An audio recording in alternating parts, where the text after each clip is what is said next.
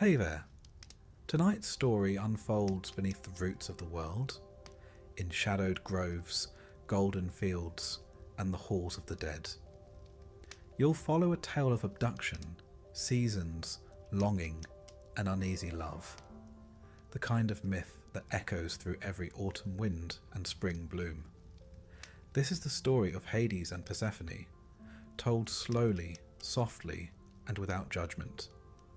If this kind of storytelling helps you rest, feel free to like the video and subscribe, but only if it actually brings you peace. And let me know in the comments where you're listening from and what time it is right now. It's strangely comforting to know who else is out there drifting off to the same quiet myths. So, get comfortable. Let your room fall still.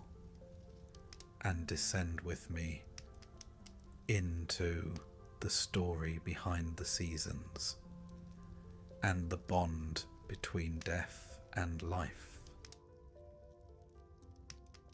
Before the pomegranate, before the underworld, before the earth yawned open like a mouth and swallowed a girl whole, there was peace. Quiet, gentle peace. The kind found in meadows when the grass is too long and no one has yet invented lawn mowers. This is where our story begins. Not with Hades, nor with death, but with Persephone, though at the time she was simply called Kor, the maiden, a girl of wildflowers, laughter, and untroubled steps. Her world was all surface, sunlight, green things, blossoms. It was a world without shadows, or at least none deep enough to worry about. She was the daughter of Demeter, the goddess of grain, harvest, and maternal overprotection. And like many overprotective mothers, Demeter had one very firm rule. Don't go near boys who live underground. A rule that will, as you'll come to learn, not age terribly well. Now, in the great family of the Olympians, Demeter is one of the older siblings. A daughter of the Titans Kronos and Rhea, she had seen the world reshaped by Zeus and the new order of gods. While her brothers chased thunder and war, she tended to life's quieter miracles. Wheat, barley, fruit that ripened slowly under the sun. The Greeks saw Demeter everywhere food was grown. Not in the feasts, mind you, those belonged to Dionysus and his merry hangovers, but in the silent, back-bent labour of planting, watering, harvesting. To them, Demeter was sacred in the simplest of gestures. A seed placed in soil, a loaf of bread broken in half, the promise that spring would come again. And Kor, her daughter, was spring made flesh, the blooming after winter. The innocence before knowledge. If Demeter was the field, Kor was the flower.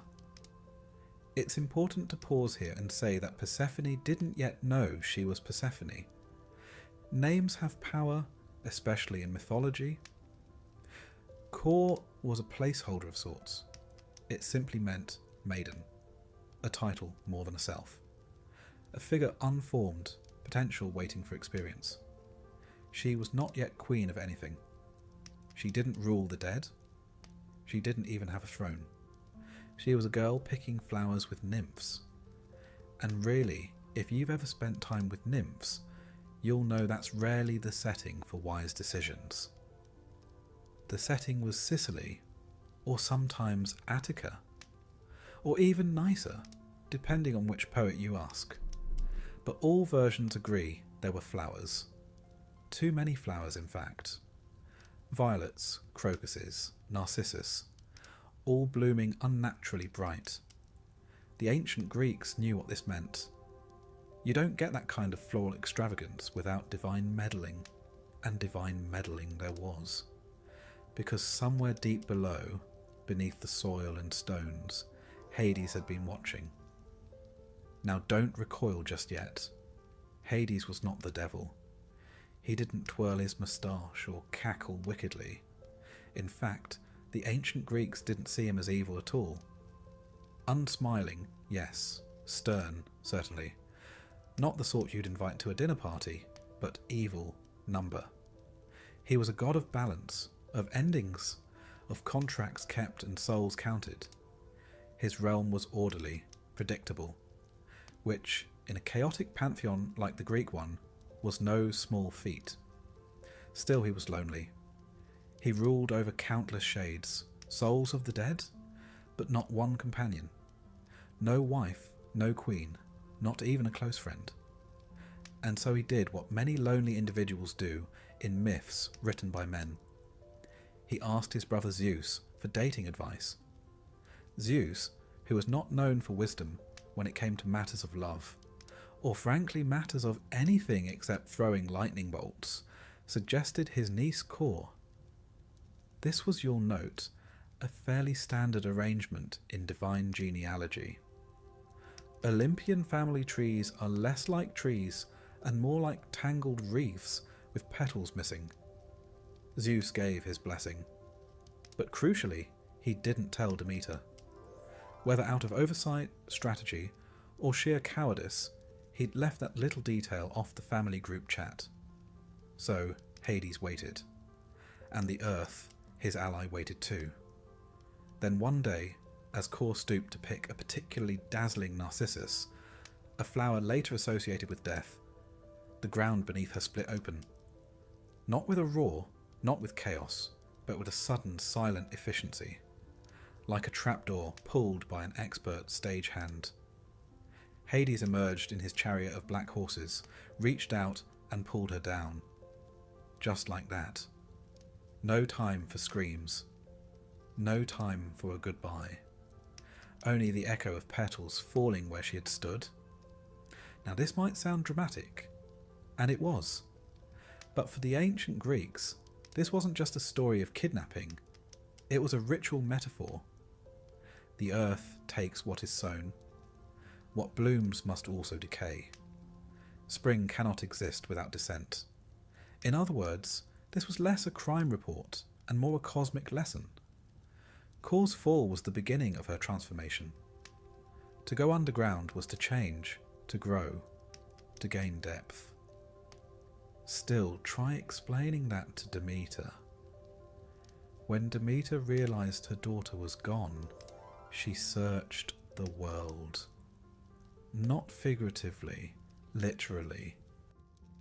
Torches in hand, she wandered night and day. She questioned gods, mortals, winds, rivers.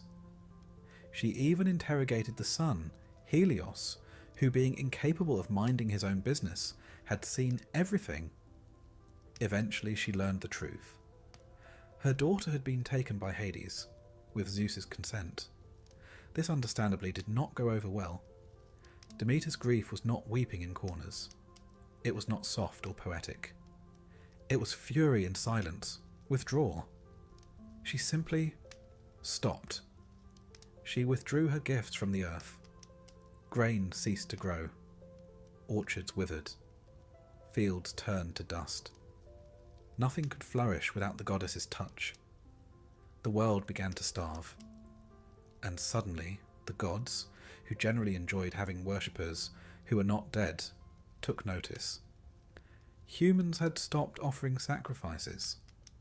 Altars were cold. Priests muttered nervously. Cities trembled.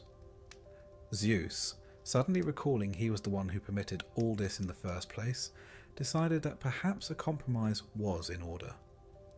So he sent Hermes, the messenger god, down to the underworld with a politely worded message. Return the girl. Please. But meanwhile, beneath the earth, something else had begun to shift. Core, no longer quite a girl, not yet a queen, was adjusting. Hades had given her a throne, a crown, a role. She had walked among the dead, seen their sorrows and listened to their silence. She had not forgotten the sky, nor her mother. But she had changed, as all people do when confronted with the deeper parts of themselves. The moment of return would hinge on one thing. Had she eaten anything while in the underworld? You see, the Greeks believed that eating the food of the dead bound you to their realm. Most souls didn't eat. They drifted. They mourned. They lingered in shades. But Persephone, yes, now we may begin to call her that, had eaten 6 seeds from a pomegranate offered by Hades. Not a feast, not a trick. Just 6 seeds. Just enough. Enough to mean she could never fully leave. Hermes delivered the news. Zeus, ever the negotiator when his own reputation was at risk, proposed a solution. Persephone would spend part of the year in the underworld with Hades, and part with her mother on Earth. A seasonal contract, if you will. No lawyers needed, just divine assent. Demeter reluctantly agreed. Hades predictably agreed, and Persephone, well, she had little choice, but she had also gained something unexpected. Agency, duality, a role in both life and death. Each year, when she rises from the underworld, the world bursts into bloom. Demeter rejoices, the trees awaken, the barley waves gently in warm winds. And each year, when she returns below, the leaves fall, the fields go quiet, and the earth sleeps. The myth, you see, was never just about loss or marriage. It was about rhythm, about the balance between growth and rest, between light and shadow. It was how the Greeks understood the seasons. But all of that is yet to come. For now, the earth is still cracking open. The horses are still galloping, and the maiden, Kor, is falling. Down into a kingdom she does not know. Into a story that will echo for thousands of years. Sleep now. Let the grasses bend in gentle wind. Let the wildflowers bloom in silence. Let the girl pick her blossoms, unknowing. And let the world hold its breath, just for a moment longer. The story has only just begun. Hades does not burst into the story with thunder. There are no fiery entrances, no chaos, no storm clouds billowing from behind his throne. If anything, his presence is more like a cool draft beneath a doorway. Always there, rarely noticed. But he was there, always, watching, waiting, and, as the Greeks believed, keeping things precisely as they ought to be. Not a villain, not a monster, but a god of balance. Let us begin properly. When the Titan Cronus swallowed his children to prevent being overthrown, as one does, he inadvertently created a legend. Hades, his third son, was consumed whole, along with his siblings, Hestia, Hera, Demeter, and Poseidon. It was Zeus the youngest who eventually forced Cronus to disgorge them and led the charge in the Great War known as the Titanomachy. After the Titans fell, the brothers drew lots to divide the cosmos. Zeus drew the sky, Poseidon got the sea, and Hades, by chance or by fate, drew the underworld. It wasn't a punishment, though many have assumed it. It was a necessary realm, as old as the stars and twice as deep. Hades took to his role without complaint. While Zeus flung thunderbolts and Poseidon stirred tempests, Hades descended into his quiet kingdom. There was work to do after all. Death, unlike Olympus, did not wait, and it certainly did not gossip. The Greeks did not call it hell. That was a later invention. To them, the realm of Hades was simply the place all mortals went upon death. A sprawling, shadowed expanse beneath the earth, bordered by rivers ruled by silence. It was called Hades, like the god himself, a factor that led to no end of confusion in later storytelling. But the Greeks, practical as ever, referred to it with several names. Erebus, the place of darkness, Hades, the unseen realm, or simply the house of Hades. It wasn't punishment, not inherently. It was continuation. To enter the underworld, the soul had to cross a river. Not just any river, of course. There were 5 rivers in total. Styx, the river of oaths, black and binding. Lethe, the river of forgetfulness, for those who wish to forget their mortal lives. Acheron, the river of pain. Phlegethon, a river of fire, though no one swam in it, for obvious reasons. Cocytus, the river of wailing. And there, on the banks of one of these rivers, usually the Styx, waited Charon, the ferryman. Now Charon was not especially friendly. He was not especially chatty, but he was reliable. With a long beard and a longer oar, he ferried the dead across, 1 coin at a time. The fare? An obol placed in the mouth or on the eyes of the deceased at burial. No coin, no crossing. You'd be stuck wandering the shore, which was unpleasant, even for the dead. Once across the river, the soul came to the gates of the underworld, guarded by a rather enthusiastic creature. Cerberus, the 3-headed dog. Loyal, watchful, and deeply committed to the no exits policy. Each of Cerberus's heads, the poets say, could see a different truth, past, present, and future. Though how he felt about belly rubs remains unrecorded. Still, few tried to pet him. Even fewer tried to sneak past. Now inside the underworld proper, the dead stood before 3 judges. Minos, once king of Crete. Rhadamanthus, known for his fairness. And Aeacus, guardian of the keys. They would assess the life of the soul. Good deeds, bad deeds, sacrifices offered, oaths broken. It all went into the judgment. From there, the soul would be assigned its afterlife. There were, broadly speaking, 3 destinations. The fields of Asphodel, a sort of neutral zone where most souls drifted. Neither punishment nor reward, just peaceful boredom. The Elysian Fields, a paradise for the virtuous, the heroic, and the poetically favoured. Tartarus, a shadowed pit for the wicked, or more often, for those who had annoyed Zeus. You'll note that the average soul didn't go to heaven or hell.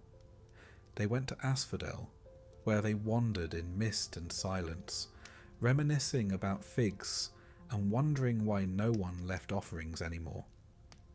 All of this was Hades' domain. He didn't judge the dead. He didn't punish or praise. He simply ensured that once you entered, you remained. That order was kept. That laws, divine or mortal, were observed. In short, Hades was the administrator of the afterlife, and he took it seriously. Unlike his brothers, Hades did not flit about the mortal world having affairs. He rarely left his throne. He didn't meddle in wars or flirt with nymphs disguised as cattle. Instead, he governed quietly. He received offerings, burnt black animals, poured libations, the occasional wreath tossed into a chasm. Not many temples were built in his name, but those that did exist were solemn, deeply respected. He wasn't loved, but he was revered. Hades was often depicted as a dark-haired man with a full beard, stern of face, enthroned in black stone. His symbols: the bident, a 2-pronged spear, not quite a trident, but no less sharp. The helm of invisibility, forged by the Cyclopes, which he had once used to sneak behind the Titans in war. And, eventually, a pomegranate, but that comes later. He was called Adoneus, the unseen one. Ploton, the wealthy one, not in gold, but in souls. Chthonios Zeus, the Zeus of beneath. Names that hinted at power without thunder, authority without spectacle. Hades had subjects too, not just the dead, but deities and spirits unique to his realm. Thanatos, the god of death. Hypnos, god of sleep, quietly lurking nearby, no doubt listening in now. The Erinyes, or Furies, spirits of vengeance. Hecate, goddess of witchcraft and crossroads, who travelled freely between realms. And of course Persephone, though she had not arrived yet. The underworld before her was complete, but not alive. Some said it was barren. Others said it was silver-lit, eerily beautiful, a place where time drifted like fog, where memory became more real than flesh. And there, at its heart, Hades ruled. Not with cruelty, not with affection, but with a kind of sombre respect for the order of things. He was not the bringer of death. He simply received it. And in this the Greeks found comfort. Unlike other deities, Hades did not demand praise. He did not grow jealous. He did not strike from the skies. He simply waited, as all ends wait. Now, one mustn't mistake his stillness for lack of feeling. When Persephone came, when the earth yawned and the girl arrived, Hades did not gloat. He did not boast. He made her a queen, offered her a throne beside his, gave her power, ritual, and domain, shared with her the burden of rulership. It was not romance, as modern tales like to pretend. It was reverence. Hades respected the sacred, and in Persephone he saw the sacred unveiled. Still, it was an unusual marriage. Even the gods were taken aback. Sun above, shadows below. Spring joined to stillness.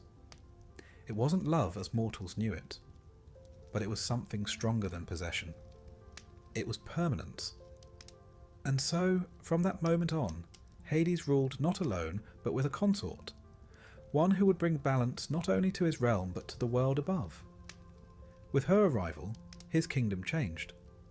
Softer, perhaps. Sharper, certainly. And when she left, he waited. When she returned, he welcomed her without question. He understood cycles. He governed them. Sleep now. Let the river Styx flow quietly past. Let the mists of asphodel swirl like dreams. Let Cerberus lie at the gates, one head snoring, one half watching, and the other dreaming of bones. The king of the underworld is seated still, his bident at rest. And though all things pass, he endures. It began, as such things often do, with a flower. Not just any flower, mind you. This was a narcissus. Not the kind admired by vain young men leaning over reflective pools, but the kind that didn't belong. Too bright for the season, too symmetrical. Fragrant in a way that suggested meddling. It grew in the middle of an otherwise ordinary meadow like an afterthought planted by fate.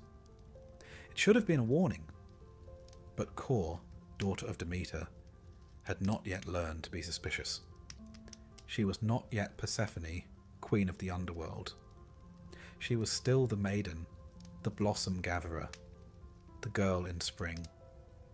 She had risen early that morning, as she often did when the dew was still thick on the grass, and the air was soft with birdsong. Her companions, the oceanids, nymphs of the sea and running streams, fluttered around her like errant butterflies. Woven baskets looped over their arms. Their laughter echoed through the valley like wind chimes in a temple courtyard. They bent to pick crocuses, hyacinths, irises, all the usual suspects. And then Kore saw the narcissus. It stood a little apart, as if waiting. She stepped toward it, basket on her arm, skirts brushing the wet grass, and the earth split open. Now it didn't happen dramatically, not in the theatrical sense. No cracks zigzagged toward the horizon, no screams, no apocalypse. The Greeks, who appreciated good symbolism, preferred subtlety. The earth yawned open with slow precision, like a door carefully unlatched, and from it emerged a chariot, dark as volcanic glass, drawn by 4 black horses, their hooves hissing against stone, and their breath curling white in the morning air. Hades, king of the underworld, sat at the reins. He did not look monstrous. No horns, no fiery eyes. He was grave, still, composed, like an ancient law carved into stone, a god of order, not chaos, and he reached for her. Some say he seized her. Others claim she barely resisted, that she hesitated, that her hand trembled but didn't pull back. Whatever the truth, Kor vanished, drawn into the chariot. The earth closed behind her like a sigh, leaving only a flutter of petals. The meadow was silent. The narcissus remained. Now, what happened next depends on who's telling the story. To some, this was abduction. To others, it was initiation. The ancient Greeks often blurred the line between marriage and conquest. In many wedding rituals, the bride was taken from her family home, a ceremonial abduction echoing the divine precedent. In this sense, Kor's descent wasn't only a kidnapping, it was a rite of passage. Back on the surface, Demeter knew something was wrong. Mothers do, she called for her daughter. No answer. She asked the nymphs, who wrung their hands and avoided her gaze. She searched the fields, the mountains, the coastlines. With torches in both hands, she wandered through the night, disguised as an old woman. The goddess of grain became a grieving stranger, knocking on doors, questioning the wind. Days passed, then weeks, then months, and the world began to change. Demeter's absence from Olympus went largely unremarked at first. Gods were often moody, but mortals began to notice something far worse. The crops stopped growing, the earth hardened, fruit withered, the fields lay barren. Winter, not as a season but as a consequence, descended. Temples emptied, sacrifices ceased. Humanity, faced with starvation, had no breath left for praise. And so the gods grew uneasy. Mortals were their lifeblood. Worshippers, builders of temples, singers of hymns. If the humans perished, so too would their influence. Zeus, as usual, had a hand in the mess. He had, it seems, sanctioned Hades' abduction of Kor. A quiet arrangement between brothers. A convenient way to marry off a daughter without all the social fuss. Now he regretted it. With the world wilting and Demeter refusing to relent, he sent Hermes, swift-footed, quick-witted, to negotiate. Down to the underworld the messenger flew, passing the gates of shadow, past the barking of Cerberus, through corridors lined with bones and silence. There, in the heart of Hades' realm, sat Kor. But she was not Kor anymore. She had changed. The underworld does that. It doesn't corrupt, it clarifies. Down there, masks are removed. Pretenses rot away. What remains is essence. And what remained in her was strength. Hades had given her a throne, a realm, a name, Persephone. He treated her not as a captive, but a queen. Gave her power. Offered her a crown of jet and garnet. And she, in return, brought spring into shadow. Her present softening even the edges of death. She was no longer a flower picker. She was a ruler. When Hermes arrived, she did not rise eagerly, nor did she weep. She listened. The message, return, or the world above will perish. Her reply, she will go. And yet, as she rose, a complication emerged, quite literally. Hades asked, in a voice quieter than usual, if she had eaten anything during her stay. She hesitated, and then admitted yes. A handful of pomegranate seeds. 6, to be precise. In Greek thought, this was no small thing. Eating the food of the dead bound you to the realm. Symbolically, ritually, eternally. Why did she eat them? Scholars debate. Some say Hades tricked her. Others believe it was an accident. Still others, and they tend to be the quietest, suspect she did it on purpose. to ensure she could return? Whatever the truth, a compromise was struck. Persephone would spend part of the year above with her mother and part below with her husband. 6 months of growth, 6 of sleep. Thus were the seasons born. But let's return for a moment to the girl in the meadow. When Kor reached for that flower, she wasn't just beginning a myth. She was enacting a ritual. The Greeks saw this story not just as entertainment, but as instruction. In the Eleusinian mysteries, secret rites held outside Athens, initiates learned the tale of Demeter and Persephone as a sacred truth. What happened in those rites remains unknown. The participants swore oaths, and remarkably they kept them. But the purpose was clear: to understand death not as an end, but as a journey. Persephone was the guide, the maiden who went down and returned.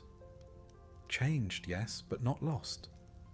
She taught that descent is not always defeat, that darkness can be survived, and that transformation, though painful, can be divine. Even today her name lingers. Persephone, she who brings destruction. Or perhaps she who brings light through shadow. A paradox wrapped in a crown. She is spring and shadow, flower and queen, death and renewal. In the myth's quietest moments, we find its sharpest truths. Persephone, sitting on her throne, fingers stained red from pomegranate. Demeter, pressing seeds into the furrows of a frozen field. Hermes, walking between worlds, whistling through his teeth. Even Hades, alone on his obsidian dais, holding both love and silence in his hands. This was no simple tale of abduction. It was a map, a guide for navigating life's underworlds. We all go down, eventually, into grief, into uncertainty, into change. What matters is how and whether we come back. Persephone did. Every spring, the earth remembers. The buds unfurl. The wheat begins to rise. The narcissus blooms again, suspiciously early. And Demeter, for a time, smiles. Because the story is not a tragedy. It is a cycle, a rhythm. It is, in its own strange way, a comfort. The Greeks knew something we forget, that even the gods pass through shadow. That descent does not mean abandonment. That rebirth requires loss. And that sometimes the line between girl and queen is drawn in seeds and silence. Sleep now. Let the field settle. Let the earth rest. Let the horses gallop beneath the soil. Let the goddess turn her face to the sun. She will go down again, but not today. Today she walks, and the world blooms behind her. The day Persephone vanished, the world began to lose colour. Not all at once, not dramatically, but subtly. The grass held its green a little less brightly. The flowers, those lavish gifts of Demeter's goodwill, drooped as if uncertain of their own purpose. Somewhere a harvest failed quietly. Somewhere else another. And then another. The rhythm of the earth was shifting, but it would take days before mortals noticed, and even longer before the gods began to worry. Demeter noticed at once. She always did. She felt it not with her divine senses, but in that ancient, unexplainable way a mother knows. She felt it in the air when Kor was not where she ought to be, and no whisper of her footfall echoed through the meadows. The girl's laughter no longer skipped across the olive groves. Something had gone wrong. The gods, as they often did, remained silent. Demeter waited for an answer that never came. So she descended into the realm of mortals, not as a deity astride golden clouds, but in disguise, cloaked in grief. Her bare feet touched the same soil that farmers tilled and children played on, and it no longer responded to her presence. It remained silent. The wind did not bow to her. The wheat did not lean in curiosity. The ground was sullen, holding its secrets. For 9 days she wandered. No food passed her lips. No rest came to her eyes. She carried torches, one in each hand, moving through dusk and dawn as though time itself had lost meaning. She scoured valleys, haunted orchards, called to rivers and trees, even asked the wind, "Where is my daughter?" But the world said nothing. The world knew, and it kept its silence. There are accounts that she came upon Hecate, the goddess of crossroads and thresholds, and together they turned to Helios, the sun, for clarity. And the sun, always watching, reluctantly spoke. It was Hades, the lord of the underworld, who had taken Persephone with Zeus's quiet approval. The sky had bargained away the spring to the dark beneath the earth. Demeter, upon hearing this, did not rage in fire or storm. Her fury was colder, it was withdrawal. She turned inward, and the earth followed. She travelled to Eleusis, a small town near the Aegean coast, a humble place with farmers and wells, and nothing particularly divine about it. She sat by a well in the guise of an old woman. She called herself Doso. Her face was veiled, her posture weary. And yet, even cloaked in sorrow, she drew attention.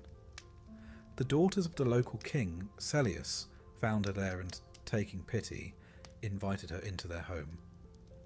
There, Doso was made nursemaid to the king's infant son, Demophoon. She loved him, as only someone who had lost a child could. She decided to make him immortal, not out of arrogance or a desire to interfere with mortal affairs, but from grief. Her method, however, was unconventional. Each night she anointed the baby with ambrosia, the food of the gods, and placed him into the hearth fire, the way one might temper steel. Fire, in her view, would burn away his mortality, make him strong, pure, ageless. On the night it nearly worked, the queen walked in. The sight of her child in the flames provoked the expected response: screams, panic, accusation. Demeter, startled from her work, rose and revealed herself in divine glory. The veil fell. Her form blazed golden and terrible, and the walls of the palace shook with her voice. She told them who she was.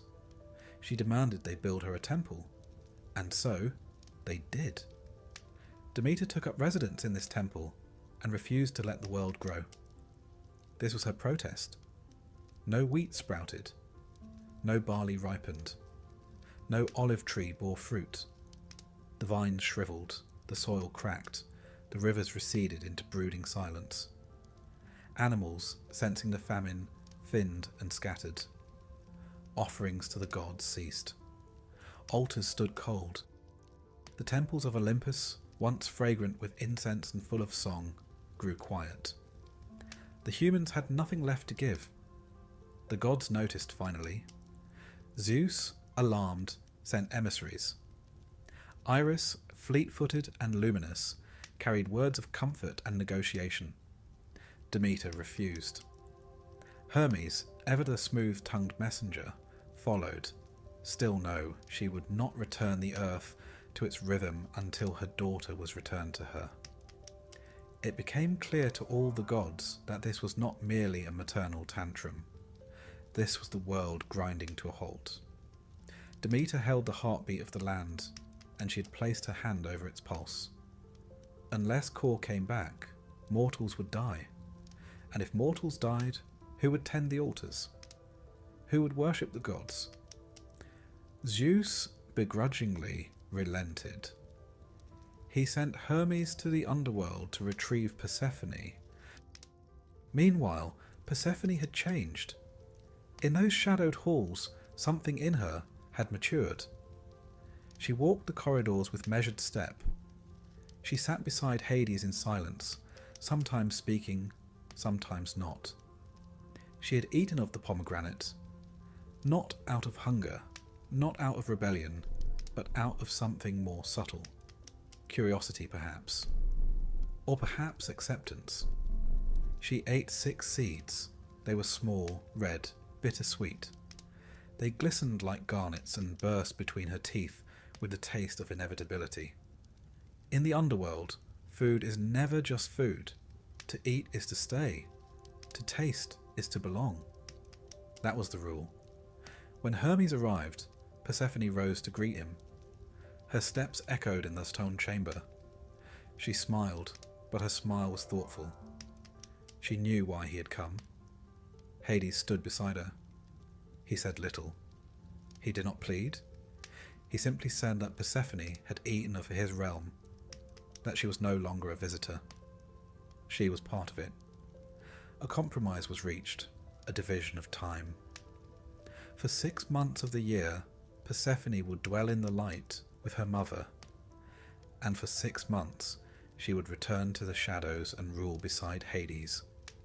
This was not punishment, it was balance. When Persephone returned to the surface, Demeter ran to her. The reunion was not quiet. The ground itself bloomed.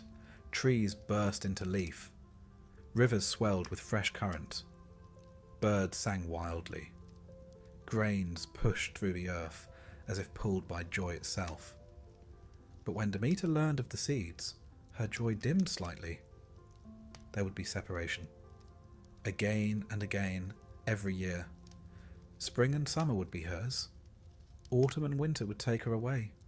The wheel would turn. The earth would sleep and wake, over and over, with the cycle of a mother's sorrow and a daughter's return. This, the ancients said, is how we got the seasons. It was not merely an agricultural myth. It was an emotional truth. Loss is cyclical. Absence returns. Grief, once planted, does not vanish. It changes shape, becomes ritual, becomes weather. At Eleusis, where Demeter had mourned, a new tradition began. The Eleusinian Mysteries. A secret rite. A festival to honour the descent and return of Persephone.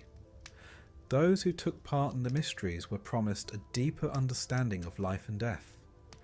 They fasted. They walked from Athens to Eleusis by torchlight. They whispered secrets, passed objects, drank sacred brews, saw things that could not be written down. The rites were never fully revealed. Not once in all the centuries they endured. Even the Roman emperors, even Christian polemicists could not pry them open. But what we do know is this. Those who emerged from the mysteries no longer feared death. To know Demeter's grief and Persephone's return was to know something eternal. A rhythm that went beyond tombstones and pyres. A rhythm that said, nothing is gone forever. In this myth, Demeter is not the goddess of crops alone. She is the goddess of waiting, of mourning, of empty places at the table, of rooms gone quiet. She is the guardian of grief, and in that role she is perhaps more comforting than all the others. She does not demand cheerfulness. She does not offer false hope. She waits, and in her waiting, the earth finds meaning. Persephone too becomes something else. No longer Kore, the maiden. She is a queen now, not by crown, but by journey. She has gone where few would willingly tread, and returned. That is her power. She is not the helpless daughter. She is the bridge between above and below. She is descent and return, loss and reunion, stillness and motion. The myth endures because it reflects something we all know. That love, even divine love, cannot shield us from loss. That there is a time for blooming and a time for going underground. That we must all, at some point, eat the pomegranate seeds and learn to live in more than one world. And so the world withers and then revives. The fields go bare and then bloom. The wheel turns, the sun tilts. The silence of winter becomes the whisper of spring. Even now, if you listen, you can hear it. The rustle of stalks breaking through snow. The sigh of Demeter watching the road. The echo of a torchlit procession heading back to the surface. sleep now. Not as the dead sleep, but as Persephone does, knowing that you will return, that the dark is not the end, but part of the pattern, that even below the earth, things still stir, and if you dream tonight of torchlight and flowers, of grain and stone, know that you've walked a path that's been walked for thousands of years, slowly, steadily, in silence, and always home again. Imagine a world beneath your feet, dark, still, vast. A world without wind or weather, where rivers flow in silence and stones absorb time like ink on parchment. This is the realm of the underworld, the domain of Hades, and it is here that Persephone, once called the Maiden, must now adapt. We have seen her thrust into this shadowed kingdom by her mother's grief and her husband's will. We have heard of her eating the pomegranate seeds, binding her fate to darkness. Now, let us step inside the house of Hades and walk through its silent halls with her. Persephone's first moments beneath the earth were filled with disorientation. One moment, she stood beneath a bloom-laden sky. The next, she fell through darkness into a stillness so deep it seemed to swallow even the notion of sound. When she came to, she found herself in a vast hall of black marble, column stretching upward into unseen shadow. The air was cool but not cold. It felt like standing near a river at night, enveloped in calm, subdued depth. The faint glow of torchlight reflected off polished stone, illuminating silent corridors that stretched like veins into the earth. In that moment, she understood how different this place was. There were no birds singing, no wind in the leaves, no sunlight or shadows dancing. Instead, there was quiet, an almost living hush that pressed gently against her ears and held her thoughts. Hades did not greet her with ceremony or fanfare. He stood in the hall, quiet and composed, when she emerged from her descent. His cloak was dark as storm-tossed night. His expression reserved, not hostile. There was sadness in his eyes, but also firmness. He offered her a seat upon a throne carved of onyx. The seat's back was high and straight, its arms cool under her fingers. There were no cushions for comfort here. This was a place of solemnity after all. In that austere moment, he spoke her name, Persephone. A breath of air passed between them, a recognition. He was her husband, she was his queen, a pact had been made. He saw not a frightened girl, but someone who had eaten seeds from his table. Someone bound to this realm, and yet not yet fully fledged. She had power here, but she also carried absence, for she could no longer fully claim either kingdom. Hades led her through the underworld, first to the Hall of Judgment, where shades stood and waited. Some edged along in silence. Others murmured softly to each other, perhaps exchanging news of mortality's illusions. Still more drifted like memories without faces or names. They stood before the judges, Minos, Rhadamanthus, Aeacus, stern but not cruel. If they had cares about accuracy, it would show only in small things. A furrow of concern, a tilting of head, a nod of solemn acquiescence. Persephone watched, uneasy. The dead were not alive, but they were present. Much more present than she had been above. Gradually, she understood this realm was not a prison. It was an afterlife of shapes and memories. No flowers but echoes. No laughter but recollection. No storms but inevitability. Hades showed her the underworld's rivers. They were few in number but vast in implication. Styx, where oaths were cemented. Its black waters flowed still, shimmering under torchlight. Hades told her no vow, made on its banks could be broken, not even by gods. Lethe, the river of forgetfulness. He explained that some souls drifted through it to forget their mortal lives, though most clung to memory, as if it were the only proof of their existence. Acheron, river of pain and grief, quiet now, but heard in your bones as a low, sorrowful current. Phlegethon, a river of fire. Not for those who swam in it, but for those who had transgressed so deeply that even remembrance could not reach them. Cocytus, the river of lamentation, where shades wept silently, their tears falling into mirrors of regret. Persephone stood at each bank, dipping a finger, feeling the truth of each river pressing into her consciousness. They were not threats, they were records. At the threshold of deeper chambers, she encountered Cerberus, the three-headed hound. He lay sleeping across the entrance, heads resting on paws, one eye half open, another closed, another blinking drowsily. He did not threaten her. He merely sighed, a low rumble echoing through the corridor. 3 heads, 3 visions.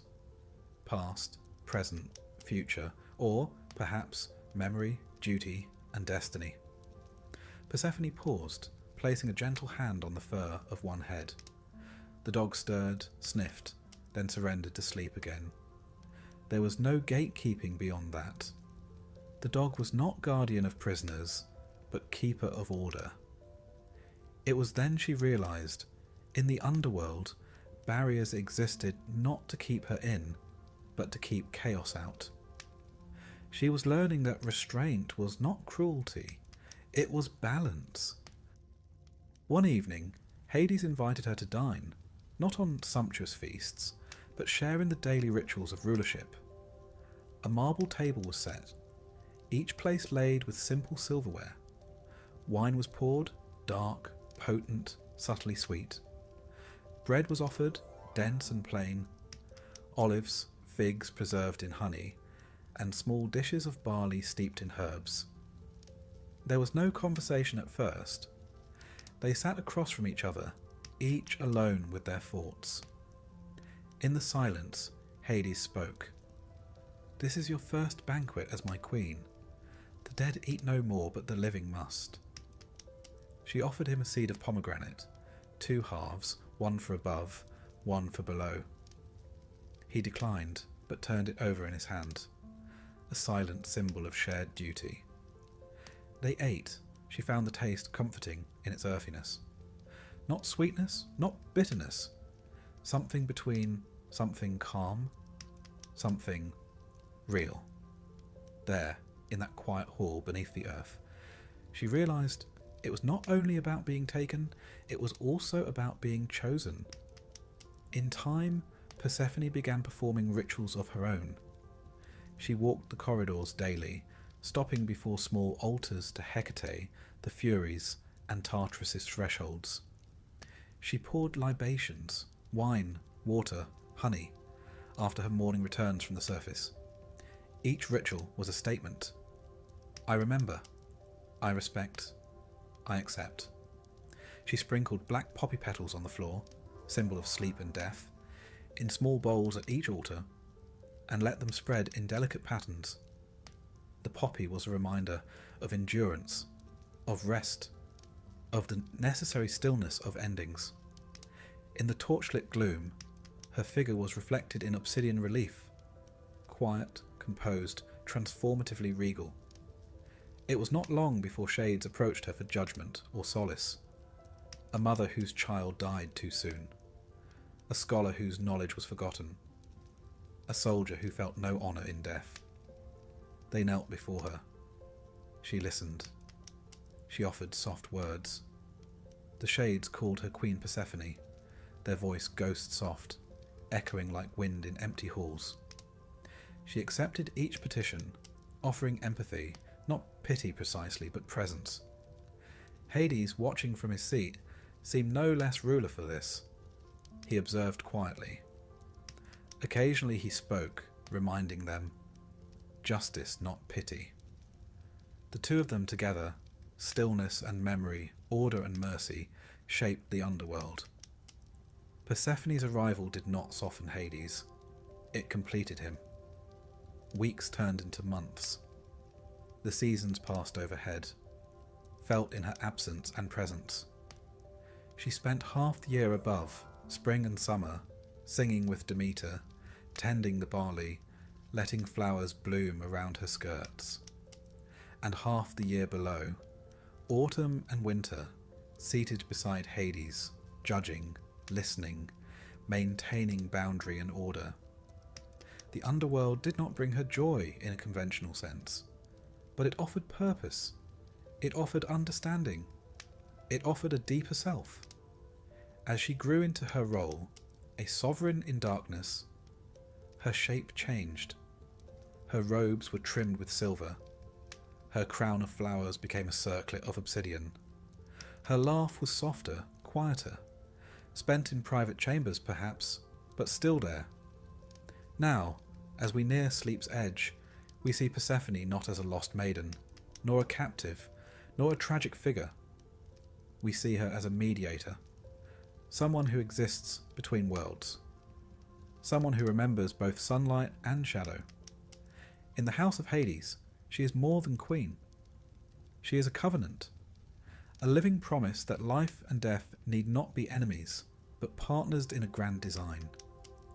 She has bound herself to darkness, yet learned its purpose. She has tasted what lies below, yet kept her roots above. In that balance lies the true heart of her story. Sleep now, dear listener. Imagine the faint echo of footsteps in a marble hall. A soft torch glowing, never blazing. A queen seated not in splendour, but in quiet authority. A realm that endures, not in noise, but in deep, slow resilience. For it is only by entering the underworld that we can understand the full measure of our days above. In stories, it's always something small that changes everything. A misplaced whisper, a dropped letter, a forgotten promise, or, in this case, a pomegranate seed. Not even a full fruit, mind you. Just 6 of its red, glistening seeds. That's all it took to alter the path of gods and mortals alike. They were juicy, bittersweet little things. Slightly tart, oddly fragrant, bursting with colour and consequence.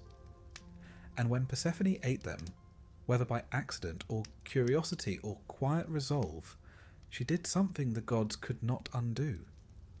To understand why such a tiny act could bind a goddess, you must understand what food meant in the ancient world, not only to the living, but to the dead. Eating was never just a matter of sustenance, it was a declaration. To eat in a place was to accept its laws. To share bread was to establish trust. To take a bite was, in a way, to sign a contract, especially in the realm of Hades. In the mortal world, guests were protected by rules of hospitality. Zeus himself presided over such matters. To feed someone was to make them part of your household, even for a moment. In the underworld, that custom became even more binding. There was no casual snacking in the land of the dead. To consume was to commit. And Persephone, knowingly or not, crossed the threshold. The pomegranate was not chosen at random. Of all fruits, it carried layers of meaning. To the Greeks, it was a symbol of fertility and death all at once. A fruit of blood-red colour, bursting with seeds that promised new life, yet closed inside a shell like a tomb. It ripened late in the season, a herald of autumn. Its presence in myth was never casual. Some say Persephone was tricked, that Hades offered the seeds when he learned she might leave. Others suggest she took them of her own volition. No one quite agrees. The Homeric hymn to Demeter claims she was given them secretly. Later versions grant her more agency, hinting she made a choice, perhaps to remain, Perhaps to ensure her independence from her mother. Perhaps simply because she had grown used to the silence of the underworld and no longer feared it. Whatever the truth, the effect was the same. She became part of the realm below. She had tasted its food, and so she belonged to it. The gods of Olympus may have argued about justice and motherhood and divine protocol, but the underworld abided by older rules, older than the Olympians themselves. When Demeter learned of this, her joy at Persephone's return dimmed. She embraced her daughter, wept into her hair, held her as though to anchor her to the soil. But Persephone could not stay. She had been claimed by what she had eaten, not by chains, not by force, but by seed and ritual. Demeter raged, then wept, then bargained. A compromise was forged, hammered out like bronze on divine anvils. Persephone would spend a part of the year below, part above. 6 months in the land of the dead. 6 months in the arms of her mother. Thus began the seasons. When Persephone returned each spring, Demeter allowed the fields to bloom. The world stirred. Crops pushed up from the soil, reaching for the sun. The air warmed, birds sang, the winds danced. But when Persephone descended again, the earth grieved. Leaves fell, days shortened. The harvest was gathered in final tribute. Winter was the waiting. The ancients believed this story explained not only the cycle of agriculture, but also something deeper. They saw in the seed a metaphor for human fate. All of us, they believed, eat something of the underworld before our time. We taste sorrow, or loss, or longing. And in that moment we become dual beings, creatures of both light and shadow, bound to joy and to the inevitable pull of endings. Persephone's 6 seeds were not just a legal tether, they were the moment of her transformation. No longer called a maiden, no longer merely a daughter.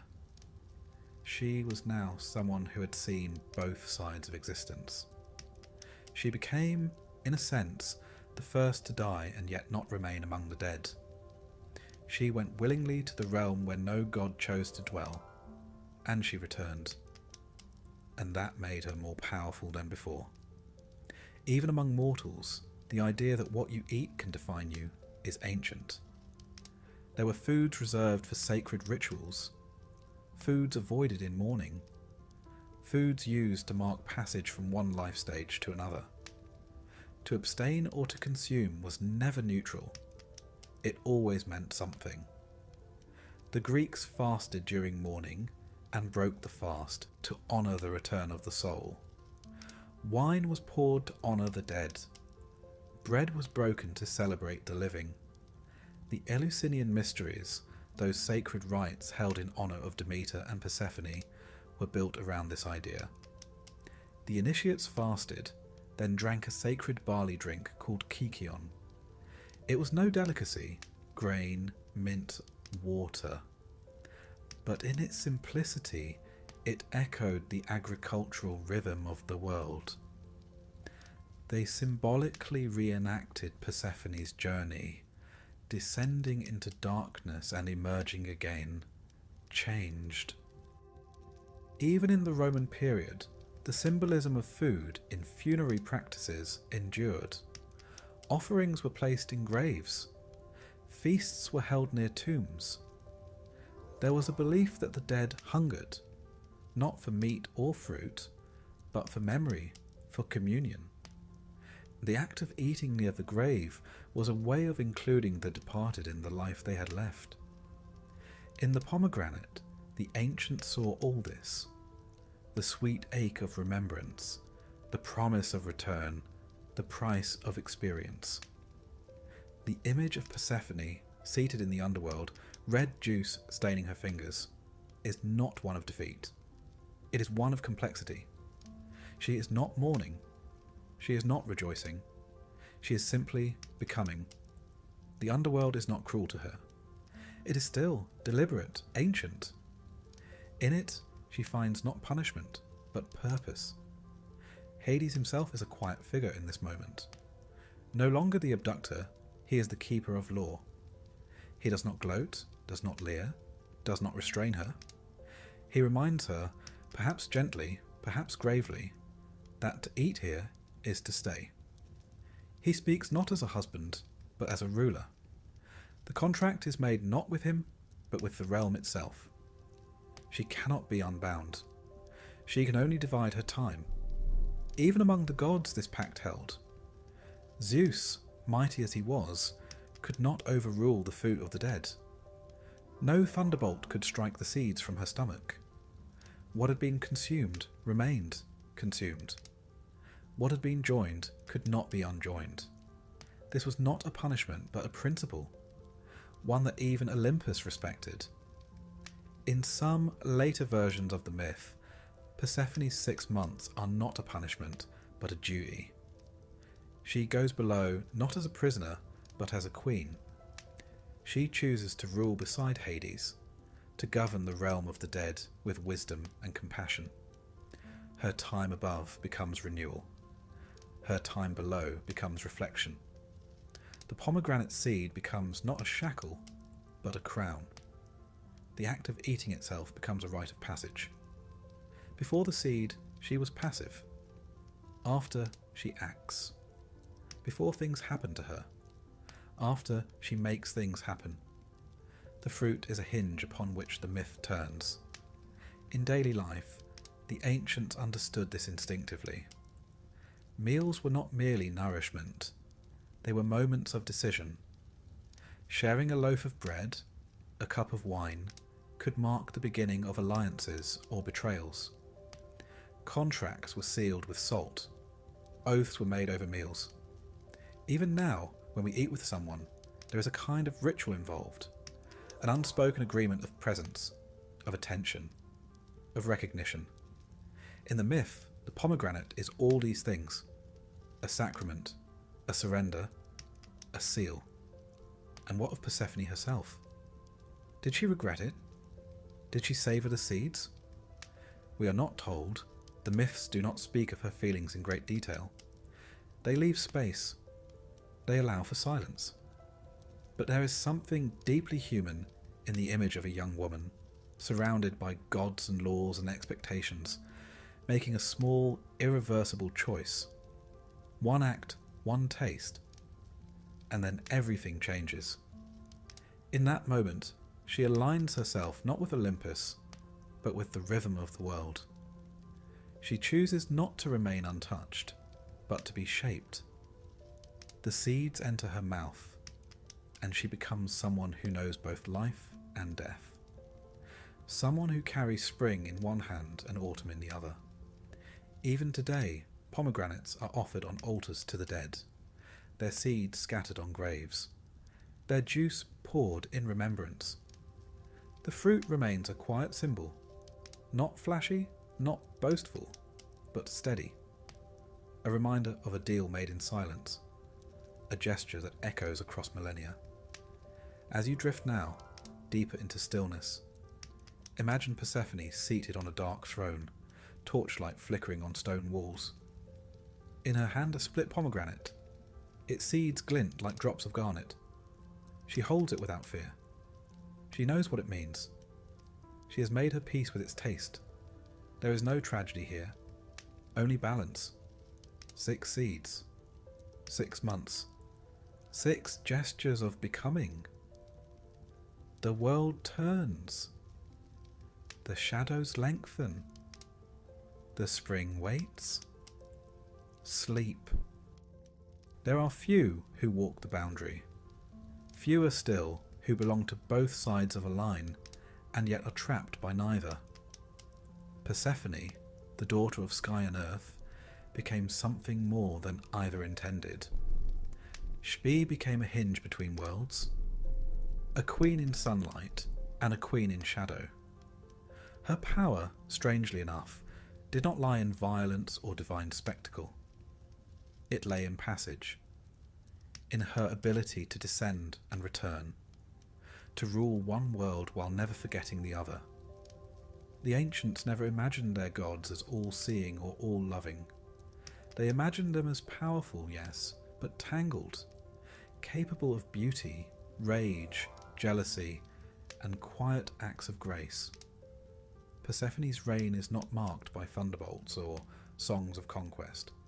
It is marked by seasons, by cycles, by patience. She governs the underworld not as a tyrant, but as a presence, unshaken, still, familiar with sorrow but unbroken by it. Her realm is not just one of death. It is of memory, of judgment, of quiet continuance. Persephone's court has no trumpet fanfare, no marble steps dusted with rose petals. Her throne is carved from obsidian and polished until it gleams like still water. The torchlight plays along its surface, casting reflections that flicker like thoughts half remembered. She does not sit in isolation. Hades is beside her, though rarely does he speak unless he must. This is her domain as much as his, and perhaps more. She learned its contours over time, not quickly, not in a day. First, she observed, the way the shades moved or didn't, how the rivers whispered and the stones remembered. She watched the judges weigh souls and wondered what made one life nobler than another. She heard the weeping near Lethe and the silence near the gates of Tartarus. There were patterns here. There were rules older than Olympus. She came to understand that the underworld was not a place of punishment by default. It was a place of reckoning, a place of truths that could not be silenced. Here the past did not vanish. It echoed, and she listened. Over time, the shades came to her, not with cries for justice, but with questions. A soldier wondering if his cause had mattered. A mother searching for a child lost in a plague. A poet who feared his words had died with him. She did not always answer. Sometimes she simply sat with them. Sometimes she reached out her hand and offered stillness. They called her queen not out of fear, but out of recognition. She was not one of them, but she had walked where they now walked. She had eaten of the same fruit. She understood. Her presence brought a change, not in the geography of the underworld, but in its texture. Where once there had only been resignation, now there was ritual. The dead began to mark her arrival. They lit oil lamps in her honour. They traced her name on urns. They placed poppy seeds at the mouths of caves, hoping to gain her attention. She did not demand worship, yet they gave it. And yet, her reign was not unbroken. Each year, when the time came, she rose again. The first breath above ground was always sharp, too bright, too noisy, too alive. But then she would hear her mother's voice and the earth would begin to move. Demeter would greet her with tears and barley offerings. The fields which had lain dormant would stir. Shoots of green would push upward, tentative and then joyful. The air would carry warmth again. Animals would emerge from hollows. Birds would sing not out of habit but out of recognition. Persephone had returned, and the world knew it. Above ground, she was not merely a daughter restored. She was an embodiment of renewal. Her steps across the land were marked by blossoms. Not lavish, artificial ones, but delicate wildflowers, pushing through soil, leaning toward her with reverence. She spent time among the olive groves, the orchards, the grain fields. Not because she needed to, but because it was part of the rhythm. She brought with her the memory of stillness, and with it a deeper appreciation of life. Mortals told stories of spotting her in spring. Hair dark as night, crown made not of gold, but woven herbs and petals, walking with bare feet through a grove. She rarely spoke, but when she did, her words had weight. She never wasted them on pleasantries. She asked how the harvests fared. She listened to songs. She blessed marriages and births. She smiled at bees. And yet she never stayed. There was always the return, 6 months only. Then the seed would call her back. Not loudly, not cruelly. Just a quiet gravity in her chest. A knowing. The way autumn begins with a breeze that smells of endings. No one forced her to go. She simply understood that balance demanded it. Each descent became a ritual. She would walk to the edge of a cave. The air would grow cooler. She would pause, then step in. The darkness would close behind her, not like a trap, but like a door that had waited. Hades never greeted her with fanfare. Sometimes he was at the gate, sometimes in the hall. He never asked questions. He simply extended his hand. She would take it, not always warmly, but always deliberately. He was not her captor now. He was her counterpart. He ruled the bones. She ruled the memory. Their court became known for quiet justice. Not mercy necessarily, but understanding. The souls who came there did not expect pardon, but they expected fairness. Persephone saw them as they were, and as they had been. She did not forget. She kept a garden, even underground. Not of roses or lilies, but of asphodel, poppies, and pale narcissus. Flowers that did not need sunlight. They grew in silence, fed by memory. She tended them herself. No nymphs, no servants. Just her and the soil. Sometimes she would pluck a flower and place it on the path of a wandering soul. A sign. No one quite knew what it meant, but it mattered. The other gods did not interfere. They kept their thrones, their dramas, their temples. Persephone rarely visited Olympus. She did not seek grandeur. She had no chariot of lightning, no spear of war. Her power was quieter, more enduring. When mortals prayed to her, they did so not with shouts but with whispers. They prayed to her for peace in death, for dreams of loved ones lost, for strength to endure winter, for the safe return of what was precious. In the Eleusinian mysteries, she was honoured alongside Demeter.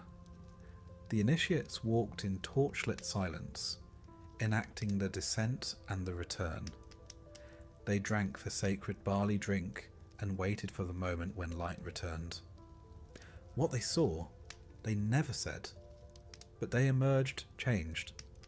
They no longer feared death. That, they said, was Persephone's gift. Her story did not end in triumph or tragedy. It continued quietly across centuries. Artists painted her not always in darkness, but in twilight. Poets spoke of her not as a victim, but as a presence. A queen not of one realm, but of two. And what of her feelings? Did she love Hades? Did she long for the surface? The myths leave space. They do not say. Perhaps she grew fond of him. Perhaps not. Perhaps she was content to belong only to herself. What is clear is this. She made the underworld bearable. Not by softening its edges, but by honouring its truths. She did not turn it into Olympus beneath the ground. She preserved its silence, its reflection, its dignity. She became the face the dead saw last, and the name the living whispered first when the cold set in. They did not fear her, they turned to her. Even now, some say, she walks the boundaries. A shadow across a garden path, a flicker in a mirror, a presence behind a dream. She is neither wholly here nor there. She is transition itself. In autumn, as the leaves curl and the air turns sharp, we remember her descent. In spring, as the earth thaws and the birds return, we remember her return. In between, we live, and in living, we echo her rhythm. Persephone teaches us that to walk between is not weakness, it is wisdom. That change is not failure, it is growth. That you can belong to darkness without losing your light. And that the crown you wear does not have to gleam, it only has to endure. So sleep now. Let your thoughts walk quiet paths, past stone gates and pale flowers. Let Persephone guide you, not into silence, but into stillness. Not into forgetting, but into remembrance. She is there, waiting, not as a warning, but as a promise, that nothing is final, that return is always possible, that two worlds can be held in one hand, and one heart can hold both sun and shadow. Close your eyes. You are walking beside her, and she is not afraid. At the edge of Athens, where the dust of the city gave way to the rolling hills of Eleusis, there was once a silence not born of emptiness, but of reverence. It was a place set apart. Fields grew golden with barley and wheat, but it was not the grain that made the ground sacred. It was the memory. Memory of a goddess who once wept there, of a mother who searched, of a daughter who vanished and returned, of death and what might lie beyond it. This was the heart of the Eleusinian mysteries. For over 1,000 years, people came, not just the poor and the pious, but emperors and philosophers, generals and slaves. All walked the same dusty road from Athens to Eleusis under torchlight. All bore offerings. All entered in silence. No one was exempt. No one was elevated. Once within the rites, all were equal, equally ignorant, equally expectant, equally human. They were not told what they would see. They were only told that what they saw, they could never speak of. The mysteries were centred around Demeter and Persephone. Their story of loss, descent, and return was not merely recited. It was enacted. Not as theatre, but as transformation. To take part was not to watch, but to pass through something.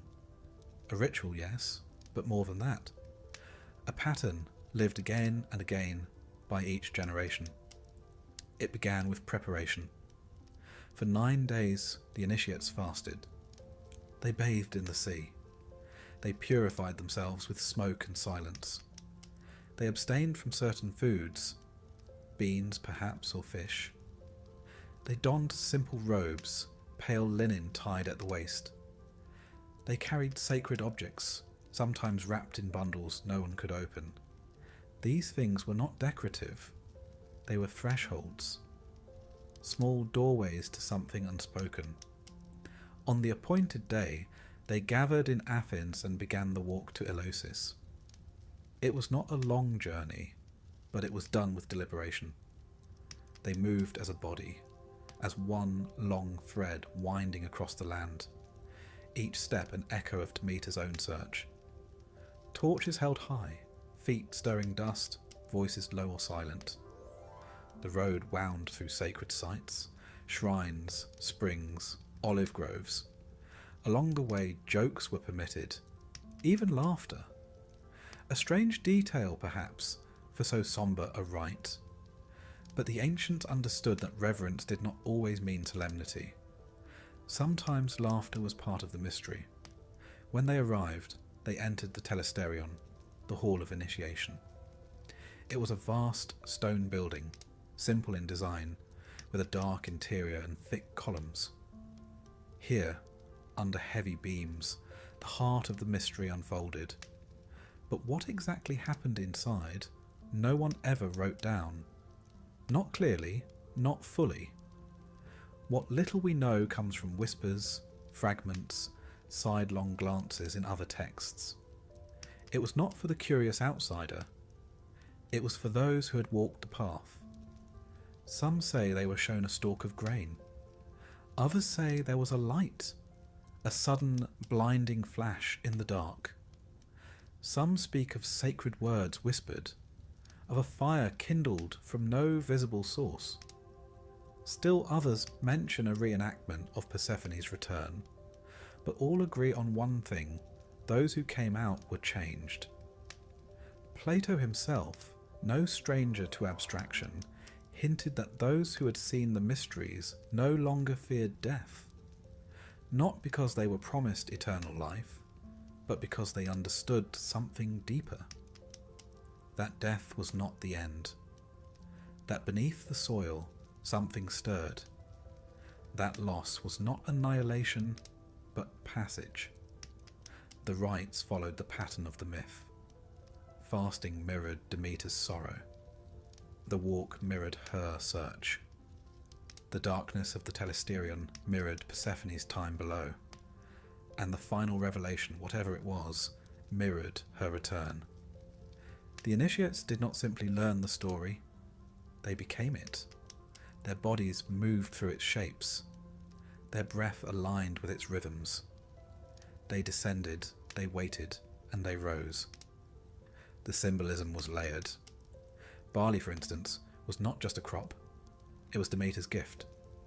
The kykeon, the barley drink consumed during the rites, was no mere refreshment. It was sacred. Earthly, slightly bitter, grain, mint, water, humble ingredients stirred with memory. To drink it was to join the old cycle: seed, soil, growth, harvest, rest. The torch was sacred too, not only as light, but as guide. Demeter had searched with twin torches in each hand. The initiates carried their own, not just to see, but to remember. Each flicker of flame was a memory made visible. Each step illuminated by borrowed grief. In sleep, one might imagine the Telesterion. Its stone floor cool under bare feet. The air heavy with smoke, not of fire, but of incense. Hushed footsteps. A single flame in the centre. And a voice, not loud, but steady, telling a story you already know, but in a language older than thought. There were lesser and greater mysteries. The lesser, held earlier in the year, were preparation, a kind of rehearsal. The greater in the autumn were the true descent, the true crossing. Not everyone was permitted. Murderers were excluded. So too were those who could not speak Greek, for the rites relied on shared language. But wealth was not a barrier, nor gender. Slaves could attend. Women could attend. Even children if they were ready. In a world often carved by power, this was unusual. The mysteries were democratic in the oldest sense, not of voting, but of vision. All were invited to see, to feel, to understand. And yet they guarded their silence. No one broke the oath. The penalty, it was said, was death. But perhaps that wasn't the reason. Perhaps it was reverence. What they saw could not be spoken, not because it was forbidden, but because it was beyond the shape of words. The Romans adopted the rites, but they could not unravel them. Even emperors walked the road, carried the torches, drank the barley. Cicero wrote that they taught people how to live joyfully and die with hope. That's no small claim, coming from a man who trusted reason over myth. The temple stood for centuries, through war and plague and empire, and then, like all things, it fell. The Christian emperors saw the rites as a threat and shut them down. The Telesterion was burned, the priests scattered. The secrets went underground, just like Persephone. But something lingers. Even now, some say, when the barley ripens just right, and the wind stirs the fields, and the dusk takes on that particular shade of violet, the memory of the mysteries returns. Not in grand visions, but in quiet knowing. In the sudden, inexplicable sense that there is more to grief than pain. More to death than absence. More to darkness than forgetting. In the end, the Eleusinian mysteries were not about theology. They were not creeds. They were not even doctrines. They were experiences. One stepped into a pattern and came out changed. It's easy to imagine it in sleep. You walked the path at night, torch flickering in your hand. Others beside you. Faces half lit, half shadowed. No one speaks. The road curves. The stones are warm from the day but cooling. Ahead, a doorway. A gate of no particular grandeur. Just a dark opening in a stone wall. You step inside. You breathe the scent of dust and barley. You hear a hush that feels ancient. Not silence exactly, but memory holding its breath.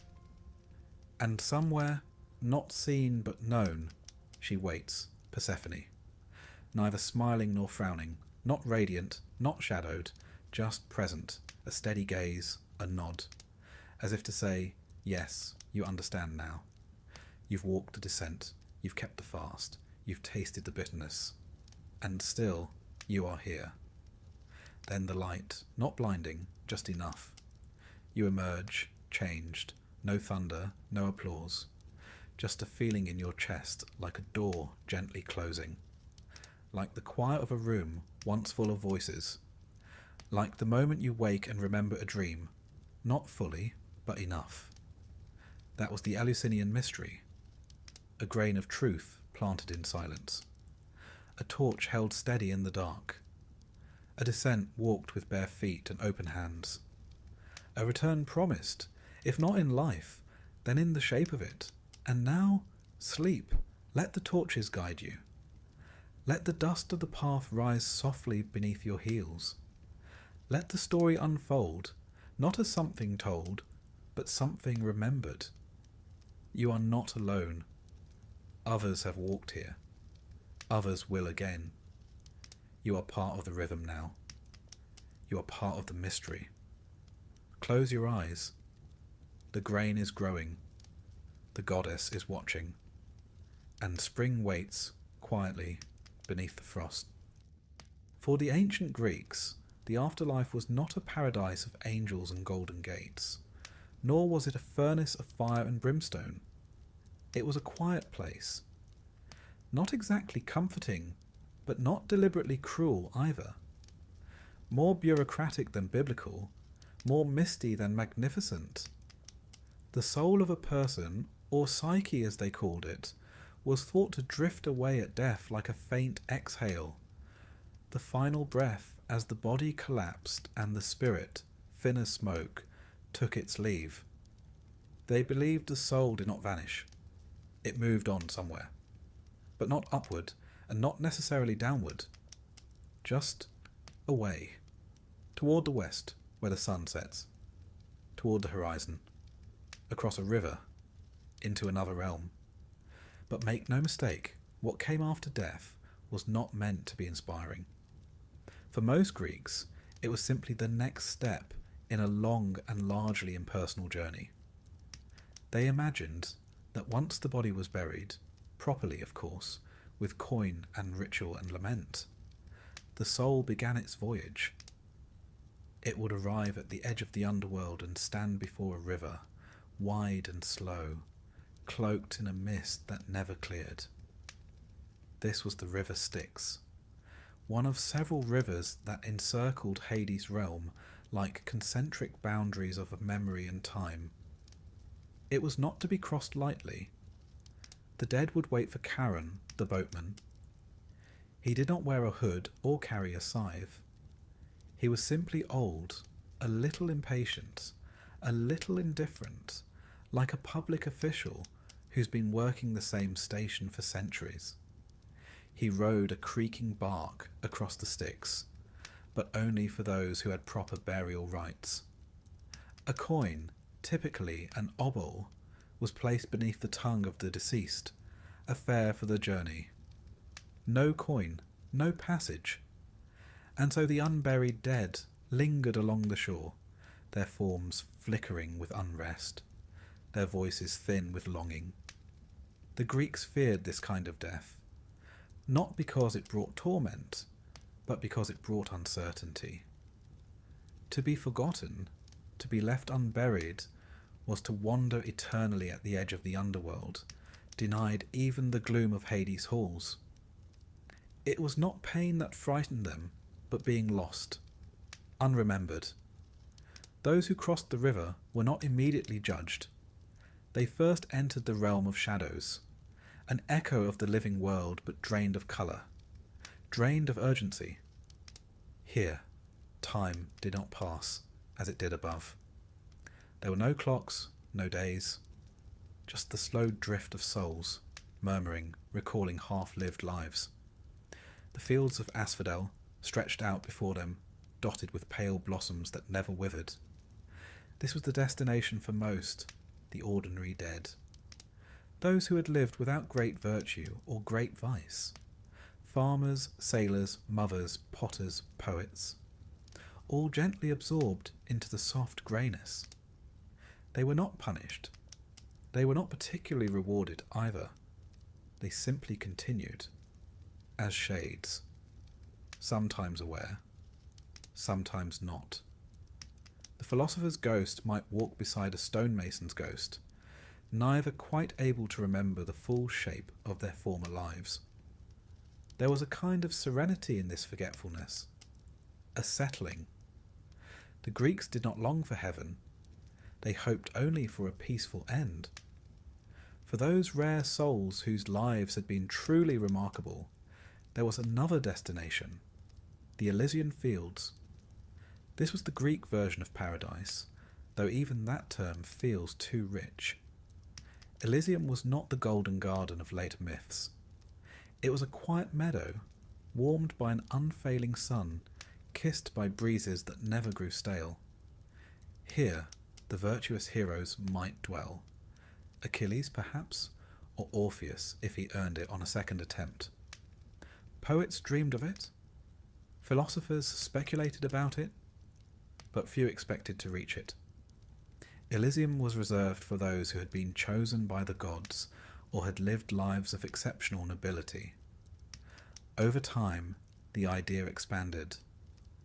Some believed that certain souls could be reborn and, through cycles of purification, earn a permanent place in Elysium. It was a sort of reward, not for belief, but for being brave, just, or wise. Then there was Tartarus. Not hell exactly, though it had flames and punishment enough. It lay far below, deeper even than Hades, a prison more than a dwelling place. Here were sent the worst offenders, not everyday criminals, but cosmic traitors, titans who defied Zeus.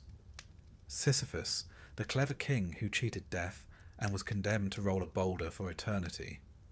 Tantalus, who fed his son to the gods and now stood forever thirsty with water just out of reach. These were cautionary tales, not expected outcomes. Most mortals never came close to Tartarus.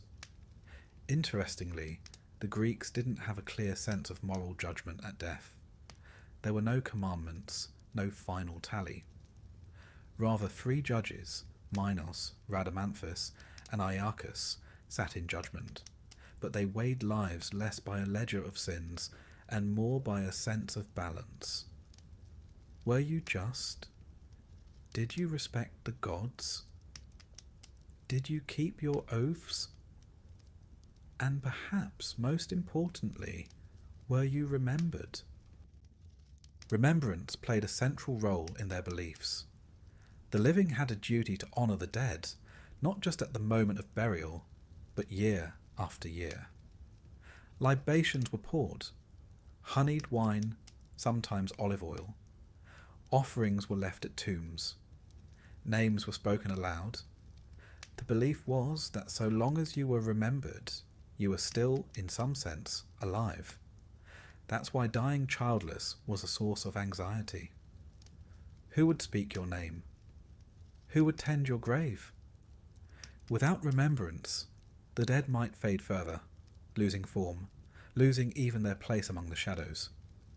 Not tortured, just dissolved. The Greeks also believed in the river Lethe, the river of forgetting.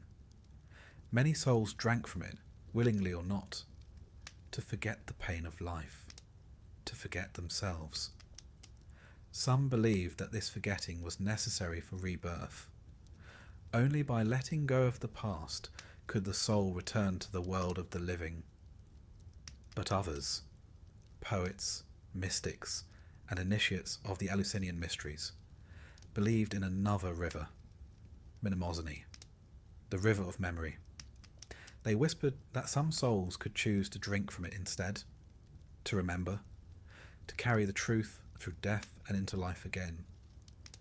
These were the ones who might escape the cycle, who might ascend to the Isles of the Blessed. These ideas coexisted in a kind of philosophical murmur. There was no single doctrine. The afterlife was not rigidly defined. It adapted over centuries, changed by oracles, refined by poets. Homer's underworld, bleak and sombre, gave way to Plato's more hopeful interpretations. Some believed the soul was immortal. Others saw it as a flicker destined to fade. The physical rituals surrounding death reflected these beliefs. Bodies were washed, anointed, wrapped. The eyes were closed, the mouth prepared. The dead were buried facing the west, toward the fading light. Graves were marked with stelae, stone slabs with names, sometimes portraits. Offerings were left, not once, but repeatedly. The funerary rites were not for closure. They were for continuation, a way of helping the soul move on. The laments sung at the graveside weren't only expressions of grief. They were maps, guiding the departed toward the place of shades. Ghosts did exist in their view, but not as horrors, as reminders. They appeared when something was unfinished, an oath unfulfilled, a burial denied, a name forgotten. They didn't haunt out of vengeance, but out of need. They wanted rest, not revenge. So when night fell in the ancient Greek world, and the wind moved through olive branches like an old song, people remembered their dead. They whispered their names, lit small fires, poured wine into the earth. The barrier between life and death wasn't a wall. It was more like a curtain, thin, shifting, momentarily transparent. Even the gods visited the underworld. Hermes, guide of souls, moved between worlds with his winged sandals. Orpheus descended, lyre in hand, to sing for Eurydice. Heracles wrestled Cerberus.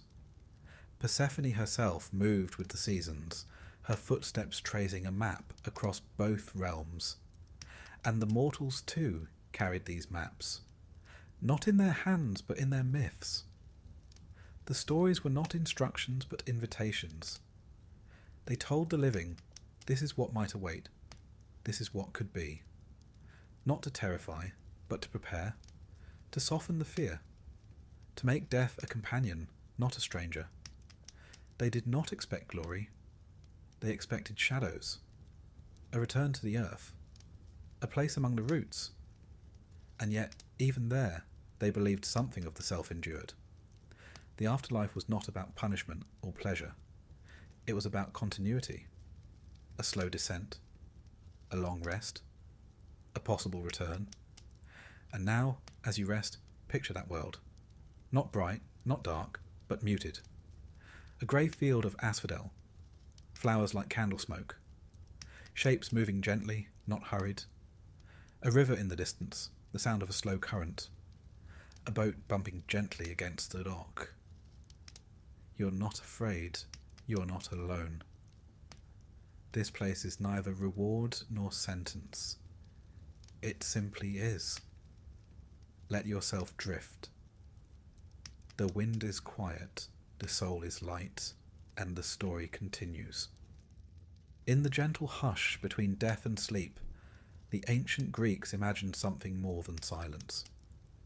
They saw the soul not only departing, but perhaps returning. A second act, a cycle. The body might rest in the earth, reduced to ash or dust. But the soul, psyche, was lighter, slipperier, more persistent. It did not stay in one place forever. It moved. It wandered. and sometimes it came back. They never thought of this return as a guarantee. It wasn't expected like sunrise. It was possible like rain in the dry season. It might come, it might not. But it was there, lingering on the edge of their thinking. This idea of rebirth. That even in the afterlife's grey corridors, a door might open back into the world. The Greeks didn't have a word for reincarnation as clean-cut as later philosophies, but they hinted at it. Pythagoras, the mathematician with a fondness for triangles and silence, famously claimed to remember his past lives. He once said he had been a warrior at Troy, Euphorbus to be precise, and recognised his shield hanging in a temple.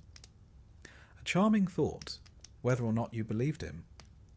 Plato took the idea more seriously.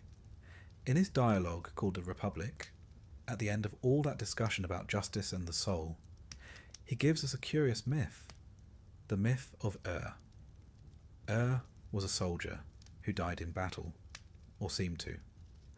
After 12 days, he awoke on his funeral pyre and told a story. He had seen souls waiting in a meadow, some descending into the earth, some rising from it. He saw a great spindle of necessity, stars turning like threads on a cosmic loom, and he saw the souls choosing new lives, drinking from the river of forgetfulness, Lethe, and returning to the world. It was not a judgment, precisely, more of a realignment. Some chose the lives of kings, others chose to be animals. A wise man might choose a simple life. A foolish one might choose power and regret it. It wasn't punishment or reward. It was choice, born from knowledge or from the lack of it. But not everyone returned. Some souls lingered in Elysium, content. Others dissolved after drinking too deeply from Lethe. Some, perhaps, passed into realms beyond Greek understanding, beyond words. But enough returned that the idea remained. This, for the Greeks, explained certain things. A child born with unusual wisdom. A musician who seemed to remember melodies without ever learning them. A dream that felt like memory. A fear with no origin. These were signs, not proof, but clues. Whispers of a soul that had walked before. Still, it wasn't just a matter of waiting. Some schools taught that the soul had to be purified, that only the wise, the initiated, could break the cycle. In the Eleusinian mysteries, whispered among the shadows of the Telesterion, it was said that the soul, if properly prepared, might not return at all. It might ascend to the Isles of the Blessed, free from the wheel of birth and death. Other mystery cults spoke more directly of rebirth. The followers of Orpheus, that poet who braved the underworld, believed the soul was divine, imprisoned in the body like a spark caught in clay. Through ritual and music and memory, one could awaken that spark, and perhaps, in doing so, escape the cycle altogether. There were inscriptions found in graves, thin sheets of gold with instructions for the soul. Walk this way. Avoid the spring on the left. Drink from the pool of memory. Declare yourself a child of earth and starry heaven.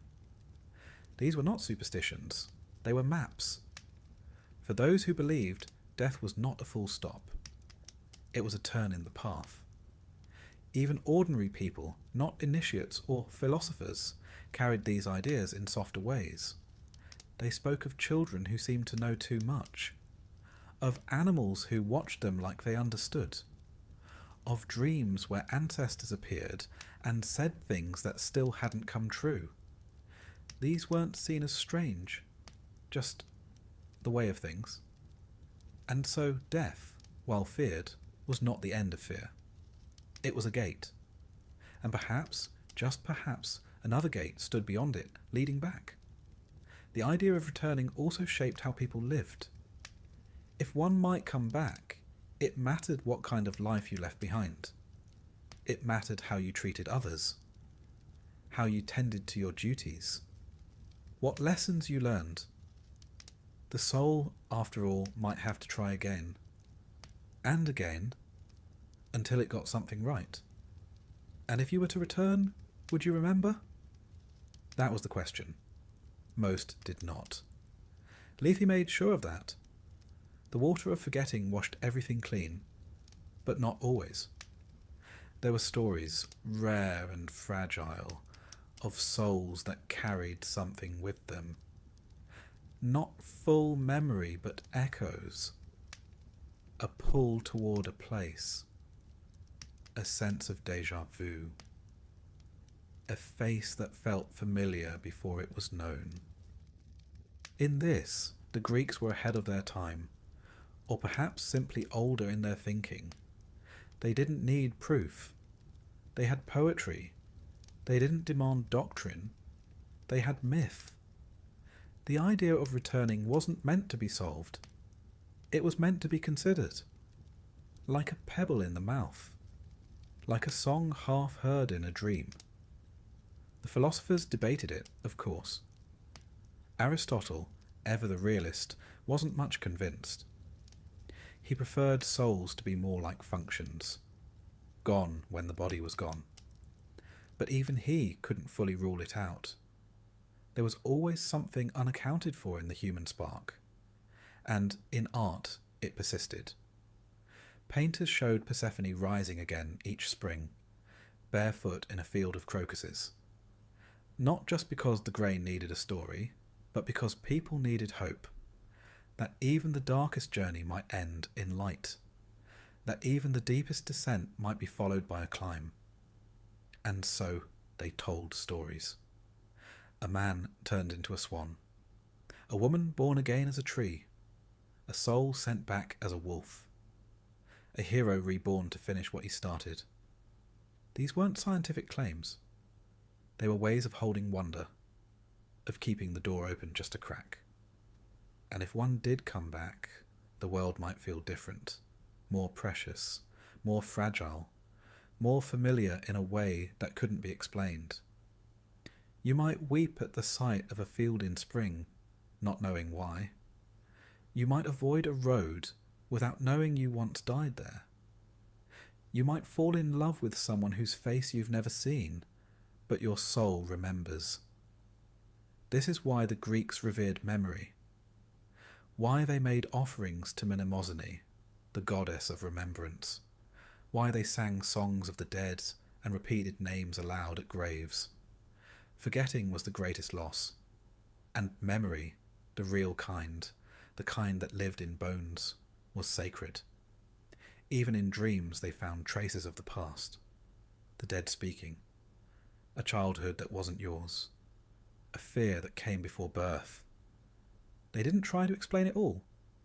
They simply made space for it. In dreams, in rituals, in quiet moments by the sea. So as the firelight dims and the breath slows, picture it, this slow circle of souls. Some resting, some remembering, some returning. Imagine a soul, thin as mist, stepping into the river. The water cool but not cold. A single sip. A hesitation. A turn away. Another spring found, quiet and hidden. A sip there. And suddenly, memory. Not clear, but enough. A name, a promise, a song. Then the light. Then the world again. Perhaps that soul is you. Perhaps this life is not the first. Perhaps the dreams you carry are more than dreams. Or perhaps not. It doesn't need to be certain to be real. The Greeks knew this. They understood that belief was not a cage, but a lamp. That the soul didn't need to be proven. It only needed to be listened to. And now you rest. The breath deepens. The limbs go still. The body folds into the quiet. If there is a return, let it come gently. If not, let the sleep be deep. Let the soul do what it does best. Drift, turn, remember, wait. The journey is not over. It never really is. Good morning. You're awake, not because you've had enough sleep, don't be ridiculous, but because the stone floor you were using as a mattress has successfully leached the last bit of warmth from your body. Also, the cook stepped on you. Twice. That's just how your day begins when you're the lowest ranking life form in a medieval castle. Welcome to the thrilling career of a scullery maid. You are unpaid, unwashed, and largely unnoticed unless someone needs something cleaned or someone else to blame. You sleep beside the hearth because it's the only warm place in the kitchen, and by warm we mean marginally less cold than outside. Your bedding is a burlap sack filled with straw that has seen better decades. It smells like burnt fat, wet wood, and crushed ambition. Your shift, that's your one piece of clothing, is made of coarse, undyed wool that doubles as both pyjamas and uniform. It's been boiled maybe twice this year. Probably once. Possibly never. You rise before the sun.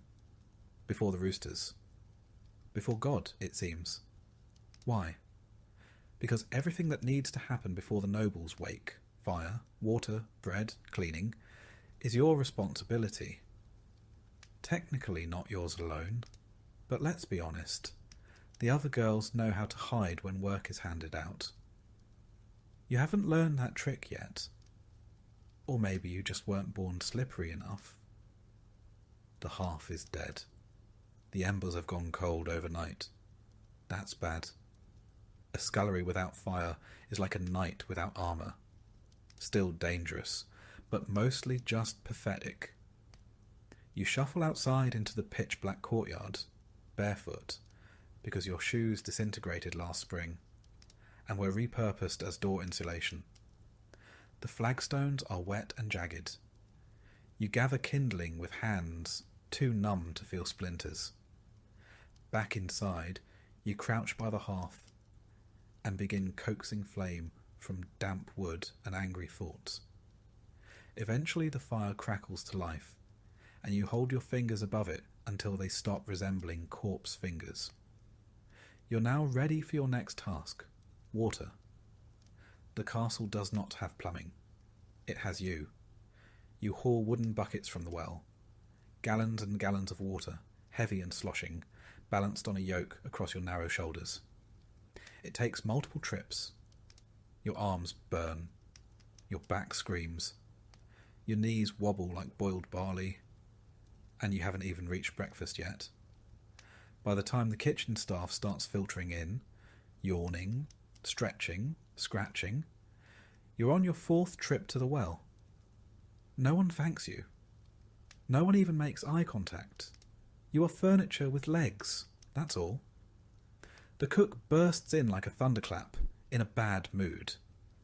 She's sweating already, barking orders, and armed with a wooden spoon that's been repurposed as a disciplinary device. She shouts something about the stew pot still being crusty. That's your cue to start scrubbing. Again. You scrub pots until your knuckles bleed. No soap, of course. That's for rich people and sinners. You use ashes, sand, and lye. If someone remembers to make it, the lye burns. So does the ash, in its own gritty way. You've developed something between a callus and a chemical burn on your right hand. The left one's worse. The scullery is a room of punishment disguised as a workspace. There's no ventilation. The one window is permanently clogged with soot. Everything smells like meat that's been boiled too long, and something else you don't want to identify. You spend most of your day hunched over basins, scraping grease from pewter trenchers, and slapping rats off the table with a ladle. Let's talk about rats. They run this place. You just work here. Mid-morning arrives. You haven't eaten. There's a heel of bread in your apron, hidden and dry as chalk. You gnaw on it behind the doorway, trying not to look guilty. You fail. A kitchen maid spots you, reports you, and now you're assigned to latrine pot duty for the rest of the week. Congratulations. Later, you get promoted to onion duty, which is just a fancy way of saying cry professionally for 2 hours. You chop onions until your face is a waterfall. No one asks if you're okay. Everyone assumes you're just weeping from your station in life. Around noon, the nobles take their first meal of the day. You carry in dishes, step precisely where you've been told, and do not make eye contact under any circumstances. Nobles don't like to be reminded that servants have eyes, or faces, or thoughts. You hold a pitcher for a full hour and are never asked to pour. Your arms go numb, that's normal. After the meal, you clean again. The same trenchers, now slick with gravy. Bones tossed carelessly under the table. Half-eaten pies, chewed grapes, and something that may have once been a fish. You scrape it all into the slop bucket. You're not allowed to keep scraps, but you might sneak one. Just once. Just the crust. Just the edge. Just enough to keep standing. Afternoon blurs into evening. You haul more water. You peel more roots. You mop the floor. You sweep the hall. You get blamed for the dog vomiting in the solar, even though you've never even seen the solar. Doesn't matter. You were there. Spiritually. As the sun sets, dinner prep begins. It's louder now. Hotter.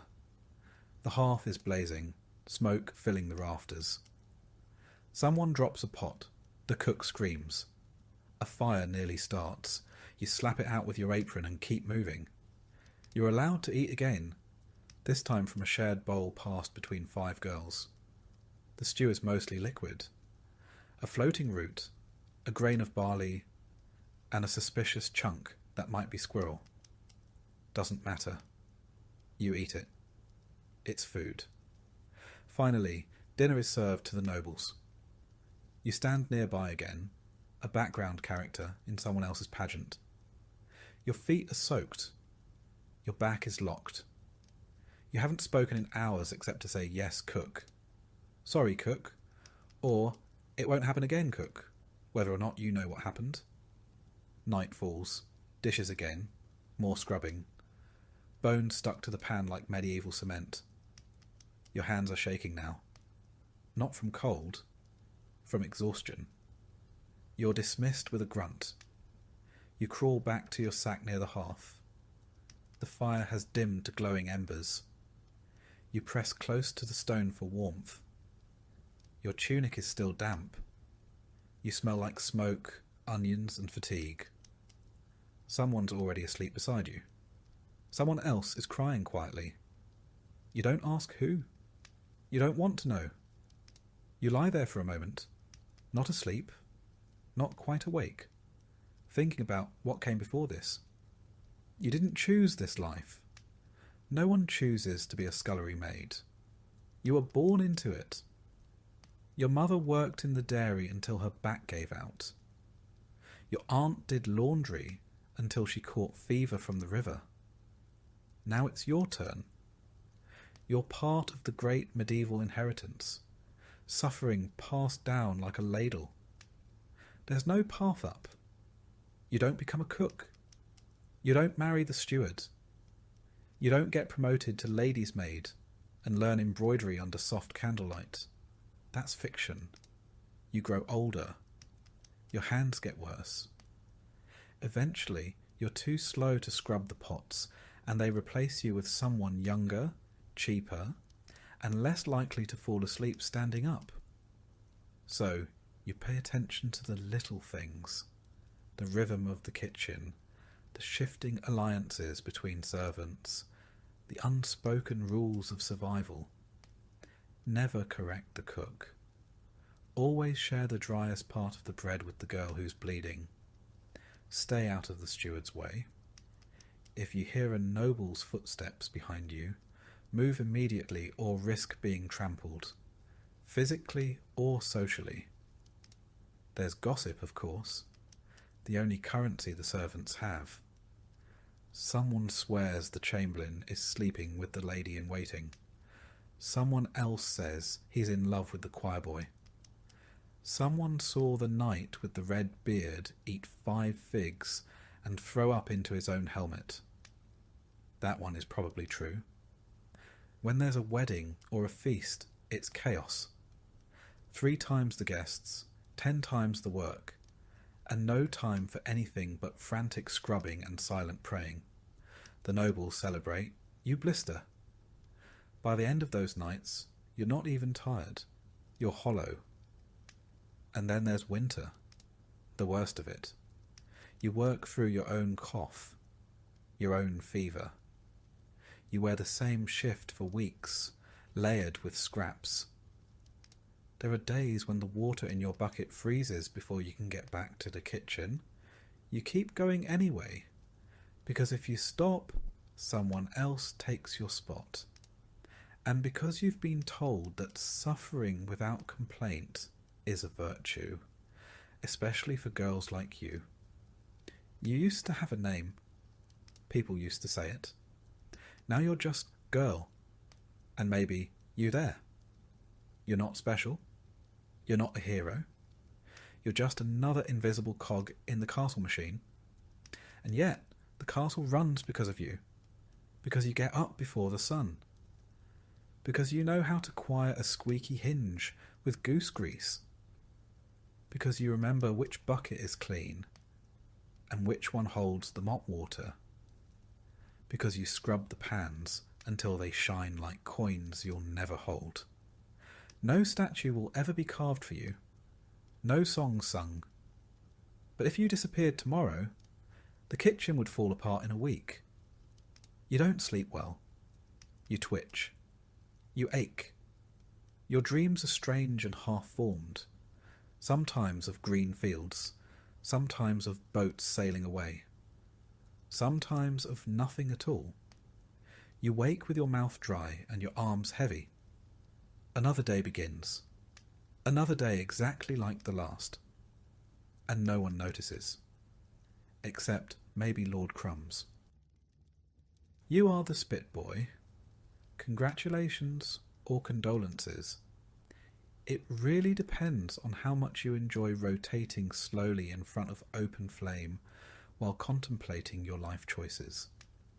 You're somewhere between 8 and 12 years old, small enough to crouch under the hearth, old enough to not cry every time you burn yourself. You are either orphaned, sold, or your parents were very persuasive when it came to convincing you this was an opportunity. Your job is to sit on a stool, if you're lucky enough to have one, beside the great kitchen hearth and turn the spit. All day, slowly, clockwise mostly, until someone tells you otherwise. Sometimes you're told to stop. Sometimes you're told you were turning too fast or too slow, or that you weren't turning it with enough noble dignity. Once, someone accused you of cheekiness because you blink too often. It's hot. Hot in a way that feels unnatural. Like living inside a loaf of bread that's halfway through baking. Your cheeks are constantly flushed. Your hair is always damp. Your tunic, singed at the hem, smells like every type of meat that's ever passed through this kitchen. You used to like the smell of roasting duck. Now it gives you migraines. Burns. Constant. Blisters. Everywhere. The kitchen has no sympathy. You're just expected to get better at dodging. If you blister your palm, wrap it in a rag. If your eyebrows singe off, grow new ones. If you faint, try to land somewhere that won't spill anything. You don't get breaks. The meat doesn't care if your arms are tired. The fire doesn't care if you're sweating so hard it's dripping into your eyes. The nobles expect their roast goose to spin at the correct angle and pace, or heads will metaphorically roll, sometimes literally, depending on how drunk the steward is. On special feast days, the spit gets longer.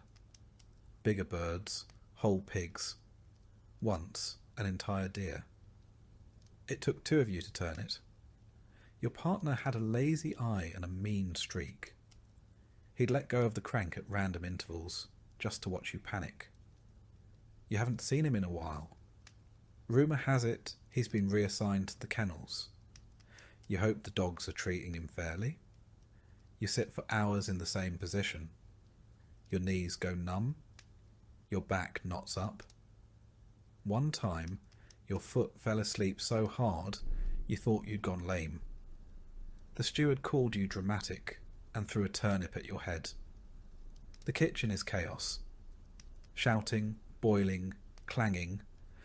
People running into each other with trays of oysters and jugs of wine. You are the eye of the storm. Nobody thanks you. Nobody remembers you. But if that roast comes out uneven, someone will blame the boy who turned it.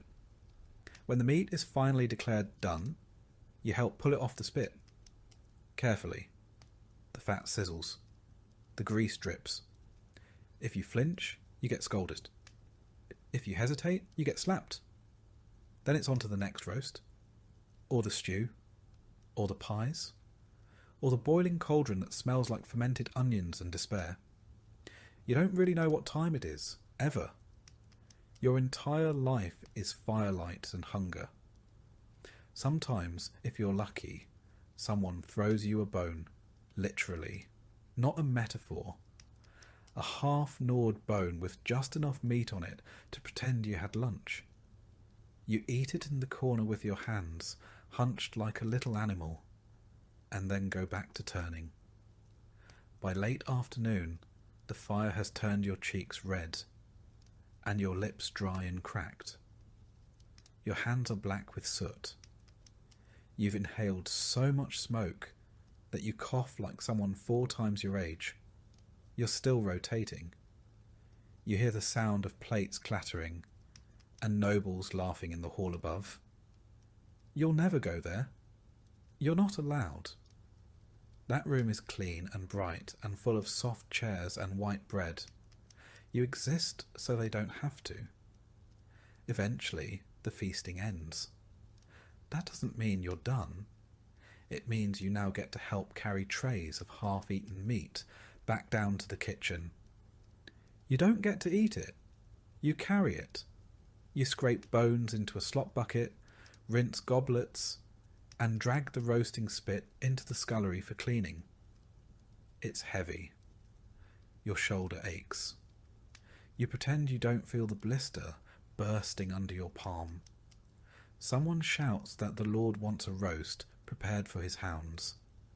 You start the process all over again. The dogs will eat better than you tonight. Again. It's late now. Your tunic is stuck to your skin. Your hair is stiff with grease. Your hands are shaking, and not just from fatigue, from hunger too. You finally get a bowl of pottage. It's thin, just boiled grain and a few soft turnips. You slurp it down in the corner.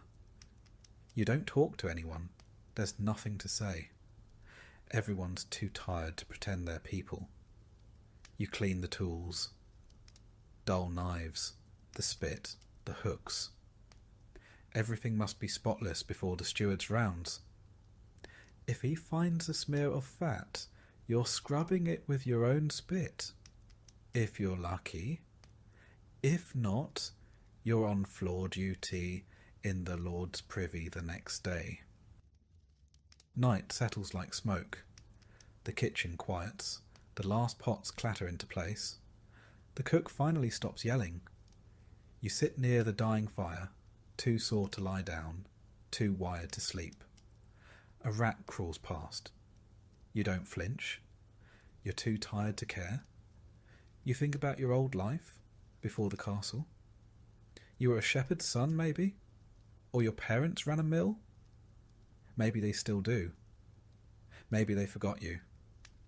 Or maybe they were just desperate. One less mouth to feed.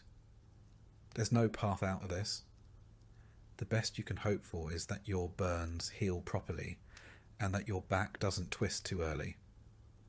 If you're lucky, maybe you'll graduate to assistant cook by age 20, if you survive that long.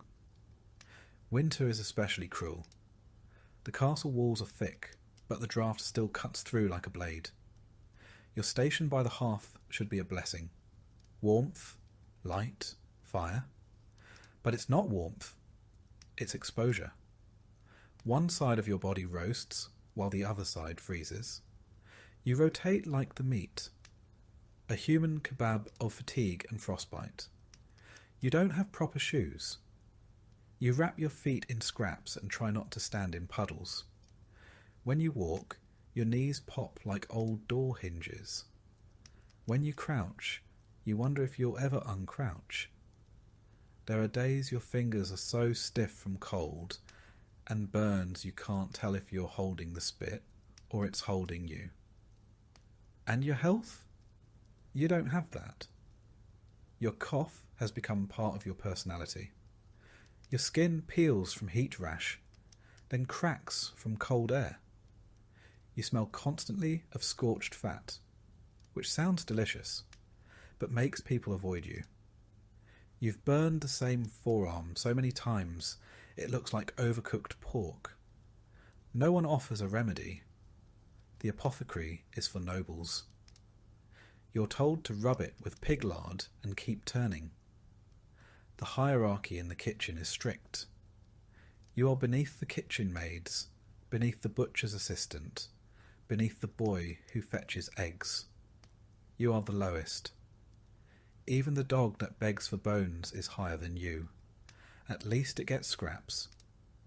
Sometimes the steward nods at you. That's the highlight of your week.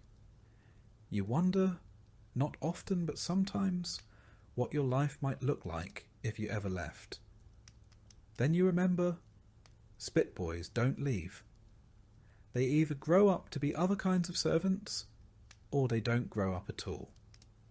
You settle into your spot by the hearth again, legs folded, arms hugging your knees. The flames are lower now, but your skin still burns where yesterday's blisters cracked open. You stare into the coals and imagine what it might feel like to be warm without hurting. You don't know. You've never felt that. Outside, snow is falling. Inside, meat is sizzling. And in between them, forgotten and ignored, you keep turning, like you always do. You know how every castle or town needs someone to deal with the human waste? That's you. You are a gong farmer, which is a polite medieval way of saying professional human filth remover. If it goes in the chamber pot, you take it out. If it ends up in the latrine, you get it back out again.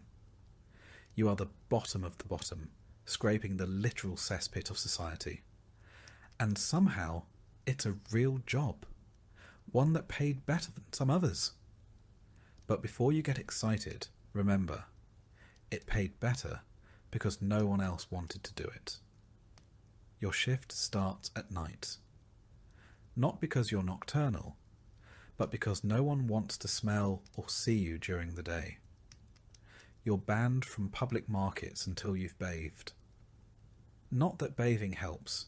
The stink doesn't wash off. It lives in your pores now. You're the reason people cross the street and pretend they didn't see you. Your tools, a rake, a bucket, and a shovel. Your uniform, layers of thick wool stuffed with moss and whatever you can find to try and block the smell. It doesn't work. The smell finds a way. It always does. Your job is simple. Go to the cesspits. Dig out the compacted, fermented, semi-liquid remains of everything the castle or town has flushed into the earth for the last 6 months. And get it out before it overflows into the streets. You climb down into the pit. Yes, down. Ladder optional. Rope if you're lucky. The The smell hits you like a brick wall dipped in sewage and fermented despair. It burns your eyes, coats your tongue, and makes you wonder what choices in life led you here. You breathe through your mouth, but it doesn't help. Now you can taste it.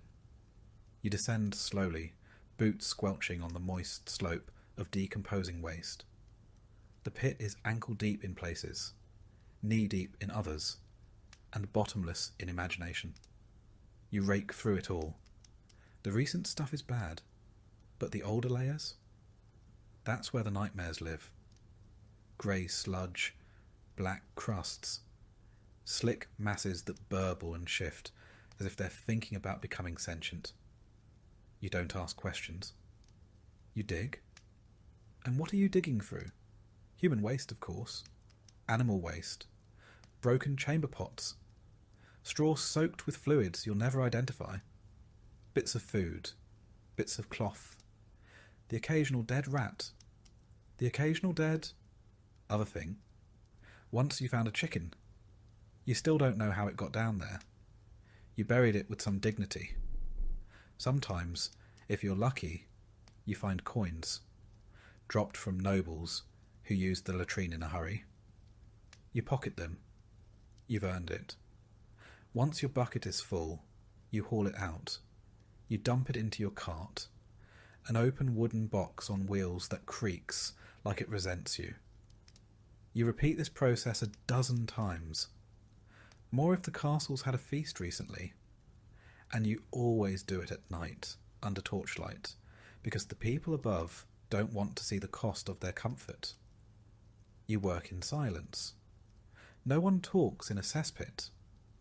Once your cart is full of what medieval records gently call night soil, you roll it through the quiet streets.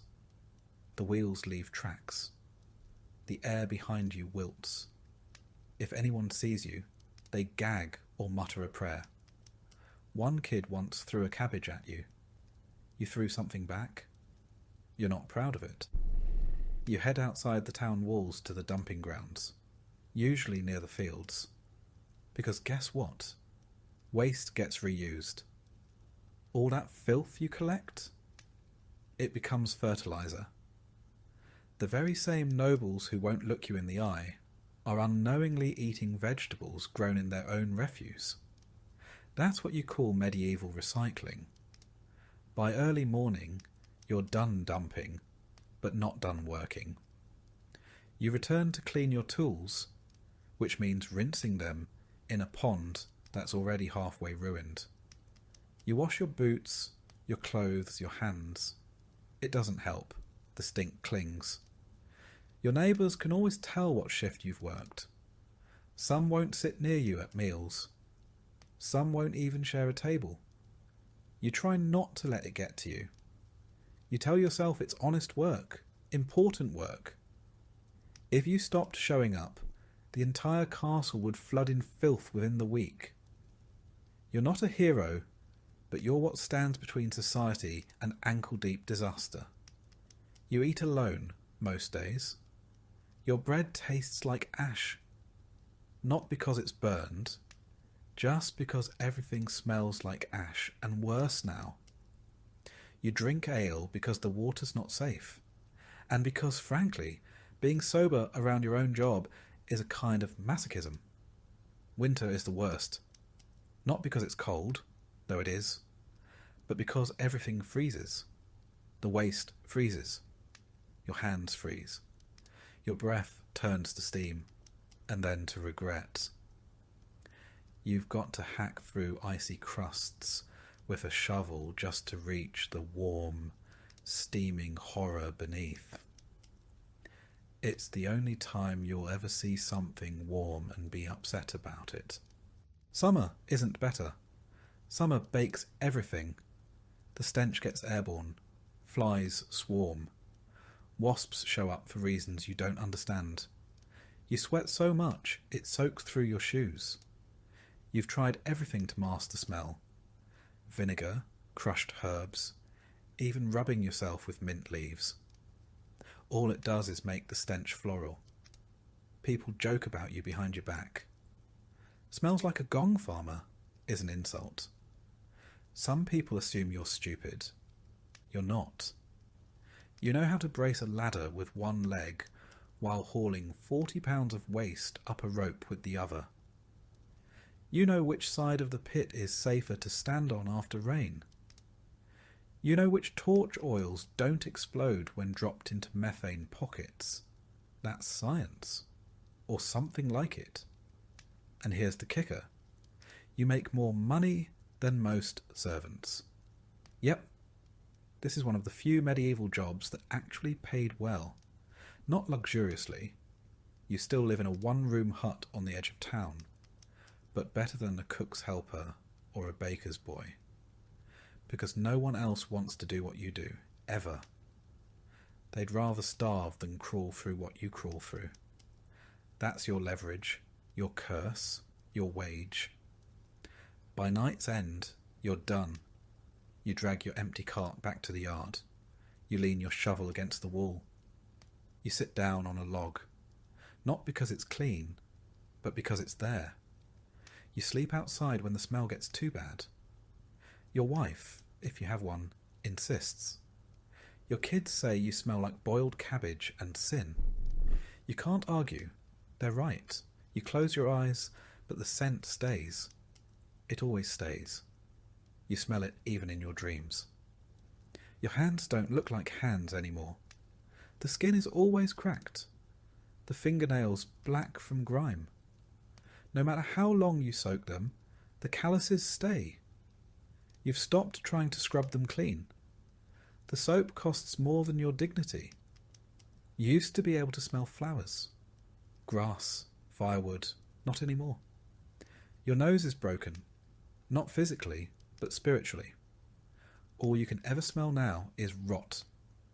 If a cart of apples rolled past you, you'd think they'd gone off. You've been rewired. Sometimes the castle guards joke with you. They say things like, "Don't fall in," and laugh like that's the first time you've heard it. You smile politely and pretend it's funny. Once, one of them shoved you near the edge of the pit for a laugh. You didn't smile that time. You have dreams, rarely, about becoming something else. A baker, maybe. A scribe. But when you wake up, your hands still smell like last night. And so you rinse your face, adjust your sackcloth tunic, and walk back to the pit. Because even in dreams, someone has to carry the bucket.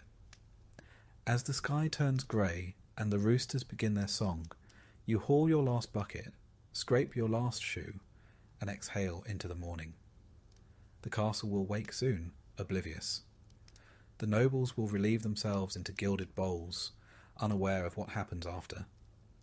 And you'll vanish into shadow again, like the stink you carry. That's your job, that's your role, that's your day. The gong farmer, cleaner of kingdoms, forgotten by all, remembered only by the flies. You wear shoes. That alone makes you higher in rank than 3/4 of the castle staff.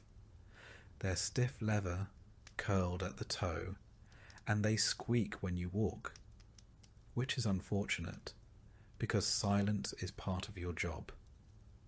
You're the apprentice to the chamberlain, which means you carry ledgers, memorize inventories, and pretend to understand what the words protocol and accountability really mean. You're not noble, of course.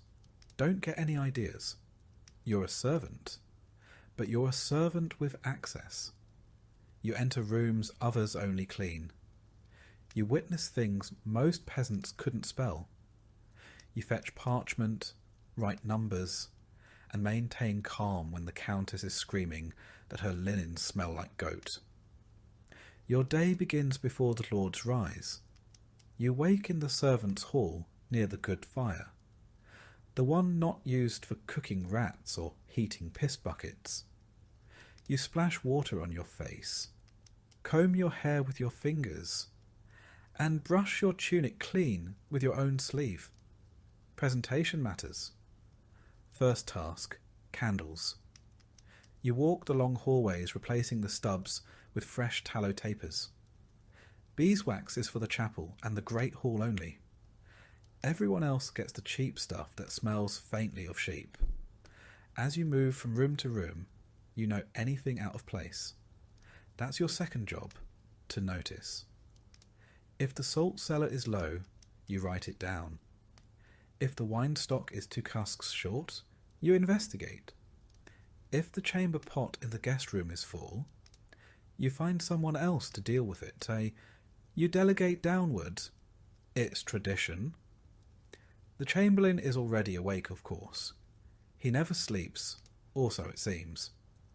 He's a narrow man with a sharp nose and sharper expectations. He smells faintly of ink and dried lavender.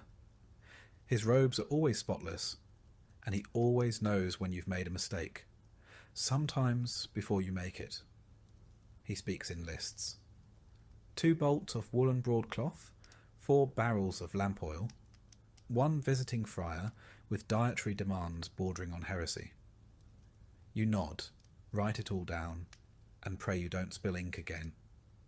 Last time you did, he made you recopy an entire month's ledger by candlelight, while the steward watched and chewed pickled herring directly into your ear. Your job is part clerk, part courier, part scapegoat. When the linens go missing, it's your fault.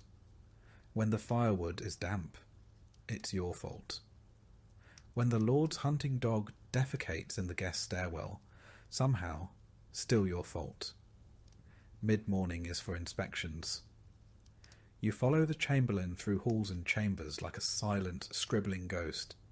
He taps walls, lifts bed covers, tastes wine, sniffs rushes. You nod and record. You try not to sigh. Once you caught yourself yawning and spent the rest of the day organising dry peas by size and colour. You envy no one in this castle, except maybe the cook's dog, who at least gets to bark without consequence. Lunch is not a break. It's a logistical nightmare. Who eats what, when, and where? And who is seated 2 spots away from whom, so no one accidentally reignites a blood feud over pigeon pie. You carry seating charts, correct titles, and gentle reminders that Lady Cressida is no longer speaking to Lord Alric since the Lent wine incident. After the meal, the Chamberlain reviews accounts. You sit across from him in the solar, reading aloud each line item. Wax, fish, salt, horseshoes, ink, wool, barley, mead, soap, barley again. The list never ends. Occasionally he asks you for the weight of a cask, or how many loaves can be cut from a stone of flour. If you hesitate, he raises 1 eyebrow. You'd rather be slapped. Then come the visitors, nobles from another estate, a wandering knight, some distant cousin who's somehow always between holdings. They arrive with trunks and egos and dietary needs. You show them to their chambers and take careful notes on what linens they receive. Not because anyone will thank you, but because someone will absolutely blame you when they vanish. You're also responsible for the castle's keys, or more accurately, for fetching them. The armoury key, the wine cellar key, the upstairs wardrobe key that fits nowhere but is still important. You carry them in a pouch tied tightly to your belt, and you touch them reflexively like prayer beads. Losing them would be a career-ending scandal, possibly a beating, possibly exile, possibly worse, permanent latrine duty. By late afternoon, the lists have turned to logistics. A shipment of salted herring is late. A bolt of velvet has gone missing. A priest drank too much and is asleep on the chapel floor. The kitchen is out of vinegar. The stables need more hay. The steward has opinions. You listen, you nod, and you draft a polite response in the Chamberlain's hand. Sometimes you draft love notes. Yes, really. There's a noble lady who insists on communicating only via letters. She dictates them to you behind a curtain while feeding her lapdog strawberries soaked in cream. You write what she says, edit out the madness, and deliver the wax-sealed nonsense to a knight who blushes like a baker's oven every time he opens one. Evening approaches. Candles again. You pass through the halls with a taper and a snuffer, relighting what's gone out, trimming what's burned too low. The halls are quieter now. The nobles drink, the servants breathe, and you are somewhere in between, not invited to either world, but required in both. You check on the guest rooms again, fluff the rushes, straighten the curtains, ensure that no one has died, spilled wine, or eloped without proper documentation. By now your feet hurt, your head pounds, and your fingers are stained with wax and ink. You haven't eaten since morning, but you won't eat until the chamberlain finishes his supper and dismisses you. Sometimes he forgets. You sit outside his chamber for an hour while he recounts stories from his youth to a bored page boy who probably dreams of becoming a knight. You doze with your chin in your palm and your stomach caving in. Eventually the door opens. You're dismissed with a flick of two fingers. You bow, murmur thanks, and retreat to the servants' quarters. Your bunk is narrow. The fire's out. Someone else has stolen your blanket again. You lie down, still half-dressed, and stare at the ceiling. You wonder if this is what power smells like. Tallow, ink, sweat, and lavender. You used to think working near the nobles would be exciting, that you'd hear secrets, learn how power works. You've heard the secrets, all right, mostly about hemorrhoids, stolen pastries, and who thinks whom is insufferable. As for power, it's just more rules, more ways to fail. The Chamberlain says you're learning discipline. What you're learning is exhaustion. What you're learning is how to be invisible, indispensable, and ignored at the same time. You've become fluent in silence, skilled in being present but forgettable. There's talk of promotion. Maybe one day you'll be assistant to the steward, or manage the cellar books. Maybe. More likely, you'll keep doing this until your back gives out or your eyes go bad from reading numbers by candlelight. There's no pension, just a slower decline, and still you show up, because your work keeps the chaos stitched together, because the castle doesn't run without you, because someone needs to make sure the salt stock matches the winter ration plans, and because if you don't, someone will notice. You drift off to sleep counting barrels in your head. You dream in inventory. You wake when the first bell rings. It's still dark. You stand up, stretch your aching legs, and adjust your squeaky shoes. It's time to relight the candles. And begin again. The other servants tolerate you. Barely. You're not one of them. Not anymore. You wear cleaner clothes. You use words like allocation and inventory. But you're not one of the nobles either. They forget your name even as you light their hearths and refill their inkwells. You exist in the middle, a walking reminder that power trickles down slowly and responsibility floods upward. And still, you show up.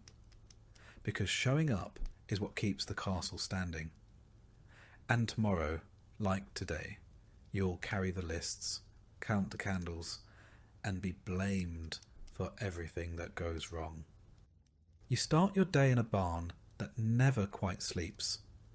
The horses stir before the sun rises, snorting clouds of steam into the frozen air, hooves clattering softly in stalls layered with straw and the occasional rat. You are the stable boy. That means you shovel, you brush, You haul, you get kicked, often, but mostly you apologise to creatures that outrank you in both grace and nutrition. You sleep in the hayloft above the main stable, if you can call it sleep. The floorboards are thin, and the horses below never stop shifting. You hear everything. A tail swishing, a hoof stomping, the unmistakable sound of something large defecating very close to your pillow. Your hands are already cracked before dawn. You pull on the same stiff boots, the same sour-smelling tunic, and climb down the ladder. The cold hits you like a slap from God. You start mucking out the stalls. One by one. Shovel, pitch, shovel again. It's not glamorous. It's not even tolerable. But it has to be done before the master of horse arrives, or else you'll spend the morning with a split lip and a lecture on discipline. You work fast, but not too fast. Moving too quickly spooks the horses, and spooked horses are worse than angry nobles. They bite, rear, and crush. You've already broken 2 fingers and once got a hoof to the ribs that left you coughing blood for a week. Still you love them, the animals. They don't lie. They don't yell. They don't pretend to be better than you. The stable smells like hay, manure, sweat, and horse, which is somehow worse and better than anything inside the castle. You don't mind it anymore. You've stopped smelling things the way regular people do. You know the scent of a healthy stallion versus one with colic. You can tell when a horse is nervous just by how it breathes. These animals make more sense than most people. After the stalls are cleared, you fetch feed. Heavy sacks of oats and hay bales stacked high in the loft. You lower them one by one, careful not to twist your back again like last winter. You nearly passed out, and the master said, "He's faking it," before throwing a bridle at your head. Feeding is a delicate dance. Some horses are greedy, some are shy. Some will bite your hand if you reach at the wrong moment. You've got scars to prove it. You pat their necks, check their hooves, and whisper nonsense to keep them calm. They know your voice. They trust you more than most nobles ever will. Mid-morning means grooming. You brush, curry, clean hooves, and untangle manes. You pluck burrs, wipe noses, and scoop more dung than you care to count. If the lord is riding, you polish the tack until it gleams. Not because he'll notice, but because the master of horse will. And if anything is amiss, it's your hide that gets tanned, not the leather. Sometimes the nobles bring dogs into the stable. Hunting dogs. Loud, twitchy things with more pedigree than sense. You clean up after them too. No one ever says thank you. When the lord decides to ride, and he always decides last minute, everything changes. The stable turns into a whirlwind. You saddle his best gelding, the one that doesn't like to be touched. You check the straps 3 times. You wipe the bit with a cloth. You make sure the stirrups are exactly how he likes them. Too short, of course. Because fashion over function is eternal. Then you stand aside, quiet and invisible, while he mounts. If the horse fidgets, it's your fault. If he slips in the mud, it's your fault. If he falls and breaks a nail, it's probably still your fault. You'll hear about it for weeks. In the meantime, you fetch fresh water, sweep the yard, and stack more hay. The smell of leather and sweat clings to your skin. Your shoulders ache, your arms throb. You've pulled muscles you didn't know existed and bled in places that shouldn't. You get a break sometimes, but it's not restful. You sit on a stool, sip warm ale from a tin cup, and stare at the dust motes drifting through the air like exhausted ghosts. You don't talk. Your jaw hurts from clenching it. Your body hurts from existing. but the horses still need brushing. In winter, it's worse. Your fingers go numb even inside gloves. The troughs freeze. The breath from the horses steams in the cold like dragon smoke. You break ice with a hammer just to get them a drink. Sometimes you wonder if anyone inside the castle even knows the stable has no insulation. In summer, you're a walking blister. You sweat through your tunic, your shirt, your soul. Evening arrives with flies. Clouds of them. They gather in the corners of the stable, buzzing like tiny curses.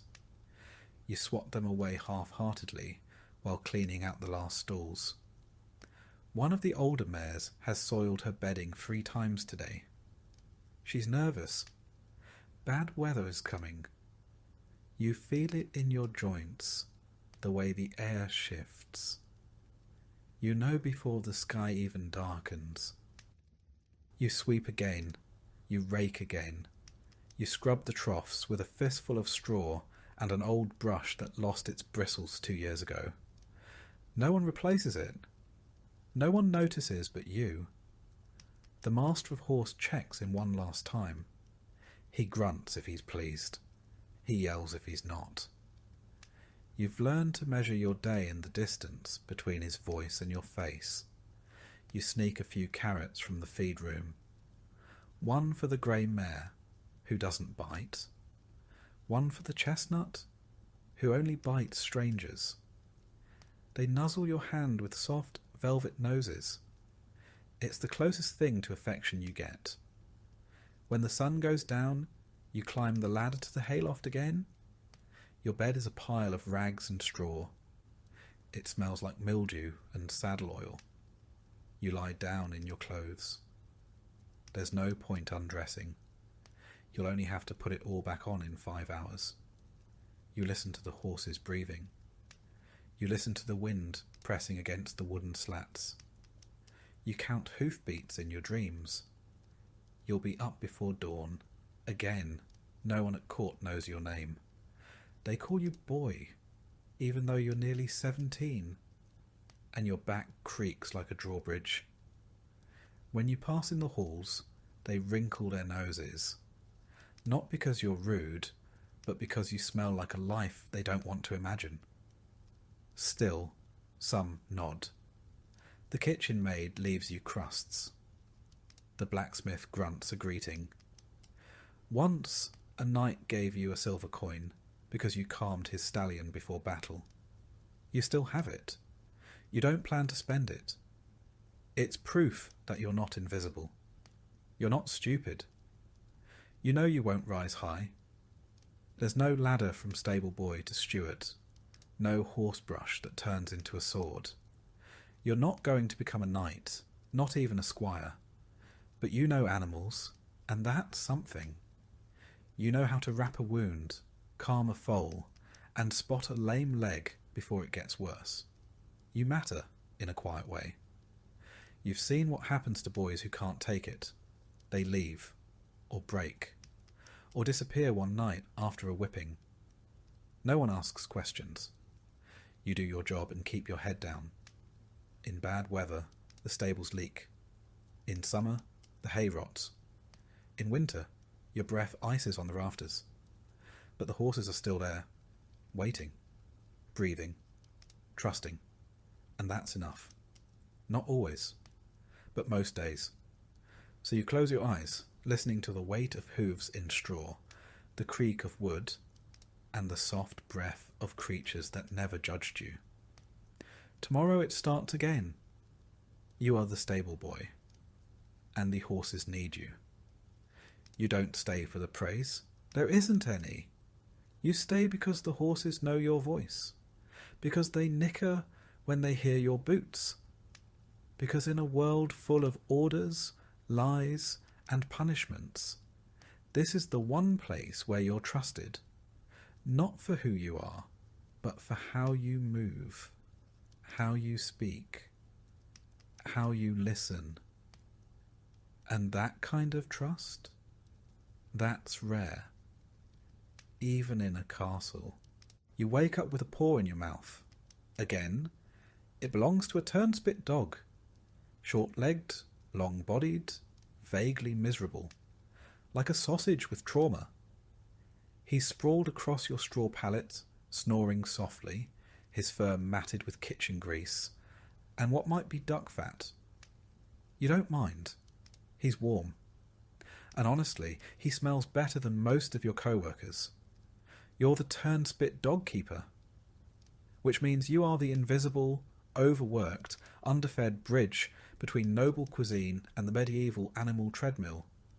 Yes, that's a thing. The dogs run, the spit turns, the meat cooks, and someone has to make sure the dogs don't die, snap, or sit down mid-roast. That someone is you. Your shift begins before the fire's even lit. You get up, stretch your back until it clicks, and immediately step in something wet. Hopefully water. Probably not. The dogs are restless. They know what's coming. You haul the first of them from the pallet. A stubborn mutt named Snipe. He bites you. Lightly. You deserve it. He's been on spit duty 3 days in a row. You rub his ears, mutter an apology, and lead him into the kitchen. The fires are already smoking. The cook is yelling about Swan again. You open the turnspit wheel. It looks like a hamster wheel, if hamsters weighed 30 pounds and had job-related trauma. Snipe crawls in. You latch the gate behind him. He starts walking. The spit begins to turn. The roast, boar maybe, begins to spin. Now you watch. You time, you bribe, you beg. The trick is keeping them moving without pushing them too hard. If the dog slows down, the roast cooks unevenly, and the cook throws things. Hot things, sharp things, emotional things. If the dog stops completely, the spit jerks, the meat slips, and you spend the rest of the morning being told that you've ruined Christmas. It's May. There are 4 dogs. You rotate them like wheels on a cart. 2 on duty, 2 resting. But none of them really rest. They just whine, twitch, and gnaw on old bones in the corner, while you rub their legs and whisper encouragements like you're raising canine gladiators. You clean the wheels too. Not because anyone tells you to, but because they squeak loud enough to make the cook's temples throb. You learnt that lesson last month, when a squeal mid-banquet earned you a ladle to the forehead. Sometimes the Lord himself walks through. He doesn't speak to you, just nods vaguely toward the meat and compliments the earthy flavour. That's your sweat, and probably some dog hair. You're welcome. Feeding the dogs is another gamble. They're not supposed to eat scraps from the noble table, but you do it anyway. No one wants to run on an empty stomach, and dried peas aren't exactly performance fuel. So when no one's looking, you slip them bits of goose fat or crusts soaked in gravy. They love you for it, until one of them bites your thumb off, which almost happened last week. Burns are common. Your forearms look like parchment. The kitchen is a furnace. Even in winter, it's a wall of smoke, heat, and shouting. In summer, it becomes a punishment from God. The fire never goes out. Not really. Even at night, it smoulders. And you sleep nearby, just close enough to be useful, just far enough to be forgotten. You've inhaled so much ash that your snot comes out black. Your cough sounds like a dying bellows. Your eyes are permanently red, which at least hides the tears. You used to think dogs were cheerful, loyal, friendly. Now you know better. These are working dogs, bred not for companionship, but for endless mechanical endurance. They don't want affection, they want your bread. And if you're late feeding them, they organise a rebellion. You once walked into the wheel room to find 3 of them sitting in a circle, chewing your shoe. No one taught you how to train them. You just learned by trial, error, and blood loss. You keep a stick nearby. You don't like using it. You really don't. But sometimes they refuse to run. Sometimes they dig in their paws and stare at you with the eyes of an animal who knows it's part of a joke it can't understand. You've named them all. Snipe, Button, Maud, Guts. Guts is the mean one. He only likes you when you feed him bacon grease. Otherwise he growls like a brewing storm and snaps at your ankles when he's off duty. You think he sees the world the same way you do. Tired, greasy, and full of smoke. Once, a noble child wandered into the kitchen. She pointed at the dog wheel and said, "Look, a spinning puppy." You smiled. Then her tutor yanked her away and glared at you like you'd exposed her to something indecent. You didn't say a word. You never do. At some point, you realise your posture's changed. You walk hunched now, from years of ducking under low beams, crouching beside dog pens, and carrying iron spit still hot from the fire. Your hands are covered in calluses and burns. Your knees ache when it rains. You're 17. You used to dream of being a falconer. You thought maybe you'd train birds, walk through forests, wear a leather glove and squint at the sky like you understood something. Now you can't even hear birds over the constant drumming of paws in a wheel. When you do get a moment alone, you sit by the back door, just out of sight. You let one of the dogs curl up next to you, usually Maud, the quiet one. She's the only creature in the kitchen that doesn't demand anything. She just breathes, warm and real, and you rest your head against the side for a minute. Maybe two. Then the bell rings again. More meat, more spinning. No one thanks the dog. No one thanks you. At night, you scrub the grease from your arms with sand and prayer.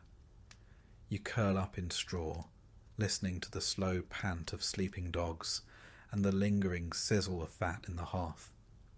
You dream of running. Not from anything, just running. And the wheel keeps turning. Sometimes you hear the nobles talk about the charm of rustic kitchens.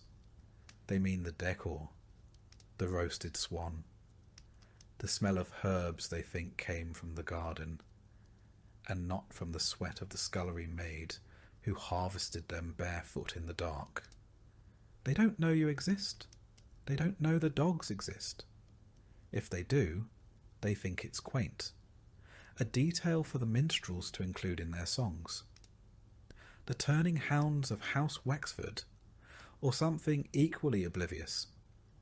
You once overheard a bard say that turnspit dogs enjoy the exercise. You nearly choked on your own laugh. You've learned a strange patience working here. You don't argue. You don't complain. You just keep the wheel turning. You feed the dogs, tend the injuries, clean the wheel, and hope the day ends without blood. You've seen worse. One boy got his hand caught in the gearing last year. He doesn't work here anymore. You're not sure if he died or just became someone else's problem. You have a small cloth pouch hidden behind a beam. Inside is a bit of cheese you've been saving, a button shaped like a flower, and a dog's tooth. Guts lost it during a particularly bad day. You keep it like a relic. A reminder that even the meanest dog can break under pressure. Your ears ring from the shouting, from the heat, from the spin. Your bones hurt. Your stomach is never quite full. But every once in a while, one of the dogs nuzzles your arm after a long run, and in that brief, strange moment, you feel seen. Not by the castle, not by the cook, but by something living. And for now, that's enough. Because in this place, even the smallest kindness, a warm side, a steady breath, a dog that doesn't bite, is worth holding on to, especially when the fire never goes out and the wheel never stops. You fall asleep to the sound of paws on wood, and wake to the same, as if the night itself is on a spit, slowly turning. You wake well before dawn, in darkness and cold. The castle walls don't hold warmth, not for the likes of you. The embers in the hearth are long dead, and your breath fogs in the air above your rough blanket. You sit up, every joint stiff from yesterday's labour. Your hands are already sore, though you haven't touched water yet. You are the laundress, and that means water, soap, fire, and pain. You dress quietly, pulling on a damp wool kirtle that smells faintly of smoke, tallow, and lye. The apron goes over it, stained and stiff with salt from old sweat and splashes of boiled linen water. You wrap a scarf around your hair, shove your feet into cracked leather shoes, and move like you're already late. Because you are. The castle is mostly asleep as you pass through the cold stone halls, carrying a basket filled with the previous day's laundry. Shirts yellowed with sweat, underthings damp with fear, linen napkins stained with wine or worse. Some of these pieces belong to nobility, and any error, any shrinking, tearing, staining, will be treated as a personal offence. You've seen girls dismissed over a scorched tablecloth. You've nearly been whipped over a missing chemise. In the courtyard, you fill 2 wooden buckets at the well. The pump groans. The water splashes cold and loud in the morning silence. You carry the buckets balanced on a yoke over your shoulders. It digs into your skin with every step. Past the smokehouse, past the scullery, to the yard where the great copper boiling pot waits blackened over yesterday's ashes. You light the fire underneath with trembling hands and flint. By the time the water starts to steam, the air is sharp with smoke and your fingers are red with cold. You mix in a scoop of lye, made from hardwood ash you soaked and filtered last week. The liquid goes cloudy. You stir it with a long wooden paddle, careful not to let it splash. The burns on your arms are still healing from the last time you slipped. With the lye water heating, you sort the laundry. Coarse linens in one pile, fine ones in another. The lord's shirts and the ladies' undergarments are treated with reverence, not for what they are, but for what happens to you if they're returned imperfect. Woolens stay separate. You don't boil wool. You've seen a full cloak reduced to the size of a doll's coat in one careless afternoon. You begin with the soak. Linens go into the hot, lye-laced water and are stirred gently to loosen the stains and stench. Then comes the scrubbing. At a flat stone slab near the well, you kneel and press a servant's tunic down hard against the rock. You rub soap into the fabric, black soap, made of tallow and lye, harsh on the cloth and worse on your hands. You scrub it in strokes, knuckles whitening. The stone is rough and the cloth is heavy, waterlogged and stubborn. When you dunk it into a barrel to rinse, the water clouds instantly. You smile faintly. Progress. The rinse water is cold. So cold your fingers go numb within minutes. You work anyway, switching hands, clenching them to keep the blood moving. Every now and then, you blow on your fingers and flex your wrists, but it barely helps. You think of other women, the scullery maid, the wood carrier, and know they're cold too. It doesn't make you feel better. It just reminds you you're not alone. Once the worst of the dirt is out, you haul the linens to the stream that runs behind the outer wall. There, in the shallows, you beat the larger items, sheets, tablecloths, with a wooden paddle.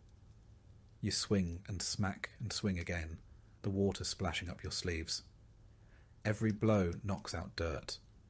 Every splash soaks your skin. You can barely feel your knees in the mud. Around you, a few washerwomen from the village do the same. No one speaks. No one needs to. The only sound is water, wood, and the occasional sigh.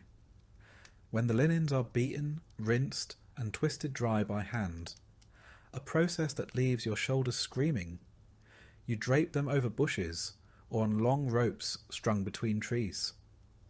In summer, they dry in the sun. In winter, you hang them near the hearth, praying they don't catch fire. Damp fabric and open flames make uneasy neighbours. You tend the fire again, check the boil, stir the next batch, fetch more water. You lose track of time in the repetition. Haul, soak, scrub, wring, hang. By midday you can't feel your forearms. By afternoon your lower back is a knotted rope. There's a moment, though, when the lady's veil comes clean, a stubborn wine stain finally gone. You hold it up, steaming, white against the smoke-dark sky, and feel a flicker of pride. Brief. Then you spot a fray at the hem and mutter a curse. You'll have to patch it and pray no one notices. When all is hung and steaming gently in the afternoon wind, you sit for a moment on an upturned bucket, just to breathe. You tear a bit of crust from the pocket of your apron. Hard bread, mostly stale, but food all the same. You chew slowly and watch the linen dance in the wind. Then you're back at it, collecting the dry, folding the crisp, cold shirts, checking for mist stains or lingering damp. You sort the noble garments into a separate basket, laying a cloth between each folded item like layers of armour. You will deliver these by hand, quietly, without making eye contact, without drawing attention. You are invisible. You must stay that way. At the kitchen door, you exchange a nod with a scullery maid, who smells like fish and onions and exhaustion. Inside, the cook shouts something about missing cloths. You wordlessly pass her a folded bundle of kitchen rags. She grunts her thanks. You leave before she can remember your name. The last stop is the Lord Solar. You knock. A servant answers. You hand him the basket with a practised bow. He doesn't thank you. He closes the door. Your hands are raw. Your neck aches. Your back feels twisted. But nothing is stained. Nothing is missing. That means today was good. You return to the laundry yard to put out the fire, empty the tubs, and rinse the soapstones. A sheet has blown loose and lies half in the mud. You grab it before anyone sees. It's only a little dirty. You'll wash it again tomorrow. You don't complain. There's no point. At last, just as the sun begins to set behind the battlements, you sit again, this time longer. You hold your hands out toward the fading warmth of the fire and feel the pain pulse back into them. Your nails are chipped. Your fingertips are peeling. But they still work. In your apron pocket, you carry a scrap of linen, a torn piece from a ruined towel. You've been sewing it into a handkerchief in quiet moments. There's no time for that tonight, but just knowing it's there gives you something that belongs only to you. You eat in the servants' hall. Pottage, bread, warm ale. You eat quickly, quietly, eyes low. Then you return to your pallet near the chimney. Your shift is over. Tomorrow will be the same. Water, soap, fire and pain. But tonight you sleep. When all is hung and steaming gently in the afternoon wind, you sit for a moment on an upturned bucket, just to breathe. You tear a bit of crust from the pocket of your apron. Hard bread, mostly stale, but food all the same. You chew slowly and watch the linen dance in the wind. Then you're back at it, collecting the dry, folding the crisp, cold shirts, checking for mist stains or lingering damp. You sort the noble garments into a separate basket, laying a cloth between each folded item like layers of armour. You will deliver these by hand, quietly, without making eye contact, without drawing attention. You are invisible. You must stay that way. At the kitchen door, you exchange a nod with the scullery maid, who smells like fish and onions and exhaustion. Inside, the cook shouts something about missing cloths. You wordlessly pass her a folded bundle of kitchen rags. She grunts her thanks. You leave before she can remember your name. The last stop is the Lord Solar. You knock. A servant answers.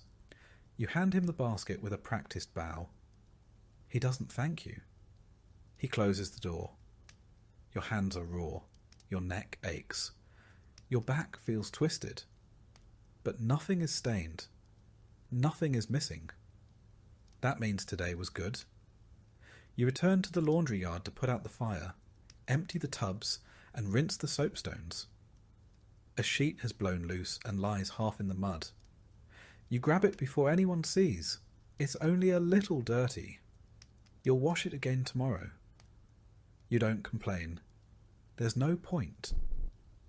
At last, just as the sun begins to set behind the battlements, you sit again, this time longer. You hold your hands out toward the fading warmth of the fire and feel the pain pulse back into them. Your nails are chipped.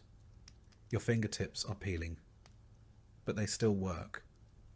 In your apron pocket, you carry a scrap of linen, a torn piece from a ruined towel. You've been sewing it into a handkerchief in quiet moments. There's no time for that tonight. But just knowing it's there gives you something that belongs only to you. You eat in the servants' hall. Pottage, bread, warm ale. You eat quickly, quietly, eyes low. Then you return to your pallet near the chimney. Your shift is over. Tomorrow will be the same. Water, soap, fire and pain. But tonight you sleep. You've seen this before. If she rolls too much, she could twist something inside. You throw open the stall and grab her halter.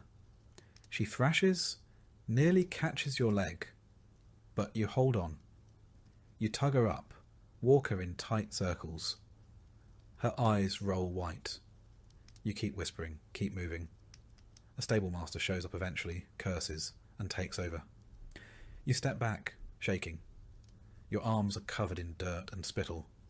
Your tunic is ripped. But she's standing now. That's something. You return to your rounds. 2 new guests have arrived. Their horses are skittish from the road. You soothe them as best you can. Soft words, firm hands. One of them nips your sleeve. Another stomps and misses your toe by a hair. You fill troughs again, fetch more hay, sweep the aisle for the 3rd time. You mend the torn girth strap with twine and a bone needle. It's not pretty, but it will hold. The sun sinks behind the outer wall. The wind picks up. You close the stable doors, hang the lanterns, and check each horse one last time. You rub noses, check hooves, refill water buckets. You pat Smoke's neck, avoid Gorse's teeth, and scratch behind Willow's ears. When it's all done, you climb the ladders to the loft. You peel off your boots and flex your raw feet. You're covered in dust, hay, and sweat.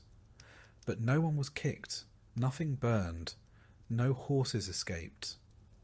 That makes it a good day. You eat a second meal in the loft. Some cheese you traded a favour for, and a hunk of onion bread too hard for the kitchen to keep. You chew slowly, legs tucked beneath you for warmth. Outside, the castle glows faintly with torchlight. Laughter floats from the great hall. Somewhere, a minstrel plucks a lute string. You hear it through cracks in the wood. It sounds like a dream someone else is having. You don't mind. The horses below shift in their stalls. One snorts, one whinnies softly. They're settling, same as you. You lie back in the straw, arms folded under your head. Your fingers ache. Your knees crack when you stretch. Your back feels like a plank. But you are not dead, and none of the animals under your care are either. That counts for something.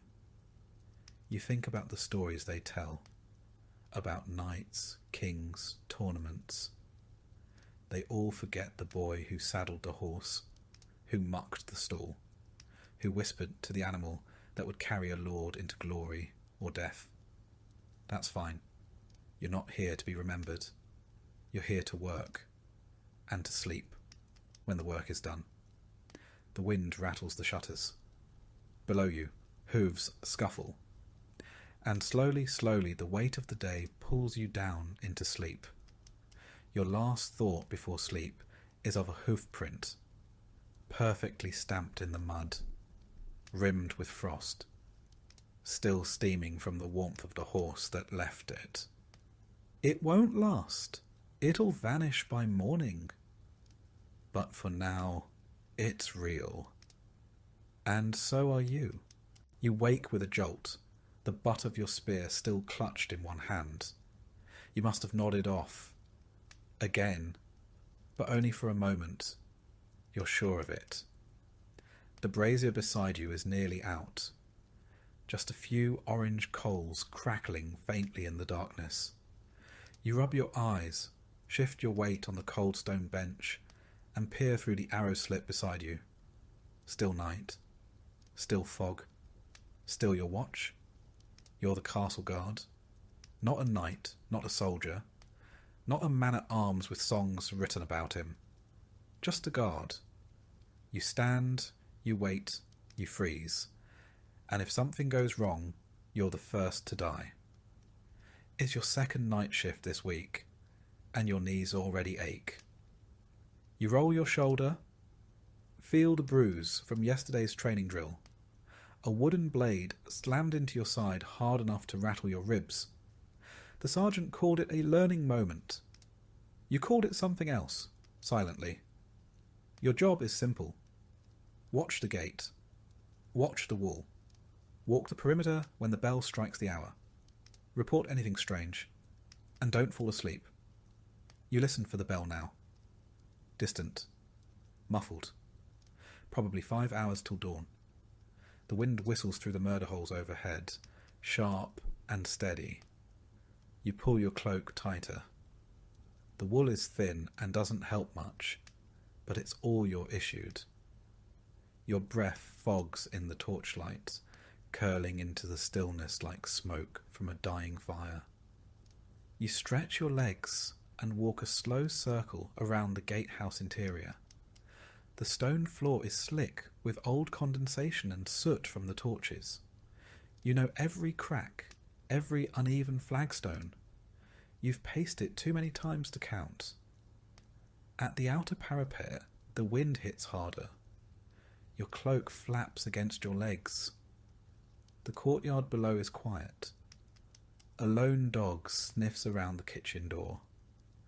Somewhere, a drunk stumbles out of the barracks latrine, mumbling a tune and failing to close the door behind him. You don't cool down. Not your problem. Not tonight. You check the iron hinges on the main portcullis. Still locked, still rusted. Still your responsibility if it jams when it's needed most. You run your gloved hand down the edge. It's freezing to the touch. You think about the day shift. Better in some ways. Sunlight, warmth, people to talk to. But during the day there's shouting, drills, inspections. At night you're alone, forgotten, except if someone breaks in. Then suddenly everyone remembers the night guard. Back inside, you take your seat again. You tilt your head and rest it briefly against the cold stone wall. Your helmet's off. too heavy for hour 7 of nothing. You rest your hand on your spear like it's a staff or a crutch. Maybe both. You hear something. A sound just beyond the gate. Not a voice. Not quite a footstep. You stand too fast. Your knees complain. You move toward the door. Grip your spear. Hold your breath. It's nothing. A bird, maybe. Or the gate settling in the frost. You wait a few moments longer, then exhale slowly and return to your post. False alarm. You're jumpy tonight. Can't afford not to be. You sit again, slowly. Your joints creak like a drawbridge. You pull a strip of dried meat from your pouch. Cold, hard, a bit of gristle stuck to the edge. You chew slowly, jaw aching. This is dinner. Once, a noble boy sneered at your meal as he passed. He had a pastry in one hand and a silk handkerchief in the other. You didn't say anything. You just kept chewing. That's what guards do. Keep chewing. Keep watching. Keep standing. Until they don't. You remember your first winter watch. Toes numb for days. Fingers purple. Skin cracked and bleeding. You learned the trick of wrapping wool inside your boots, layering grease cloth under your gloves. It helped. A little. Midnight bells toll. You stand and make your round. From the eastern tower to the west, past the armoury, past the chapel. You pause there. Light flickers in the chapel window. The priest must be praying again. He never sleeps either. You climb to the wall walk and scan the woods beyond the outer bailey. Black trees sway in a sea of mist. The moon casts a pale stripe across the fields. You see no movement. You see everything. You think of your mother's farm, of harvest moons and cider, and wonder if she's still there. You hope she is. You make it back to your post just as the brazier dies completely. You don't bother relighting it. The coal keeps you awake better anyway. Sometime after the last bell, the captain arrives. His boots echo on the stone as he enters. He doesn't speak at first, just looks you over, checks the ledger, taps the pike rack once with the butt of his halberd. Still breathing? He asks. Barely, you answer. He grunts, then passes by without further word. He never says, good work. You're not here for praise. You're here because someone has to be. He leaves. You stretch once more, rotating your shoulder. The fog is lifting. The sky to the east is beginning to pale. Soon the bells will ring for morning prayer, and your shift will end. The day guards will arrive, loud, well-rested, and freshly shaven. You'll nod, hand off your spear, and disappear back into silence. You descend the tower steps and make your way to the barracks. Your cot is rough. The blanket smells of mildew and smoke, but it's yours. You peel off your cloak, set your boots beside the bed, and sit a long moment before lying down. As your eyes begin to close, you hear the castle come alive, shouting in the yard, buckets clanking, the cook's voice barking orders. You've earned your sleep, but you know you'll be back tonight. The castle doesn't guard itself. There was a time last year, you still remember it, when bandits tried to storm the gate. Not many, just 6 or 7 desperate men, starving, drunk on stolen wine. They came after midnight, thinking the wall guards were asleep. You weren't. You sounded the bell. You shouted. You held the gate while others armed themselves. One of them, a tall one with an axe, almost made it to the portcullis. You caught him with a spear thrust through the ribs. He collapsed at your feet, died gurgling in the dirt. You didn't sleep for 3 nights after that, but no one thanked you. The steward sent down an extra crust of bread. The sergeant nodded once, said, "You did your job?" That was it. You did sleep eventually. And when the bruises faded and the frostbite healed, you were posted right back on the gate. Because now they trusted you to stay awake. That was your reward. You shift your weight again, bones grinding. Your hip has a knot in it from years of leaning on stone. You ignore it. You've gotten used to ignoring things. Hunger, cold, the sneers of nobles, the fear of being the first to die if anything truly bad happens. And yet, despite everything, there's pride. Not the kind people toast in halls, but the kind that keeps your back straight when no one is watching. You keep the castle safe. That matters, even if no one sees it. You adjust your gear one last time before bed. The leather straps of your jerkin are cracked, the iron studs dulled from years of wear. Your helmet, dented at the rim, hangs beside your bunk. You should replace it. You won't. It still works. Around you the other guards breathe deep in sleep. Some snore. One twitches as if fighting in his dreams. You envy them. They've done their part. Now they rest. You lie on your side and stare at the wall. The mortar lines look like roads on a map, winding and uncertain. You trace them with your eyes until they blur. Somewhere above, in the solar, nobles stretch in feather beds. Below them, you sleep with a knife under your pillow and your cloak wrapped around your feet. And still, if something were to go wrong in the dead of night, it would be you they send first. Because that's what castle guards are for. You close your eyes, and for a few precious hours you don't have to watch anything. You rise in silence. It's not that anyone is asleep near you, it's that they're all long gone. The scullery maid is curled up by the hearth. The stable boy has vanished into straw. The cook's snores echo faintly through the kitchens. But your work begins now. In the hollow hours no one else wants, you are the night watchwoman. You're not a guard exactly. You don't wear armour. You don't carry a sword. But you walk the halls with a lantern in one hand and a key ring in the other. And if something catches fire, if someone cries out, or if something moves that shouldn't, it's your problem. You wear soft shoes, patched and tied with scraps of cloth. You move without echo, that's the rule.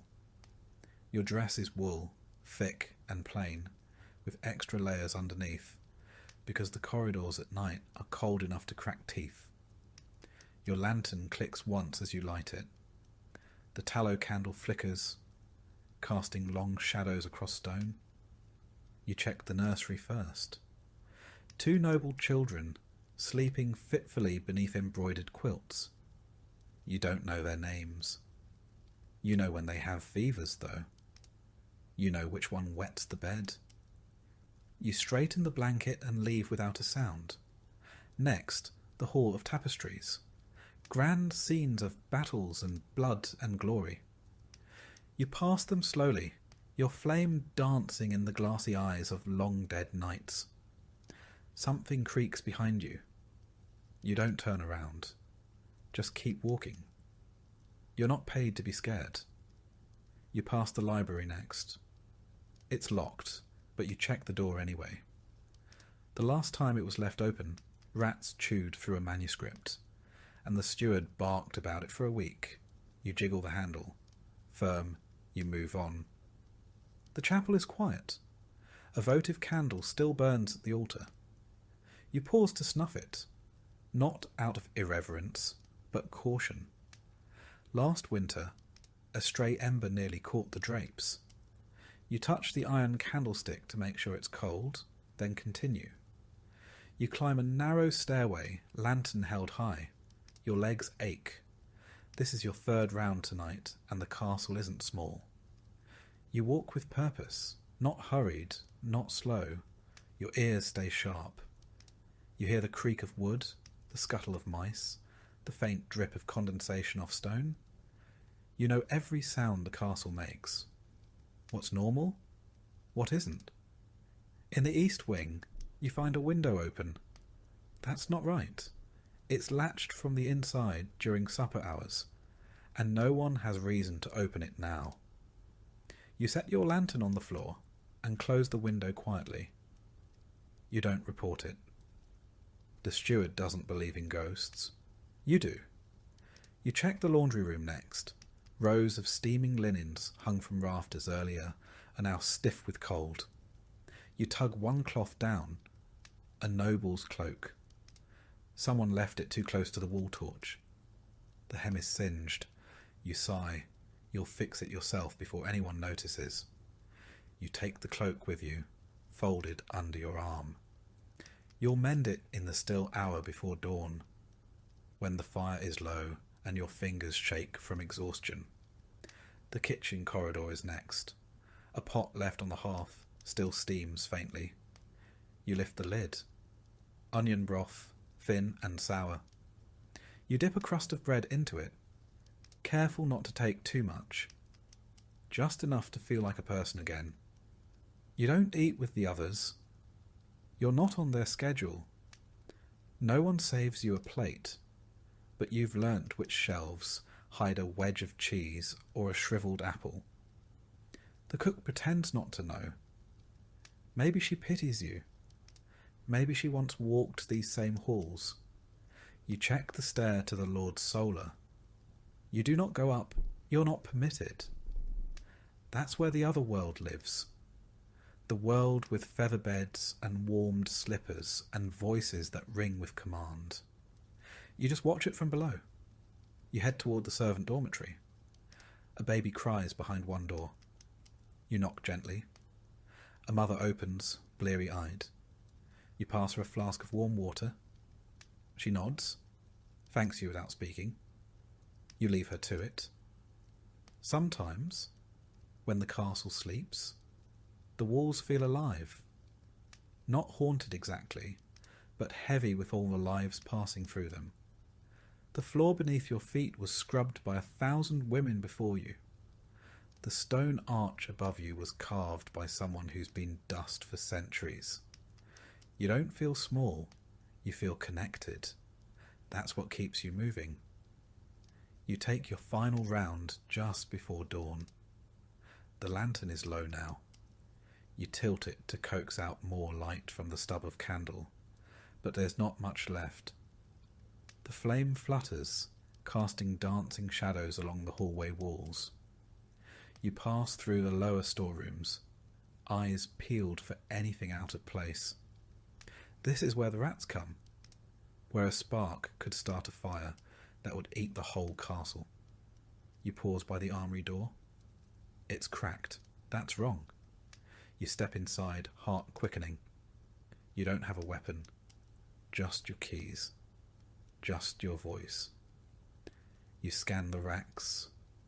Swords, pikes, axes, all accounted for. You check the back wall. Nothing. No one. A draught must have nudged the door, or someone left it unlatched. Still, you shut it firmly and slide the bolt home. Back at your seat near the kitchen hearth, you finally let yourself rest. You set the lantern beside you, unwrap the cloak you carried, and pull out needle and thread. The mending takes time. Your stitches are slow, but even. You've done this before. You finish just as the bells toll for morning prayer. The castle stirs. A door creaks. Someone groans. Another day begins. You fold the cloak. You return it to its peg. You climb to your cot above the linen stores, barely more than a shelf. You tuck your legs beneath your skirt, curl into yourself like a letter unopened, and close your eyes. The castle breathes around you. You sleep. There are moments in the middle of the night when you forget the hour entirely. The castle exists out of time. its own little world of shadow and draught and silence. The walls breathe, the rafters creak. You've learned to tell which sound means loose timber and which means wind. You carry a small pouch of salt in your apron, not for seasoning, for protection. The old cook told you once that evil things dislike salt, that if you ever saw something that didn't belong in the halls, you should throw it at its feet. You've never had to, but the pouch stays. In the east corridor, near the old chapel, there's a patch of stone colder than the rest. No matter the season. You step over it every time. Just a habit. No one talks about it. Sometimes a nobleman's mistress will be out late, slipping from one chamber to another. You pretend not to see. You keep your eyes down, your keys quiet. Secrets are not yours to keep, but they are yours to carry. You once caught the steward himself stealing candles, taking them from chapel stores to light his own hearth in winter. He locked eyes with you, said nothing. Neither did you. But a week later, you found a thick blanket folded on your cot. No explanation. You never mentioned it. These are the quiet trades of castle life. The unspoken debts and wordless bargains, made not in coin but in silence and stitches. And you are fluent in them. In the quietest part of the night, just before the birds begin to stir, you sometimes pause beneath the great window overlooking the courtyard. You let the lantern hang low just for a moment, and you look up. The stars shimmer, hard and cold and far beyond reach. But they're always there. No matter what happened that day, no matter what burns or breaks, the stars return. You think of your mother's stories. She used to say the night had ears, that it listened to the women who worked while others slept.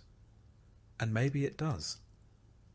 You've whispered your share of wishes into its stillness, most of them practical, none of them answered. Still, the watching comforts you.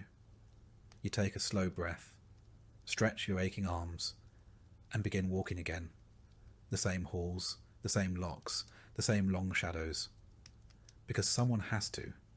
Because someone always has. And tonight, as always, that someone is you.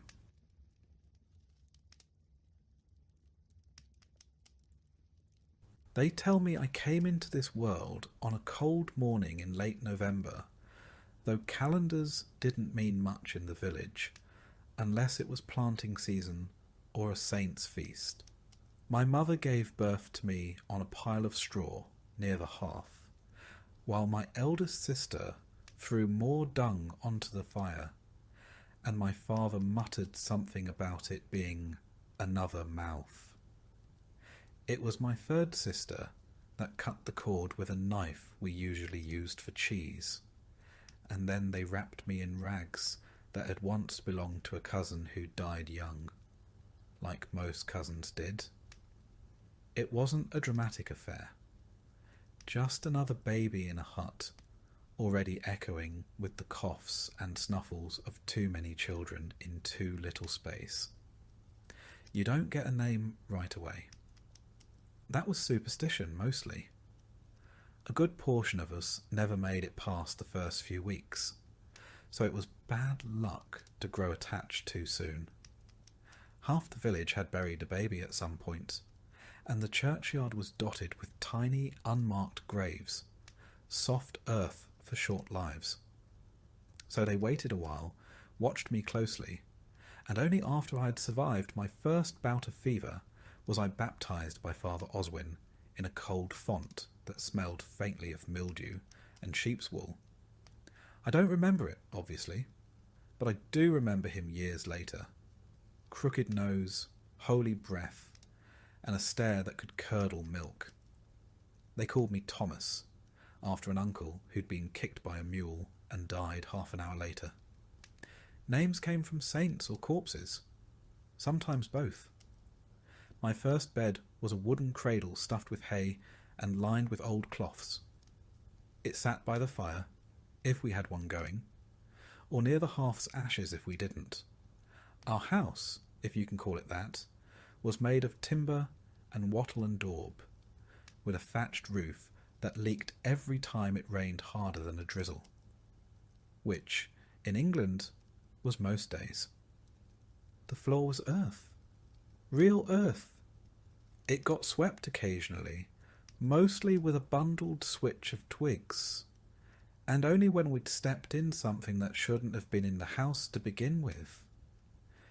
Chickens wandered in and out like they owned the place, and there was a pig who liked to sleep near my cradle for warmth. She smelled better than most of my siblings. We had no chimney, just a hole in the roof, and a hope that the smoke would go up instead of sideways. It didn't. Everything, clothes, hair, skin, reeked of smoke, the kind of scent that burrows into your bones and never quite leaves. As a babe, I was lucky to have milk. Some weren't. Wet nurses were a luxury, and most mothers fed their own if they had enough to give. My mother did her best, despite the 5 other squalling mouths and the winter ration of pottage that barely warmed a spoon. Weaning meant mashed peas, softened barley, and the occasional bit of bread soaked in broth. Teeth came early. Illness came earlier. I had 4 siblings older than me, 2 younger, and one I never met. He died in the night sometime around Candlemas, wrapped in a blanket and still warm when they found him. We didn't speak of it. We didn't need to. Everyone understood. By the time I could walk, I had chores. You don't get a childhood in the way modern folk imagine it. No toys, no school, no idle hours spent wondering about your feelings. My early years were spent chasing chickens, fetching water from the stream, which may or may not have had a dead squirrel floating in it, and being smacked with a wooden spoon if I got underfoot. We shared everything: beds, shoes, illnesses. My sister and I wore the same tunic in alternating weeks. It never quite dried between uses. Lice were normal. Fleas, expected. Worms? Only worth mentioning if they made you cough one up. As I got older, perhaps 6 or 7, my responsibilities grew.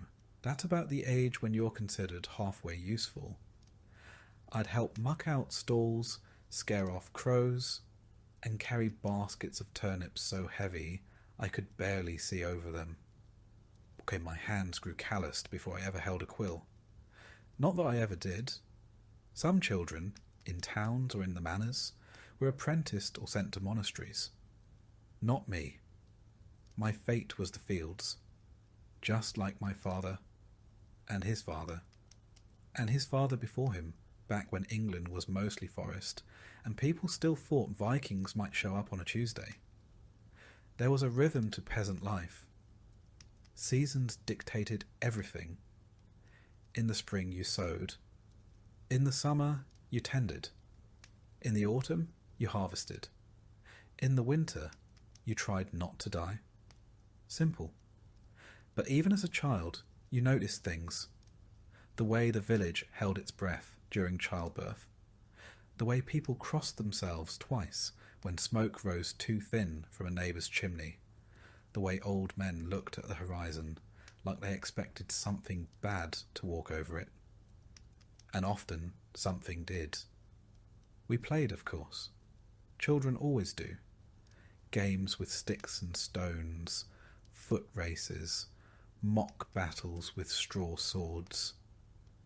We laughed, scraped our knees, and fought like dogs over the last apple on the tree. But even then, there was work waiting. Always work. Sometimes, when Father Oswin wasn't looking, we'd sneak into the chapel just to feel the cool stone under our hands and see the candles lit. It felt otherworldly, a place where mud didn't stick and whispers echoed like prayers. I didn't understand Latin, but I understood silence and how rare it was. There was a boy named Will who lived 2 houses down. He'd lost 3 brothers to a fever, and used to say that if you saw 3 crows in the field before breakfast, someone would die before sundown. We all believed him. Superstition wasn't a pastime. It was a survival mechanism. Saints protected our animals, relics cured our boils, and dreams were warnings, especially the ones with fire in them. My education was oral. Stories, prayers, curses. I learned what crops to plant when, how to spot a snake in tall grass, and that stepping on the church threshold with your left foot meant a week of bad luck. These were the lessons that mattered. Latin could wait. But even amid the muck and hardship, there were moments, bright ones, when the barley grew high and the wind smelled like sun, when someone brewed strong ale and laughter carried through the village like music, when the whole community gathered for a feast, no matter how small, and someone pulled out a fiddle or told a story so good even the pigs stopped snorting to listen. That was childhood. A mixture of hardship, hunger, noise, and fleeting joys. We were never clean, rarely full, and often cold. But we were alive. And in those years, that alone felt like a kind of victory. If I close my eyes, I can still smell the smoke from the hearth, feel the straw poking through my bedding, and hear my mother's voice humming the same tune she did every evening. Something soft and wordless, like a lullaby made out of endurance. They say the first years shape a man. If that's true, then I was shaped by mud, ash, and the sound of my name being called for chores, and by the quiet understanding that nothing in life, not warmth, not food, not love, came without work. But it survived, which for a medieval peasant child is more than many could say. They say a child's first memory sticks with them forever. Mine is of a splinter. Not a big one, mind you. Just a nasty little sliver of wood I got from falling on the threshing floor while chasing a chicken. I wailed, of course. Not because it hurt that much, but because I was 5, tired, and already covered in half a morning's worth of mud. My mother yanked it out with her teeth and handed me a crust of bread too hard for a dog. That was comfort in our house. Removal of wood, followed by carbohydrates.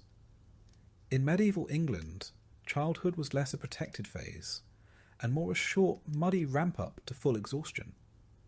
You weren't coddled.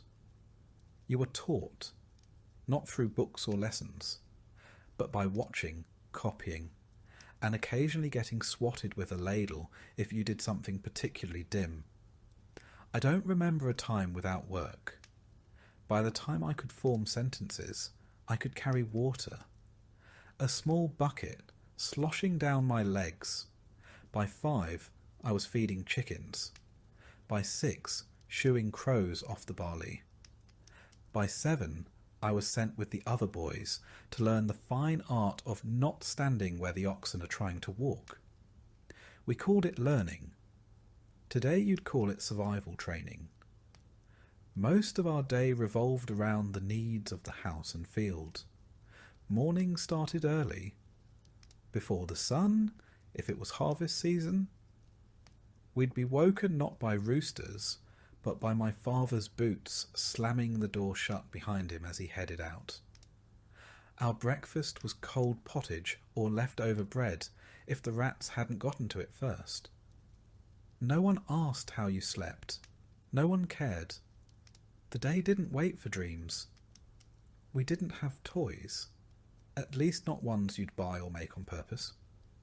A good stick could become a sword, a javelin, or a horse, depending on how you swung it. Stones were game pieces, tools, or missiles. We played when we could, but always with one ear tuned to an adult calling our name. Or worse, calling our full name. That meant trouble. There were no schools for us.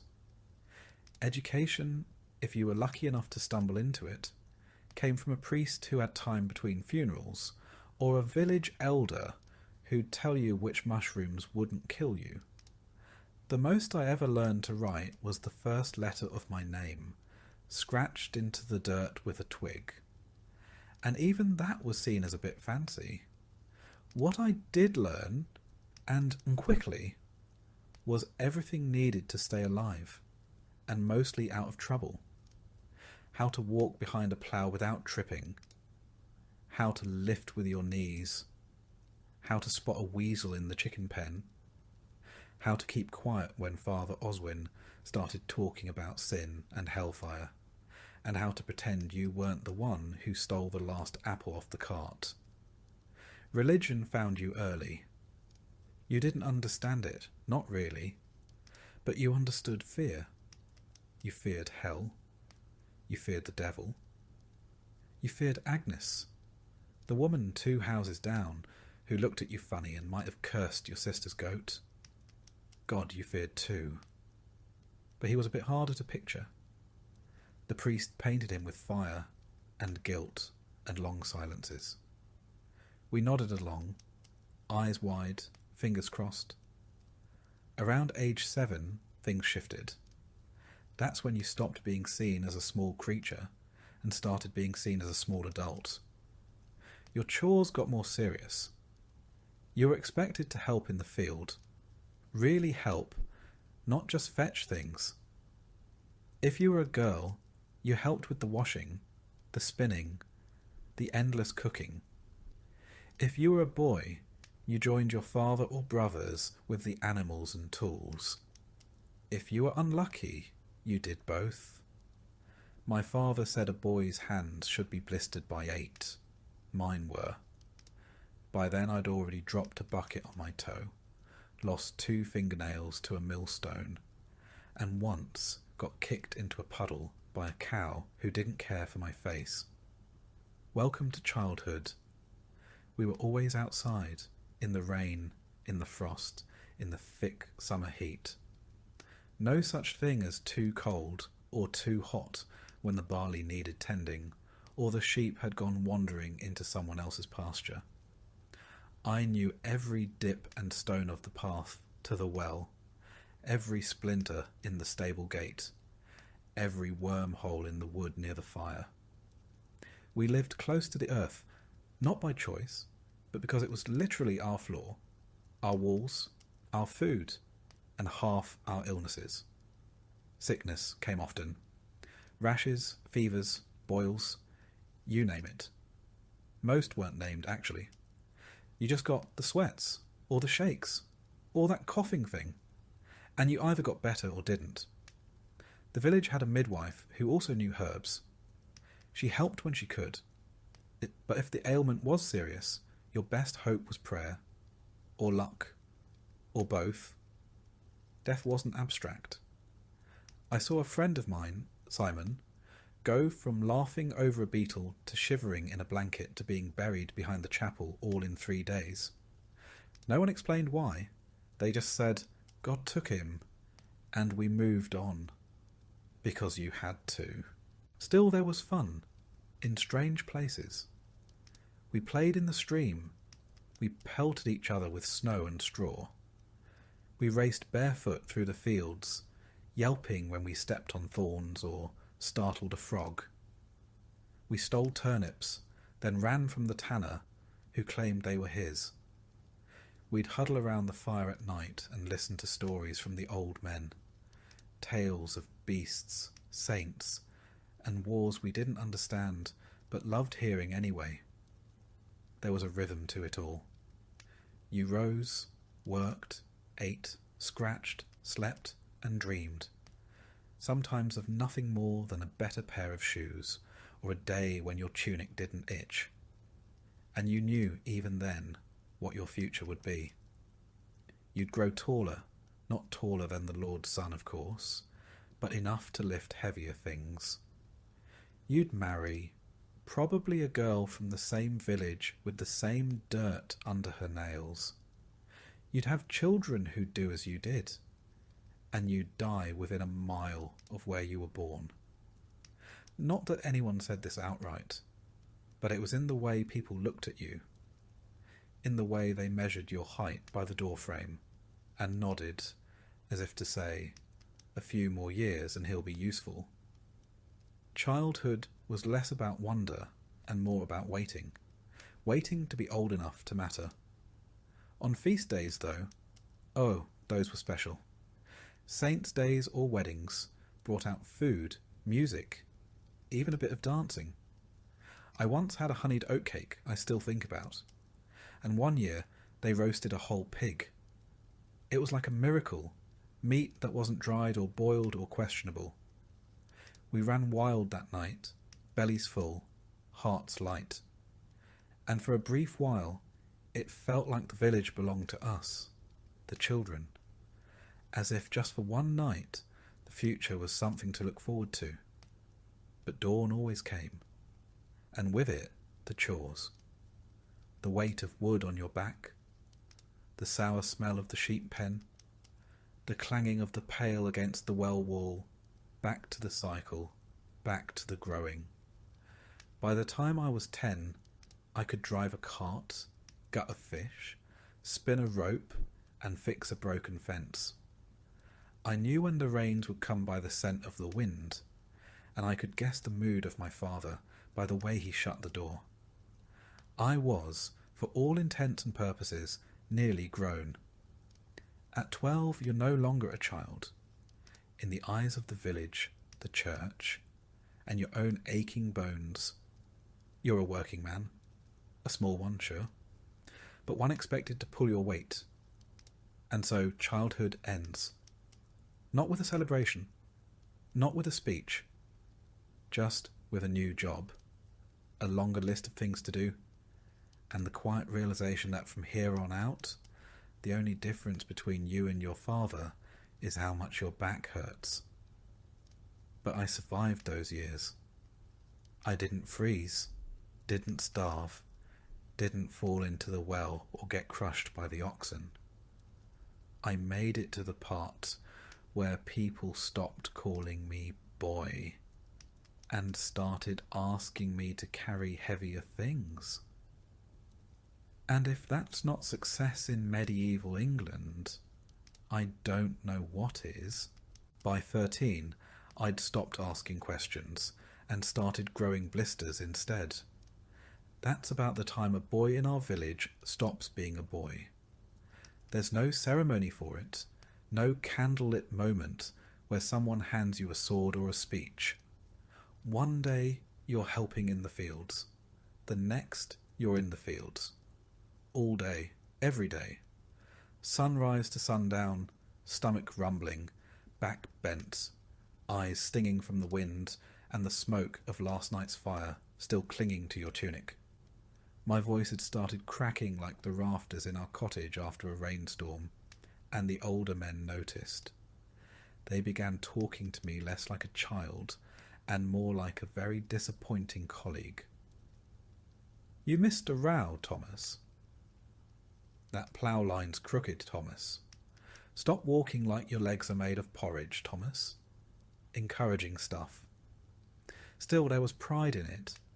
I had a tool of my own. A scythe, duller than it should have been, but mine. I was trusted to feed the animals, turn the soil, even fetch deliveries from the manor storehouse, assuming the steward wasn't in one of his moods. I earned my bread now, quite literally, and I ate it with the dignity of someone who'd bled for it. Work came in seasons, just like weather and fevers. Spring was ploughing and sowing, your boots caked in wet earth, hands raw from gripping the handles. Summer meant long days under a wide, hot sky, your neck blistered, eyes squinting against the glare, swatting flies with every other breath. Harvest season was its own madness. No sleep, no rest, just reaping until your arms felt like someone else's. And winter. Winter was when you wondered if your toes still counted as part of you. Our food didn't get better now that I was older. If anything, I noticed how often we went without. Dinner might be a ladle of barley stew, chewy with leftover bones. Supper, if we had one, was cold.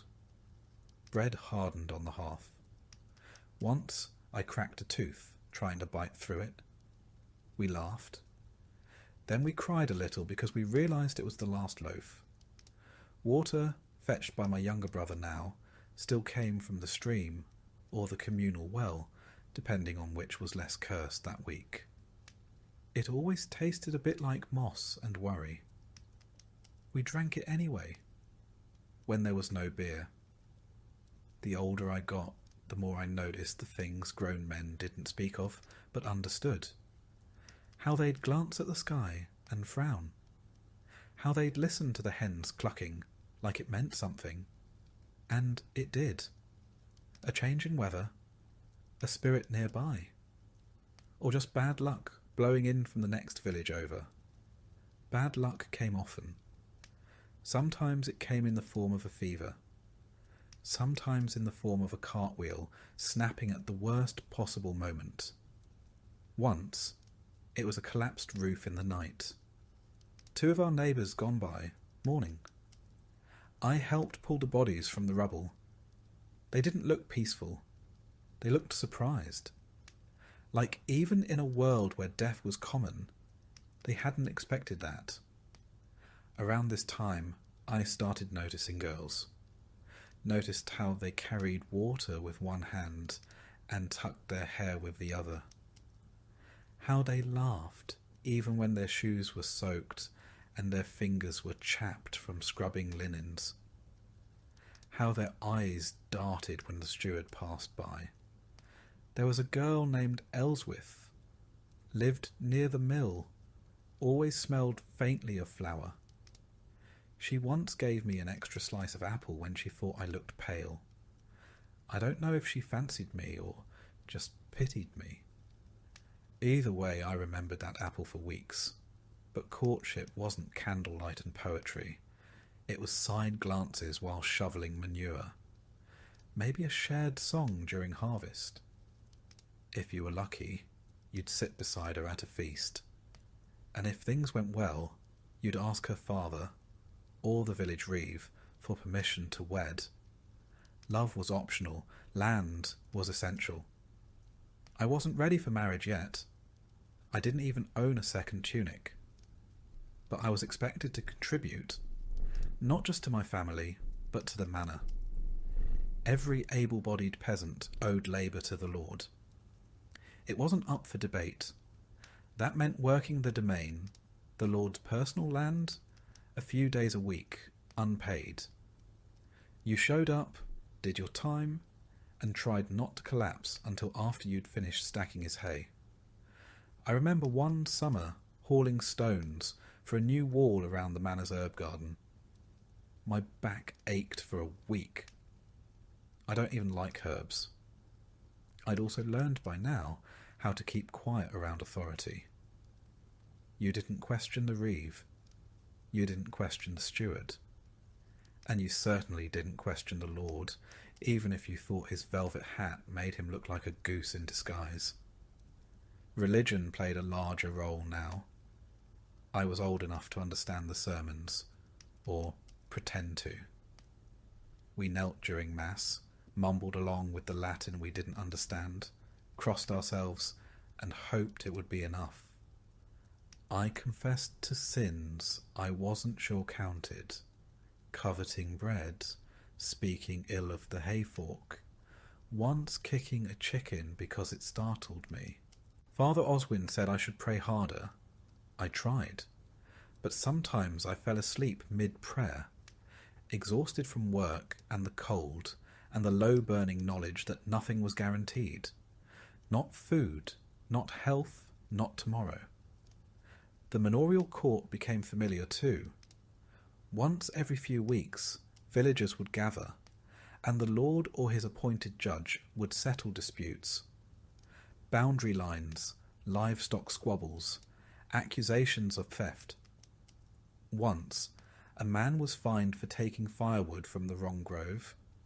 Another was whipped for hunting rabbits that technically belonged to the Lord. I watched. I learned. I kept my head down. Sometimes I dreamed of leaving the village, of running off to a town, finding work as a tanner or miller or even a guard.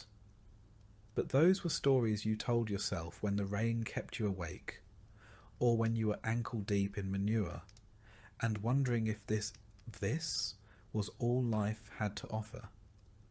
But then I'd look around and see my brothers, my mother by the hearth, my father snoring in the corner, and the pig asleep in her usual spot, and I'd remember this was life.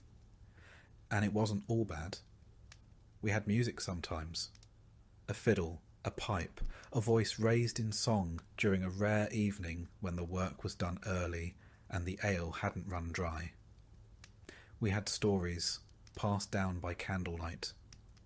We had the steady rhythm of the seasons, the first shoots of spring, the golden sheaves of autumn, the deep hush of winter snow. And slowly I found I wasn't the smallest boy anymore. There were others now, younger than me, looking up, watching how I tied the rope or sharpened the blade, asking questions I once asked. I wasn't yet a man, but I was no longer a child. My shoulders had filled out. My hands had stopped bleeding from the scythe, and my back only ached when it rained. One morning my father handed me a set of tools without a word, just nodded. That was it. My confirmation, my promotion, my induction into the long line of peasants who'd done the same work, in the same fields, under the same sun, for generations. And I took them. Because that's what you did. You carried on. Thomas had seen enough of courtship before he ever experienced it himself. Not the kind with flowers and whispered promises. Those were for stories told by travelling minstrels. Not for boys who spent their mornings knee-deep in pig muck and their evenings scraping dried oats off the cooking pot. Courtship in our village, and by our I mean the 30 or so souls who shared the same patch of frostbitten soil, was a matter of timing, bodies, and barley. You didn't fall in love. You grew into usefulness. By the time I reached 15, I was tall enough to reach the thatch and thin enough to be useful without needing much food. That made me marriageable. Not because I had anything to offer romantically. I didn't even have my own pair of boots yet, but because I could haul water, swing a scythe, and had enough teeth to chew through a turnip without making too much noise. That was about as dreamy as a man could get. My parents started talking about Ellen the same year I stopped sleeping in the corner of the main room and started sleeping in the loft. She was a year younger, known for her spinning, and had wide shoulders from churning butter since she could stand. We'd said maybe 6 words to each other in our lives, 5 of which were, "Move, I need the ladle." But our families both needed what the other could provide: hands, grain, and a quiet partnership that wouldn't cause trouble. Betrothal wasn't a grand affair. It was more like agreeing on a trade. My father spoke to hers, while I stood nearby pretending to adjust my cloak. They discussed grain yields, shared labour, and the fact that neither of us had any better prospects. Then a handshake, a nod, and it was decided. Thomas and Ellen would marry come spring. Spring came late that year. Mud stayed longer than usual, and 2 oxen died in the next village over. But when the church bells rang on St. Walpurga's feast day, we stood before the priest in our second-best tunics, shivering more from nerves than cold. The whole ceremony took 5 minutes. Latin we couldn't understand, vows we'd practiced the night before, and a kiss that was more a bump of noses than anything passionate. But we were married. The wedding feast was barley bread, hard cheese, and thin stew served in cracked bowls. Someone passed around a jug of ale strong enough to make old men weep. A few folks danced until their shoes came off. It wasn't lavish, but it was more food than usual, and nobody went home sober or hungry, which in our part of England counted as a miracle. We moved into the rear corner of my family's cottage, separated by a curtain made from an old flour sack. Privacy was a suggestion. Our first bed was straw and sackcloth over a frame of uneven planks. I say bed, more like a place where our bones rested between workdays. Still, it was ours. That meant something. Marriage wasn't a change so much as an expansion. You kept working, only now you had someone to share the blisters with. Ellen and I quickly fell into rhythm. I rose first to fetch water. She tended the morning porridge. I patched the fence. She wove the wool. Her tasks never ended. Neither did mine, but we got good at avoiding each other's tired spells, at picking up slack without asking. Romantic? Number, but stable. Predictable. That was more useful than poetry. Ellen had strong opinions, though she rarely voiced them. But she was smart. Sharper than me in most ways. She kept track of stores, remembered debts, and knew when to nod during church, even if she'd fallen asleep standing up. She could spot a wormy apple from across the field, and once shamed a travelling peddler into giving us proper change just by staring at him. I respected her long before I realised I liked her. Children were expected. That's what marriage was for, after all. Adding labour to the household. It took a while. Our first winter was rough, cold enough to freeze the wash bucket mid-scrub. Food ran thin. Then in the spring, Ellen fell ill. She recovered slowly, her hands trembling for weeks. We didn't speak about babies that season, but by the next year, she was with child. Pregnancy didn't come with cushions and cravings. It came with nausea, work, and prayers. She worked up until the week of the birth. No doctor, just old Mab, the village midwife, who smelled of time and sweat and had delivered nearly every soul within shouting distance. Labour lasted from sunset to near dawn. I sat outside the whole time, carving pointless lines into the frozen earth with a stick. When I heard the cry, 2 cries, I didn't believe it. Twins, a boy and a girl. The boy we named Will. The girl, Alice. Will died 6 days later. No illness, no sign. Just didn't wake up. We buried him near the boundary oak, with a cross made from the last dry branch of the season. Loss was constant, but that didn't make it easier. Life moved on. It had to. The seasons didn't stop because we grieved. Ellen barely wept. She just folded Will's swaddling cloth and tucked it under the bed. Alice lived, grew, walked early, spoke late. Her laugh sounded like spring water over stone, clear, brief, surprising. We lived for that sound. As husband and wife, we had a simple understanding. We did not speak of dreams. Not aloud. Dreams were for the Lord's children, the ones who learned Latin and ate meat twice a week. Our world had no room for wants, only for tasks. The field needed tending. The wall needed mending. The pig needed salting. And we did it all year after year without fuss. But sometimes, when the fire burned low and Alice slept in the crook of Ellen's arm, I thought about building a second room, about teaching my daughter to read, about having a day, just one, without worry. Then the wind would howl through the thatch, and I'd remember who I was, Thomas, son of William, husband of Ellen, father of one, maybe more if luck held, a man with cracked hands, a weak roof, and a woman who warmed a stew without being asked. That was enough. The years following our marriage were not marked by great changes, but by small, repeated ones. A new tool, a second pig, a patch of land the steward let us borrow. Each improvement came with a cost. More labour, more obligation, more eyes on us.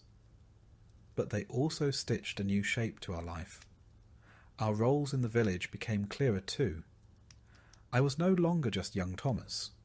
I became Thomas who fixed the well rope, Thomas who loaned barley seed, Thomas whose daughter didn't die last winter. These small noticings, shared over ale or during idle talk near the bakehouse, mattered more than I admitted. Respect in a village doesn't come from speeches. It comes from surviving while being useful. Ellen, for her part, was respected by women and feared slightly by men, not because she was harsh, but because she remembered everything. She became a sort of informal registrar of marriages, debts, and feuds. No one could recall whose turn it was to borrow the cart. Ask Ellen. Couldn't remember if Martha's son was born before the plague or after. Ellen would know. By our 5th year, we had another child. A son this time, named Hugh after my grandfather. Ellen delivered him with old Mab again, though the midwife's hands were slower now, her eyes more sunken. I paid her with eggs and a new bundle of rushes for her floor. Hugh was hearty, loud, and always hungry. That last trait never changed. Marriage changed me in ways I hadn't expected. It made me think ahead. Not far, never more than the next harvest, but farther than I used to. I began to notice roofs that might leak come autumn, boots that wouldn't last the winter. I bartered more carefully, saved bits of tallow, kept kindling dry even when I was too tired to care. These weren't grand ambitions. They were survival skills, sharpened by the weight of others relying on you. Historically, peasants like me weren't expected to have inner lives. But the truth is, we did. We just didn't have time to dwell on them. The rhythm of life as a full-grown peasant is less a schedule and more a relentless loop. There's no concept of adulthood as we'd understand it today. Just a gradual thickening of calluses and responsibility. One morning you wake up and realise that no one tells you what to do anymore, because they assume you're already doing it. That's how you know you've made it. The year is not measured by holidays or birthdays. It's carved into your body by the seasons.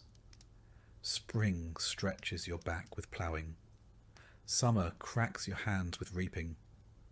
Autumn stains your knees with muck from gathering. And winter? That's when your bones remind you of every bad harvest and every splintered fence you ever repaired. There's always something to do, and rarely anything to show for it. You dig, sow, mend, fetch, chop, patch, and then start over. The tools are basic. A wooden plough, a rusting sickle, a hoe that's more patched than iron, and when they break, which they do frequently, you either fix them with what little you have, or borrow from someone who will expect repayment in kind, or worse, in favours. My work, like most men's in our village, is dictated by the land and the Lord. I hold a few strips of earth in the open fields, not mine, technically, but mine to tend. In exchange, I owe the steward labour days, a few dozen in theory, closer to 100 in practice. These are spent repairing roads, harvesting the Lord's grain before my own, and helping construct things I'll never use. Last year it was a granary. year before, a new gatehouse. This year, rumour says we're building a dovecote. For birds we're not allowed to eat.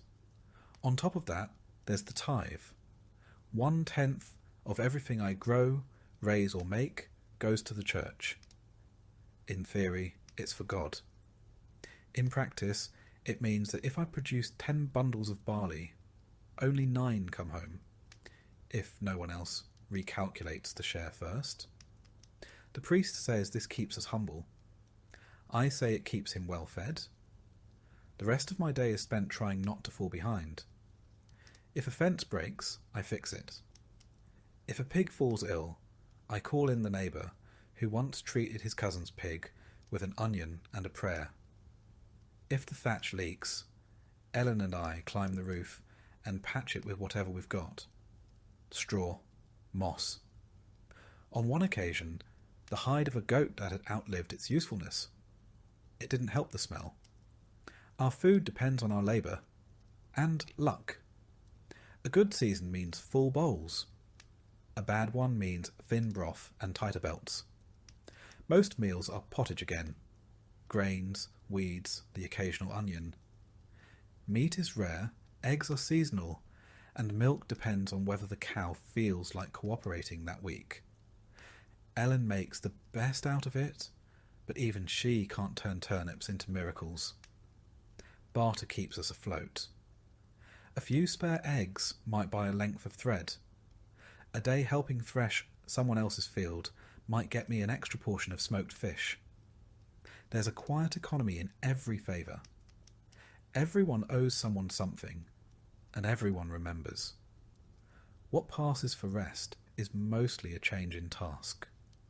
We mend tools while watching the children. We gossip while gathering firewood. We pray not out of leisure, but because it's the one task that doesn't require moving. Sometimes I catch myself thinking, is this it? Is this all there is? And then Alice runs in from the yard, laughing with a wooden doll Ellen carved from an old chair leg. Hugh tugs at my tunic, asking if he can help sharpen the sickle. I nod, because yes, this is it. And some days, it's enough. In the manorial world, community is everything. No one survives alone. The smith needs grain, the weaver needs meat, the priest needs wine, which he won't admit but drinks plenty of, and all of us need each other come harvest. If one family falls ill, others step in, not out of charity, but because next time it might be you. And of course, there are days of rest.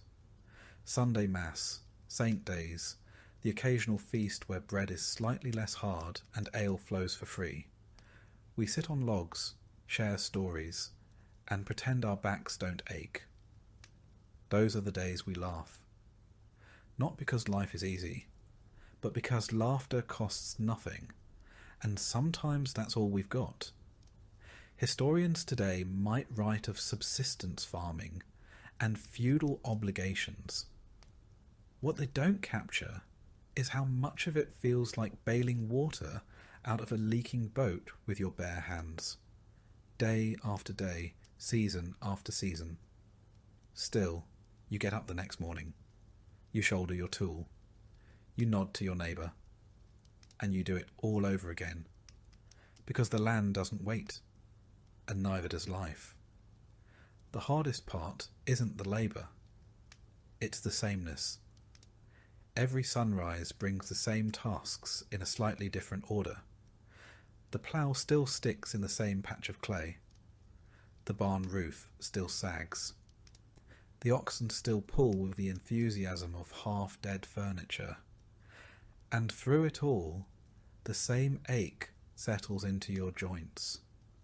Not sharp, not screaming, just present. Like a dull companion you didn't invite, but who never leaves. There's a strange kind of pride in knowing your place in this order. I know when the frost will come by how the wind smells at dawn.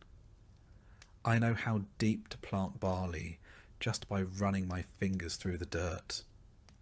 It isn't education, not like the monks have, but it's knowledge, hard won, felt in the bones. Our fields follow the open field system, just like every village from here to York. There are no fences, just long, narrow strips shared among dozens of families. Each family gets a few strips scattered across the 3 great fields, so no one hogs the best land. Fair, in theory. But try dragging a plough from one strip to the next when they're half a mile apart. It's not efficient. It's exercised by divine design.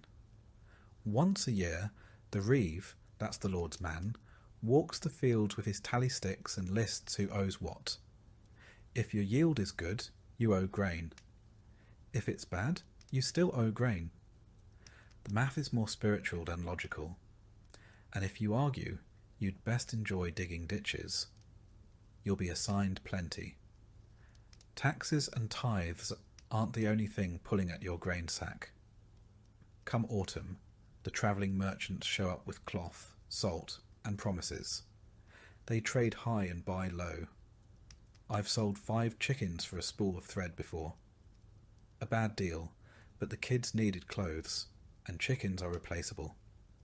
Children, less so.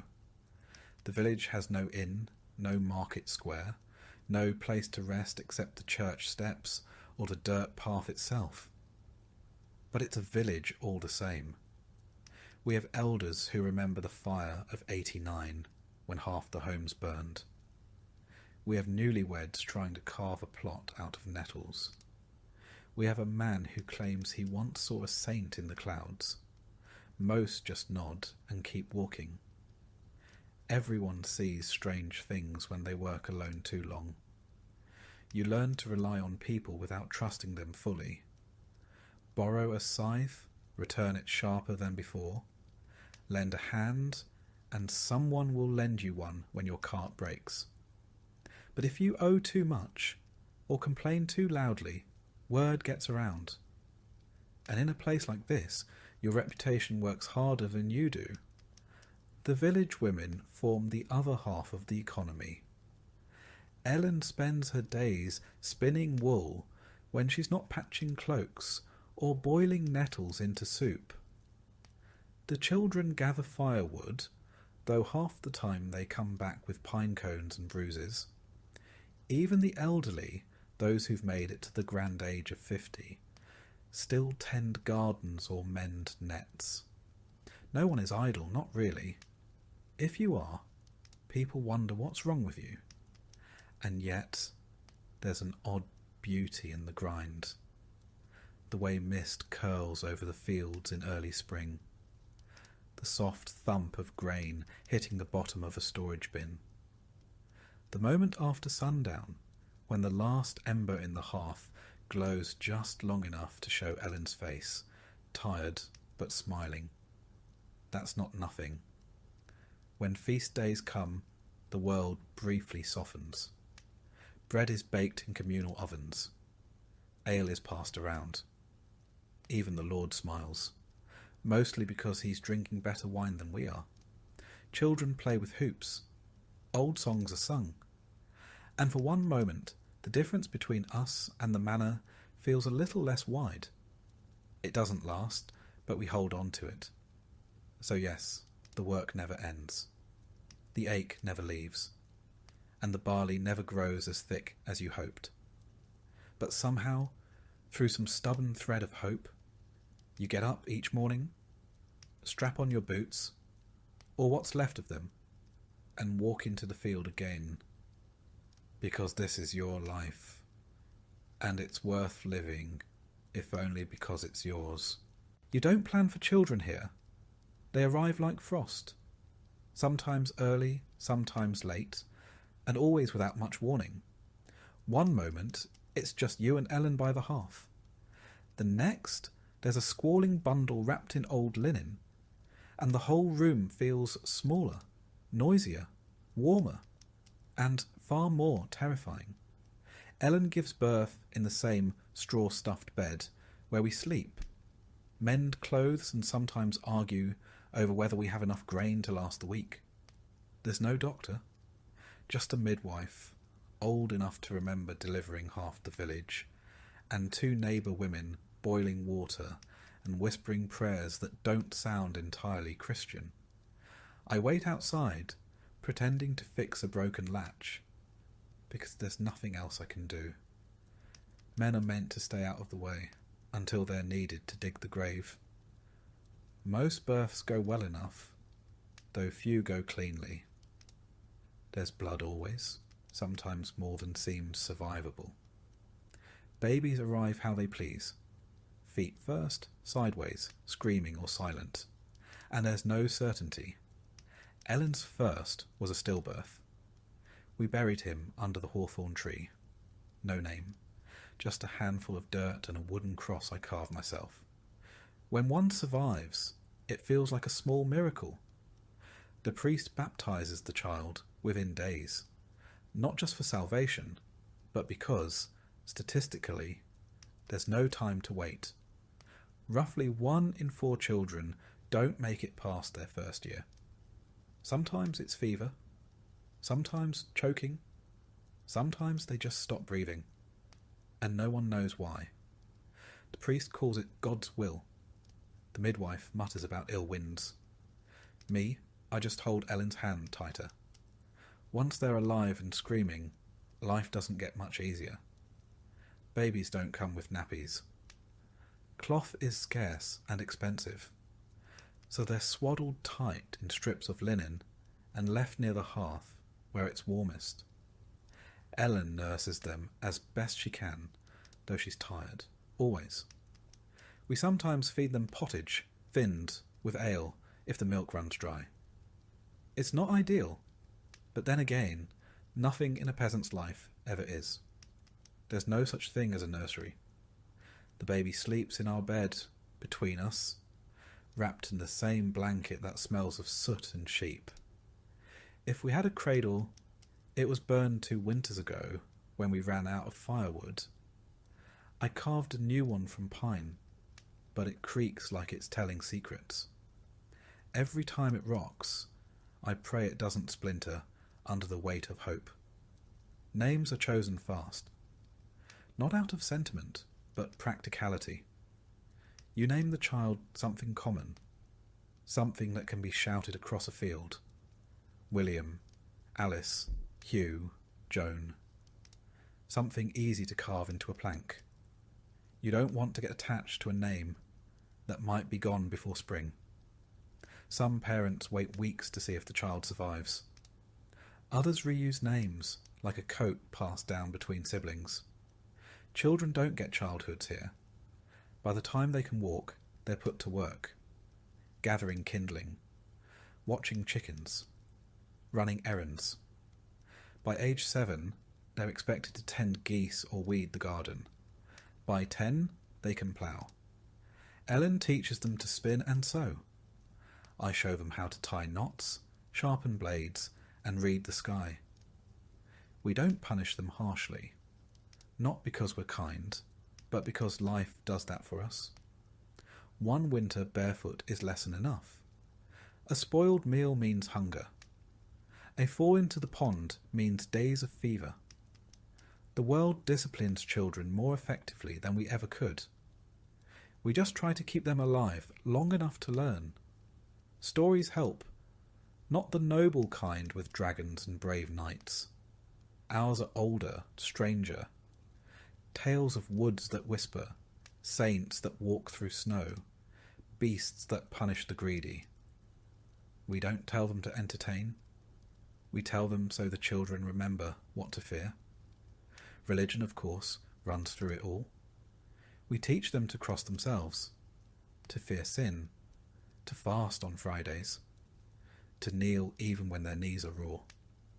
Not because we fully understand the scriptures, but because the church is always watching, and 1 wrong word in front of the priest can mean penance, or worse, gossip. And gossip spreads faster than fire. We light candles for St. Margaret if the baby's coughing. We keep dried herbs near the cradle, feverfew for headaches, rue to ward off evil, Chamomile to calm a colicky child, though chamomile's scarce and usually reserved for those who can afford indulgence, which we can't. Still, Ellen insists, and I don't argue. Sometimes faith is all we have. In some ways, raising children is the only legacy we have. We own no land. We write no books. When we die, it's up to them to remember our names. So we pass on what little we know.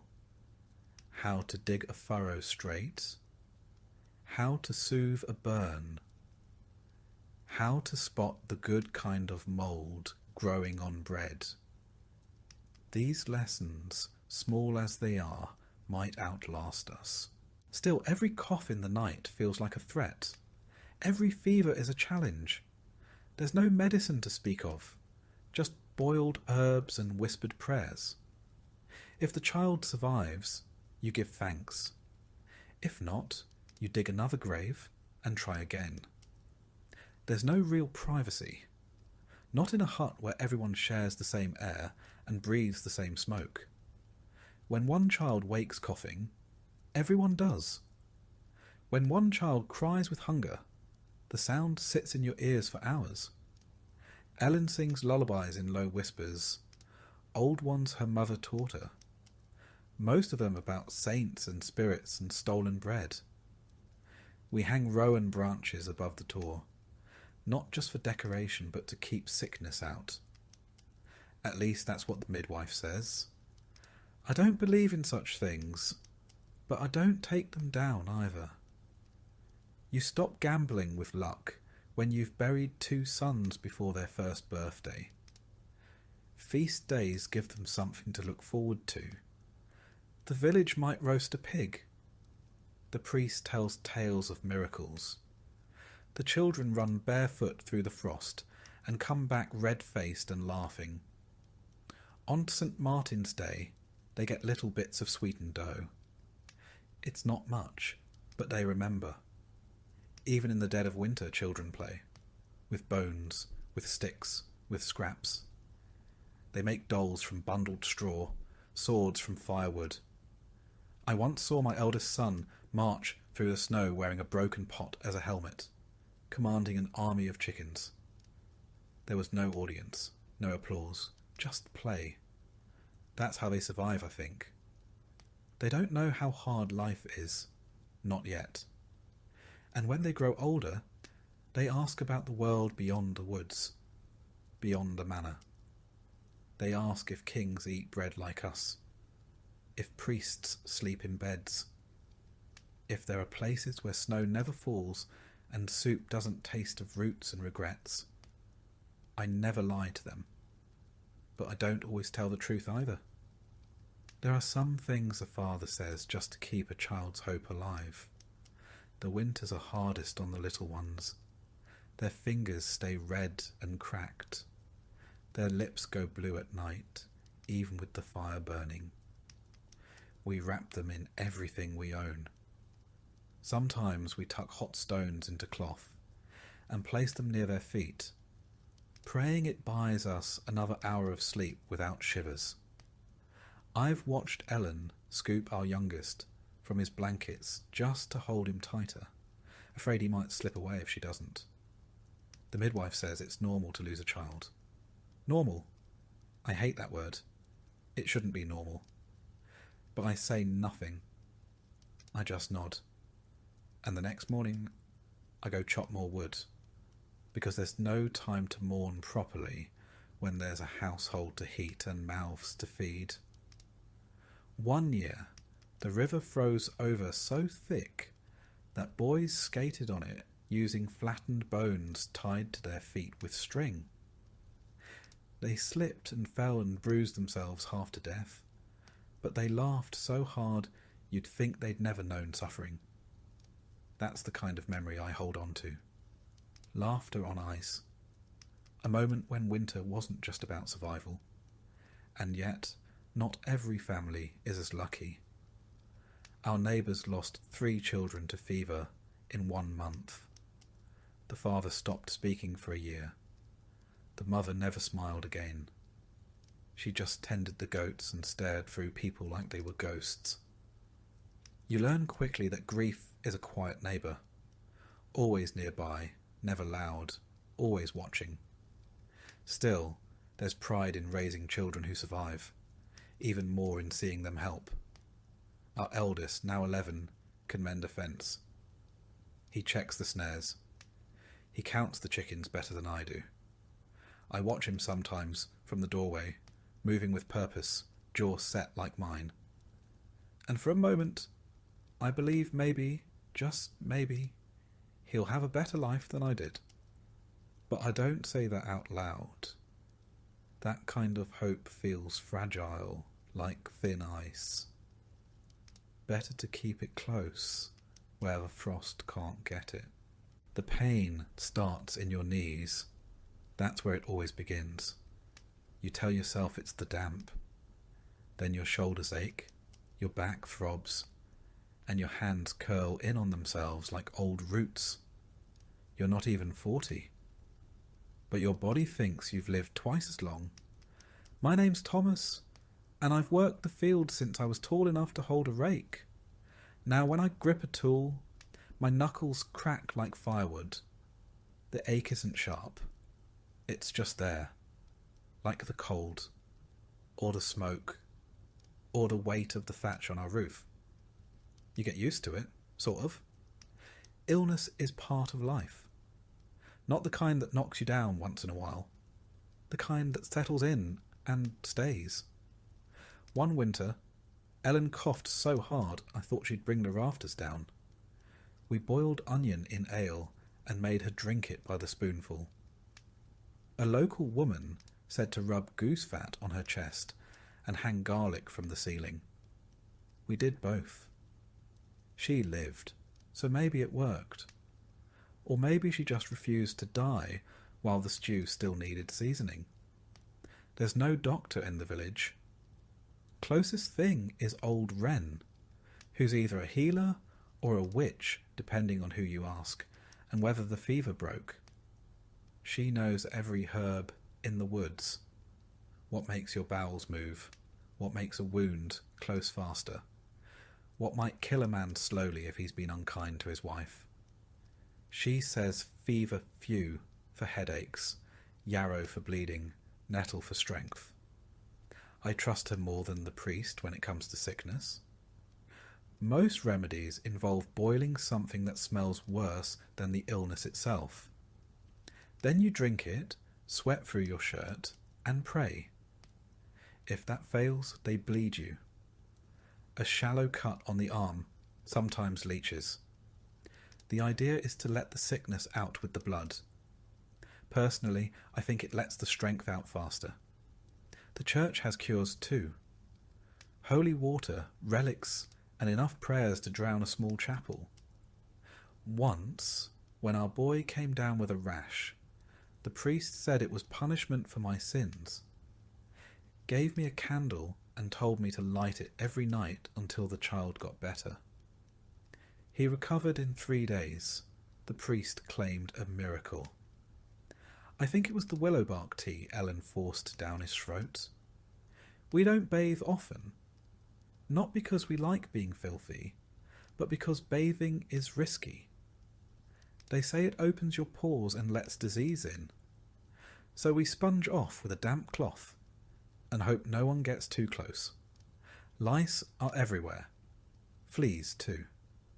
Ellen combs our daughter's hair with a heated blade of wood, trying to kill what lives beneath the curls. It works, mostly. Wounds fester easily. I once stepped on a nail while fixing the shed roof. The foot swelled like a pig's bladder. Old Wren smeared it with honey and wrapped it in dock leaves. She said honey draws out the bad humours. Maybe it does. The swelling went down, eventually. I limped for months, but I kept the foot, which feels like a win. When something worse comes, real sickness, the kind that spreads like fire and smells like death, we panic. Lock the doors. Burn herbs in the hearth. Some say plague rides on the breath of sinners. Others say it comes from the east in the belly of rats. We don't argue. We just try to stay alive. During one outbreak, we lost 8 in the village. They were buried before the dirt had even thawed. The humours. That's the theory anyway. Blood, phlegm, yellow bile, and black bile. Balance them, and you stay healthy. Upset them, and you're doomed. I never understood it. But people who do say, if your bile's off, you'll get boils. If your blood's too hot, you get nosebleeds. Everything has a reason, just none that help you feel better. Children are hardest to watch suffer. They don't understand why the world hurts. Our youngest once screamed for 2 days straight, swollen with something we couldn't name. Wren gave us a charm made of rowan and thread. Ellen tied it around his neck, sobbing into the cloth. He lived, but we still keep the charm. The church forbids some cures, says they're pagan. But when your daughter's lips turn blue and she won't wake, you don't worry about theology. You boil the roots. You whisper the words. You call on saints and spirits alike. Most of us will die from something small. A cut that rots. A fever that lingers. A toothache that turns to abscess. I've seen a man scream from a molar until he passed out cold. They pulled it with pliers and a prayer. He didn't wake up. No one talks about it. Sometimes I wonder what it's like elsewhere. Do the nobles get sick like us? Do they have herbs? Or do they just close their heavy doors and let the poor die first? I've never seen a noble sneeze. Maybe they have better humours. Despite it all, life goes on. We get up, we cough, we limp. We press cloth to the bleeding and keep moving. Because the sheep need herding. The grain needs grinding.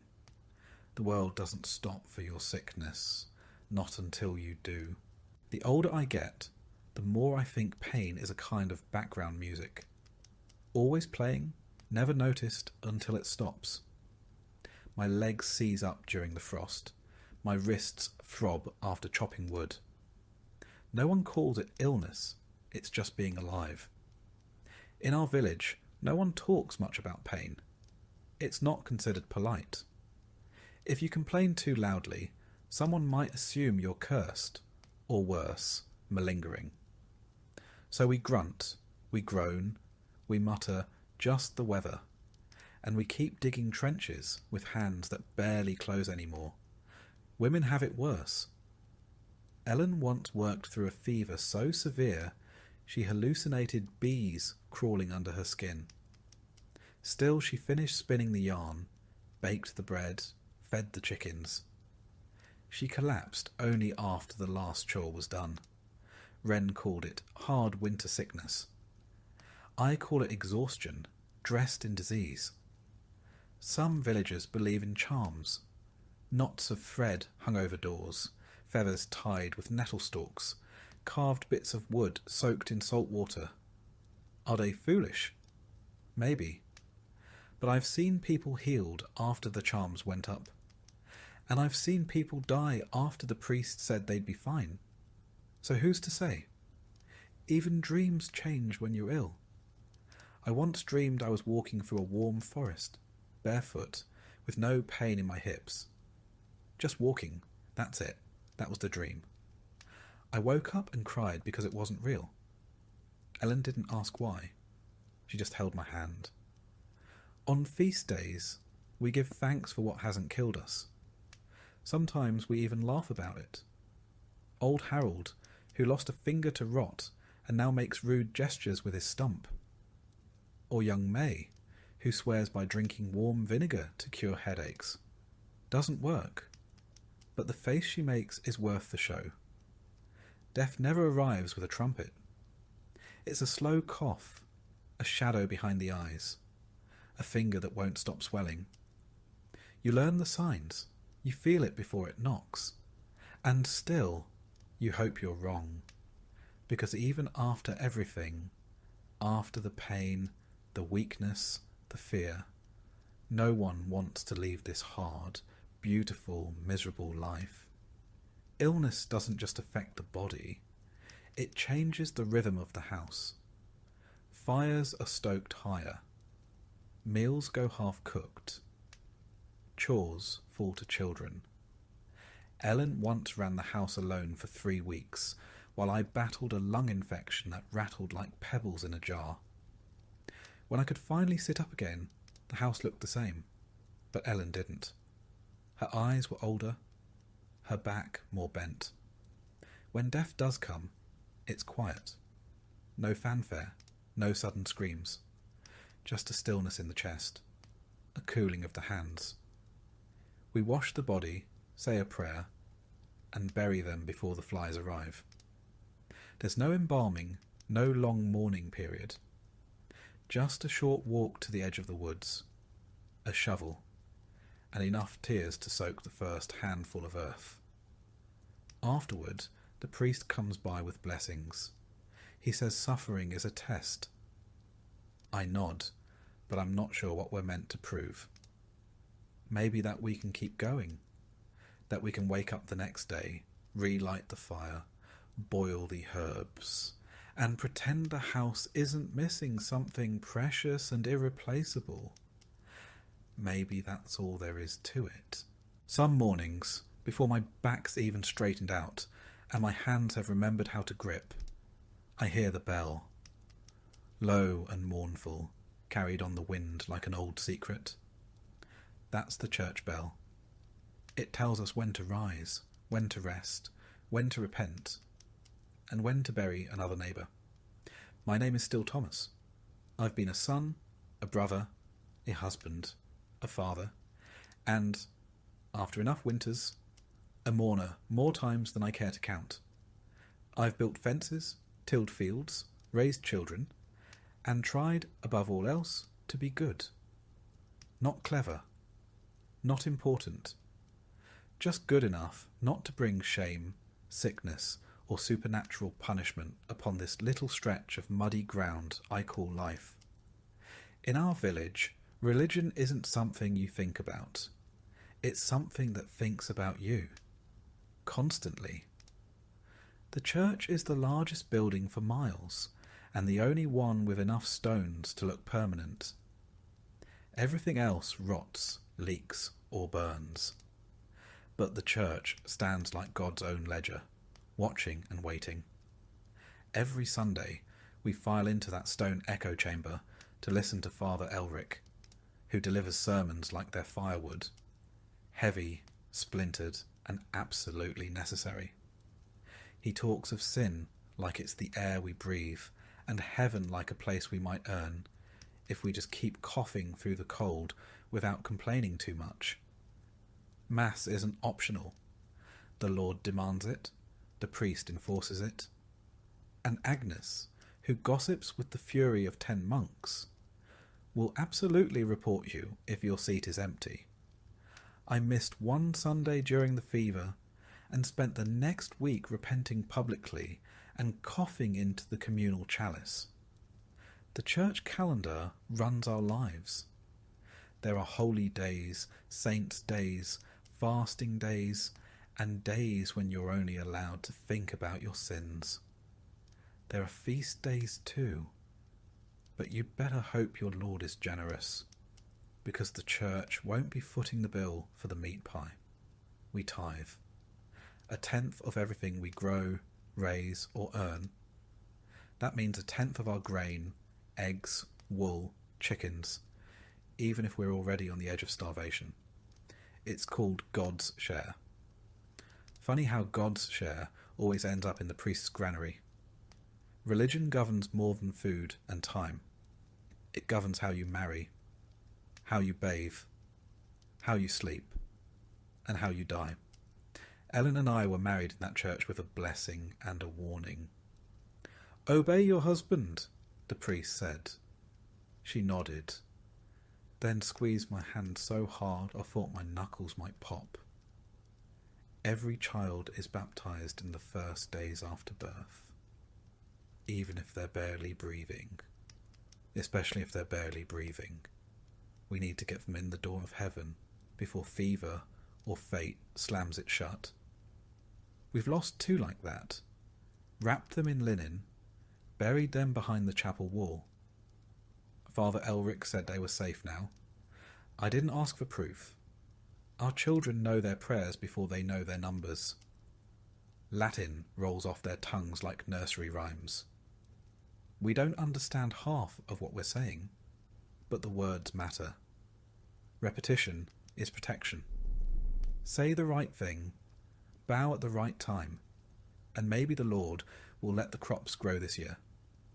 The Church teaches us that hell is always waiting, a place of fire, darkness, and eternal wailing. It's described with more passion than heaven, which sounds lovely but vague, pearly gates and singing angels. But hell, that's vivid. It has levels and rules and demons with names. Makes you wonder which place the clergy thinks about more. There's a saint for every disaster. Saint Apollonia for toothaches. Saint Anthony for lost animals. Saint Scholastica for storms. We don't light candles, we beg favours. Some wear tokens. Others whisper prayers into tree trunks or bury relics in their gardens. Officially, that's not condoned. But we're peasants. We'll take protection from wherever we can get it. Superstition fills the gaps where the Church won't go. A dream of falling means a death's coming.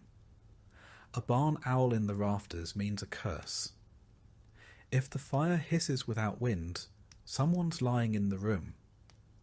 We hang horseshoes over the door, place iron near the cradle, and never, ever speak the name of someone recently buried after dark. Old Wren keeps bones wrapped in cloth under her bed, says they're from saints. Agnes says they're from rats. But when the crops failed last year, even Agnes went to Wren for a blessing. Sometimes, when the priest leaves the village, Wren visits the sick. She mumbles over them, burns herbs, and says words in a language no one claims to know. Half the time, they get better. The priest doesn't ask how.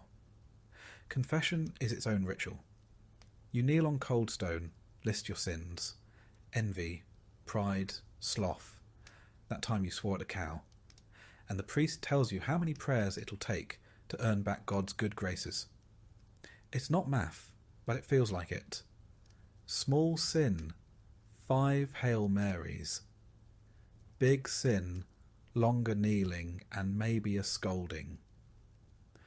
The trick is to never confess anything that might require public penance. Sometimes they flog people in the square. A boy who stole bread. A woman who cursed during childbirth. The Church calls it correction. The rest of us call it spectacle. We watch because not watching looks suspicious. And because the world's so grim, it's hard to look away from a drama that isn't your own. Punishments are harsh, but vague. The Church's justice isn't about fairness. It's about example. It's about fear. They want obedience, not understanding. We don't ask why. We just bow our heads and avoid questions that don't have safe answers. Even holidays are theirs. Christmas, Easter, Pentecost, days meant for rest, but never for joy without guilt. We attend Mass, fast, and maybe, if the Lord allows, eat something better than gruel. I remember once we had venison. The priest said it was a gift. I saw the squire dragging the deer through the woods 2 days earlier. Maybe the saints delivered it, or maybe they were just busy looking elsewhere. There's comfort in the ritual, even when you're not sure you believe every word. Lighting a candle for a lost child, kneeling beside your wife as she prays for a better harvest, holding a trembling hand in the confessional and whispering something that's weighed on you since the frost took your neighbour. I've buried friends who died with rosaries in their hands. I've seen men scream for mercy with their last breath. The church says heaven waits for the faithful. But when the earth is hard and the stomach is empty, faith can feel like a coin flipped into the dark.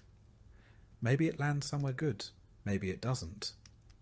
Still I pray, every night, for my children, for Ellen, for the animals, even for Agnes, just in case. And I try to be good, because in a world where you don't have much, no title, no money, no say, your goodness is the only thing you get to choose. Sometimes that's enough. Sometimes it has to be. Every family has a story of a miracle, or at least something close enough. My grandmother swore the Virgin appeared in the frost on our window one winter. My uncle claimed a saint spared his leg from gangrene after he dreamed of fire. Are they true? Who knows? But when the snow is falling, and the roof groans under the weight, and the fire's gone low, you tell those stories again, not because they're certain, but because they're kind. And in this life, that's a rare thing. So tomorrow, I'll rise again with the bell, bow my head at Mass, and thank the saints I've made it this far. Not because it's easy, but because it's what we do. We endure, we believe, and we carry on. One prayer, one superstition, one cold morning at a time. It's strange, feeling old in a body that's barely seen 4 decades, but that's how it goes. I'm 40, give or take. No one's really counting. And I creak like the barn door in November. My name is still Thomas, and I've worked these fields since I could stand upright. I've got more scars than memories, and most mornings I feel like a tree that was struck by lightning but didn't quite fall over. They call us old when our backs curve and our teeth start dropping. Not because we've earned some great title or pension, but because it's rare to even reach this age. Most don't. Most are buried before they ever get to mutter about aching joints or how things used to be better back when bread didn't taste like old dirt. So here I am, still breathing, still bending, still one stubbed toe from becoming a cautionary tale for the younger lads. My hands, once strong enough to lift bundles of wheat and wrestle stubborn pigs, now tremble when I grip the plough. My knees, which have spent years kneeling in dirt, prayer and grief, complain with every bend. I've started walking with a stick. Not because I want to, I'd rather limp like a fool, but because it's that or cruel. You'd think I'd earned some rest by now, but there's still wood to chop, grain to grind, and animals to feed. Ellen says I should take it easy, but the fire doesn't light itself, and no one else is going to keep the roof patched. So I move slower, ache louder, and pretend I'm still as sharp as I was back when I could sprint across the village without pulling something. Truth is, you age fast when you spend your life in mud, wind, and worry. The sun carves lines into your face. The cold hollows out your bones.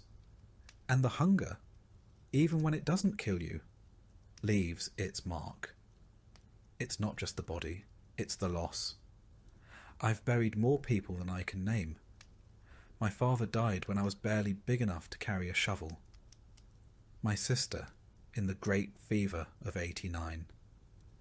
One of my boys during the last frost, when the chimney cracked and the smoke filled the room before we woke.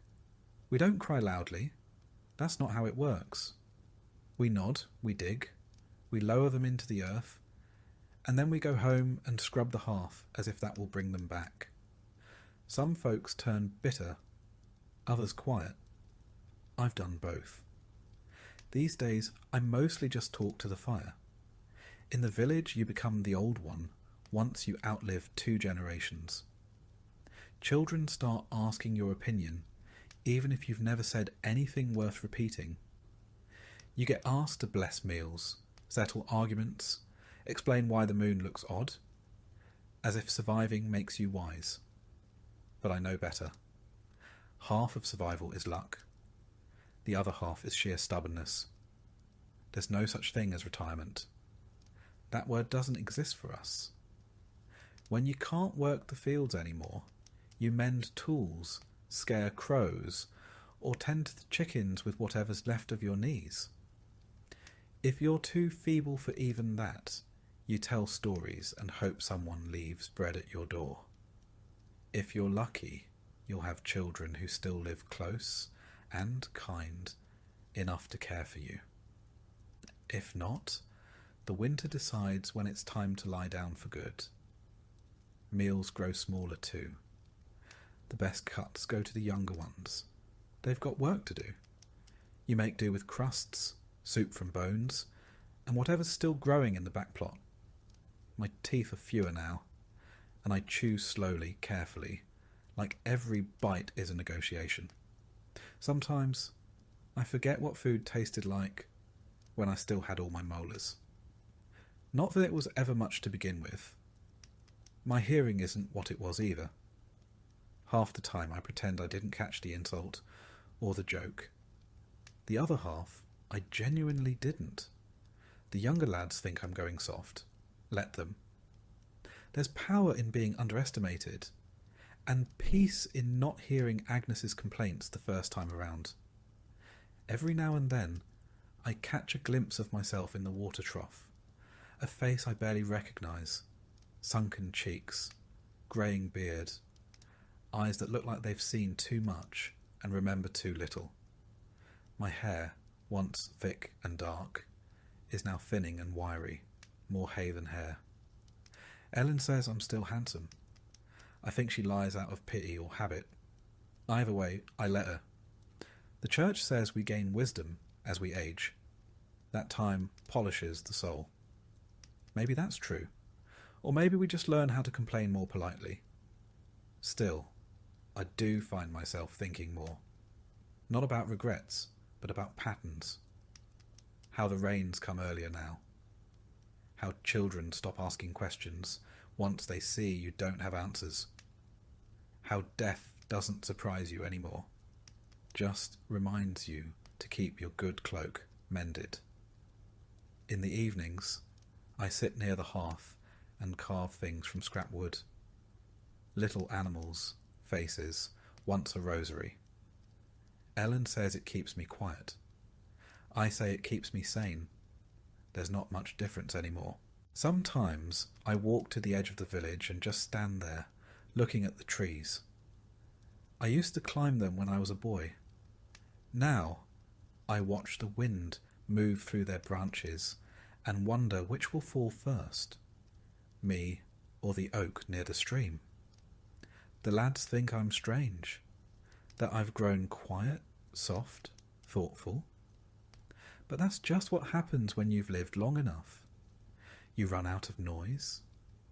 You realise that most arguments weren't worth the breath, and most of the people you argued with are gone anyway. You notice the small things more. The way frost clings to the edge of the window like lace. The sound of Ellen's stitching late at night. The smell of fresh straw on the floor. They don't seem like much, but when your bones hurt and your days blur, these details are what anchor you. You also start to reckon with what you've done, and haven't. The child you yelled at too harshly. The feast day you skipped to rest. The neighbour you never quite forgave. The little things that stick, long after bigger memories fade. The lads in the village say I'm lucky, that I've made it this far. But they don't see the toll it takes. How every cough feels like a warning. How every winter could be the last. They see me smile and think I've made peace with things. But most days, I'm just tired. I still work, in my own way. I sharpen tools. I teach the younger ones how not to cut their thumbs off with a sickle. I sit with the dying when no one else can bear it. That last one. That one's important.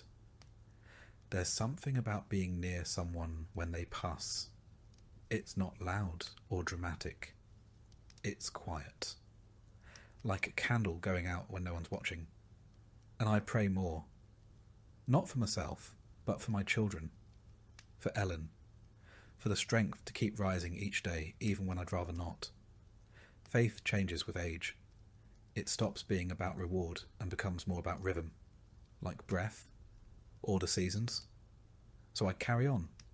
Slowly, quietly, with a limp in my step and 1,000 memories in my bones. I don't know how much time I've got left, but I know how to use it. I'll feed the fire. I'll teach the young. I'll kiss Ellen's cheek while she's still within reach. Because even in a world built to forget men like me, I remember, and I endure, until I can't. And even then, the sun will rise, and someone else, maybe one of mine, will carry the pail, sow the field, and remember my name, if only in passing. There's no grand finale, no parade, no one reads your name from a scroll, or carves it into anything fancy. When a peasant dies, the world keeps spinning. The bread keeps baking. The animals still need feeding. But for the handful of people who knew your laugh, your limp, or the way you always cursed at the rooster, it matters. At least for a while. I suppose I always knew how it would end. Not dramatic, not clean, just slow. A fire that gets smaller each winter, until one day it goes out for good. There are no doctors, no warm hospitals, no last-minute miracles. Just a straw mattress, a bucket nearby, and people trying not to look too worried, or too relieved. The signs come slowly at first. You wake later, eat less. The strength in your hands disappears like morning frost. Ellen watches me closely now. Not in fear, but with that quiet attentiveness she's always had. She knows I'm slipping. So do I. I've started putting things in order. Not because I think death can be scheduled like a village council, but because I'd rather not leave a mess. I've shown our eldest where the tools are buried, the ones I kept sharp. I've told him which wall leaks when it rains, and where I once stored the dried rosemary Ellen likes to use for soup, though I doubt it still smells of anything now. There's a weight to these days, a slowness. The world feels dimmer at the edges like dusk that never lifts. But I'm not afraid, truly. I've lived through famine, frost, and funerals. Death is no longer a stranger. More like a neighbour who knocks occasionally, just to see if you're home. The priest has been by twice this week. He doesn't say it outright, but he carries his little book of rites now, tucked beneath one arm like a secret waiting to be opened. Last time, he asked if I had any sins to confess. I said I had a list, but the rooster incident was probably the worst of them. He didn't laugh, but Ellen did. We peasants don't get grand funerals. No choirs, no carved angels. If you're lucky, you get a box. More often, it's just a woolen wrap, a short prayer, and a shallow grave somewhere near the chapel wall. The important thing is the blessing.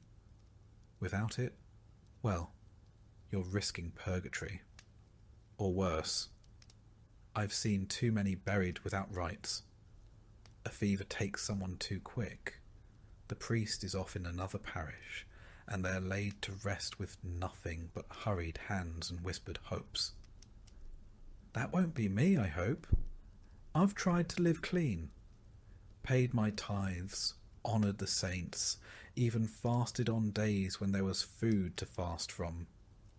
I remember the last frost that took a man before his time, old Gerard. He slipped on the path by the well, broke his leg, and never stood again. We wrapped him in his cloak, the good one with the patches, and laid him beneath the yew tree. His widow, Marjorie, placed his walking stick at his side, said he might need it in the next world. Burials are quiet here. The bell tolls once, maybe twice. Neighbours gather if they can, but work rarely pauses. The cows won't milk themselves. The village doesn't stop because one soul stopped breathing. And yet, there's a kind of grace in the simplicity. No procession, no grand eulogy, just familiar hands, familiar dirt, and a cross made from two crooked branches. We mark our dead not with stones, but with stories. The way he laughed, the way he always fixed the church roof before anyone asked, the way he once ate an entire onion on a dare. That's how we live on, not in marble, but in memory. I've asked Ellen to sing for me when the time comes. Just a quiet hymn, nothing fancy. She has a soft voice, like a lullaby wrapped in wool. I'd rather go out listening to that than the priest's wheezing Latin. The children have started treating me differently too. My youngest granddaughter, Alice, asked if I was going to turn into a ghost. I told her only if she kept stealing turnips from the cellar. She giggled, but I saw the worry in her eyes. They all know.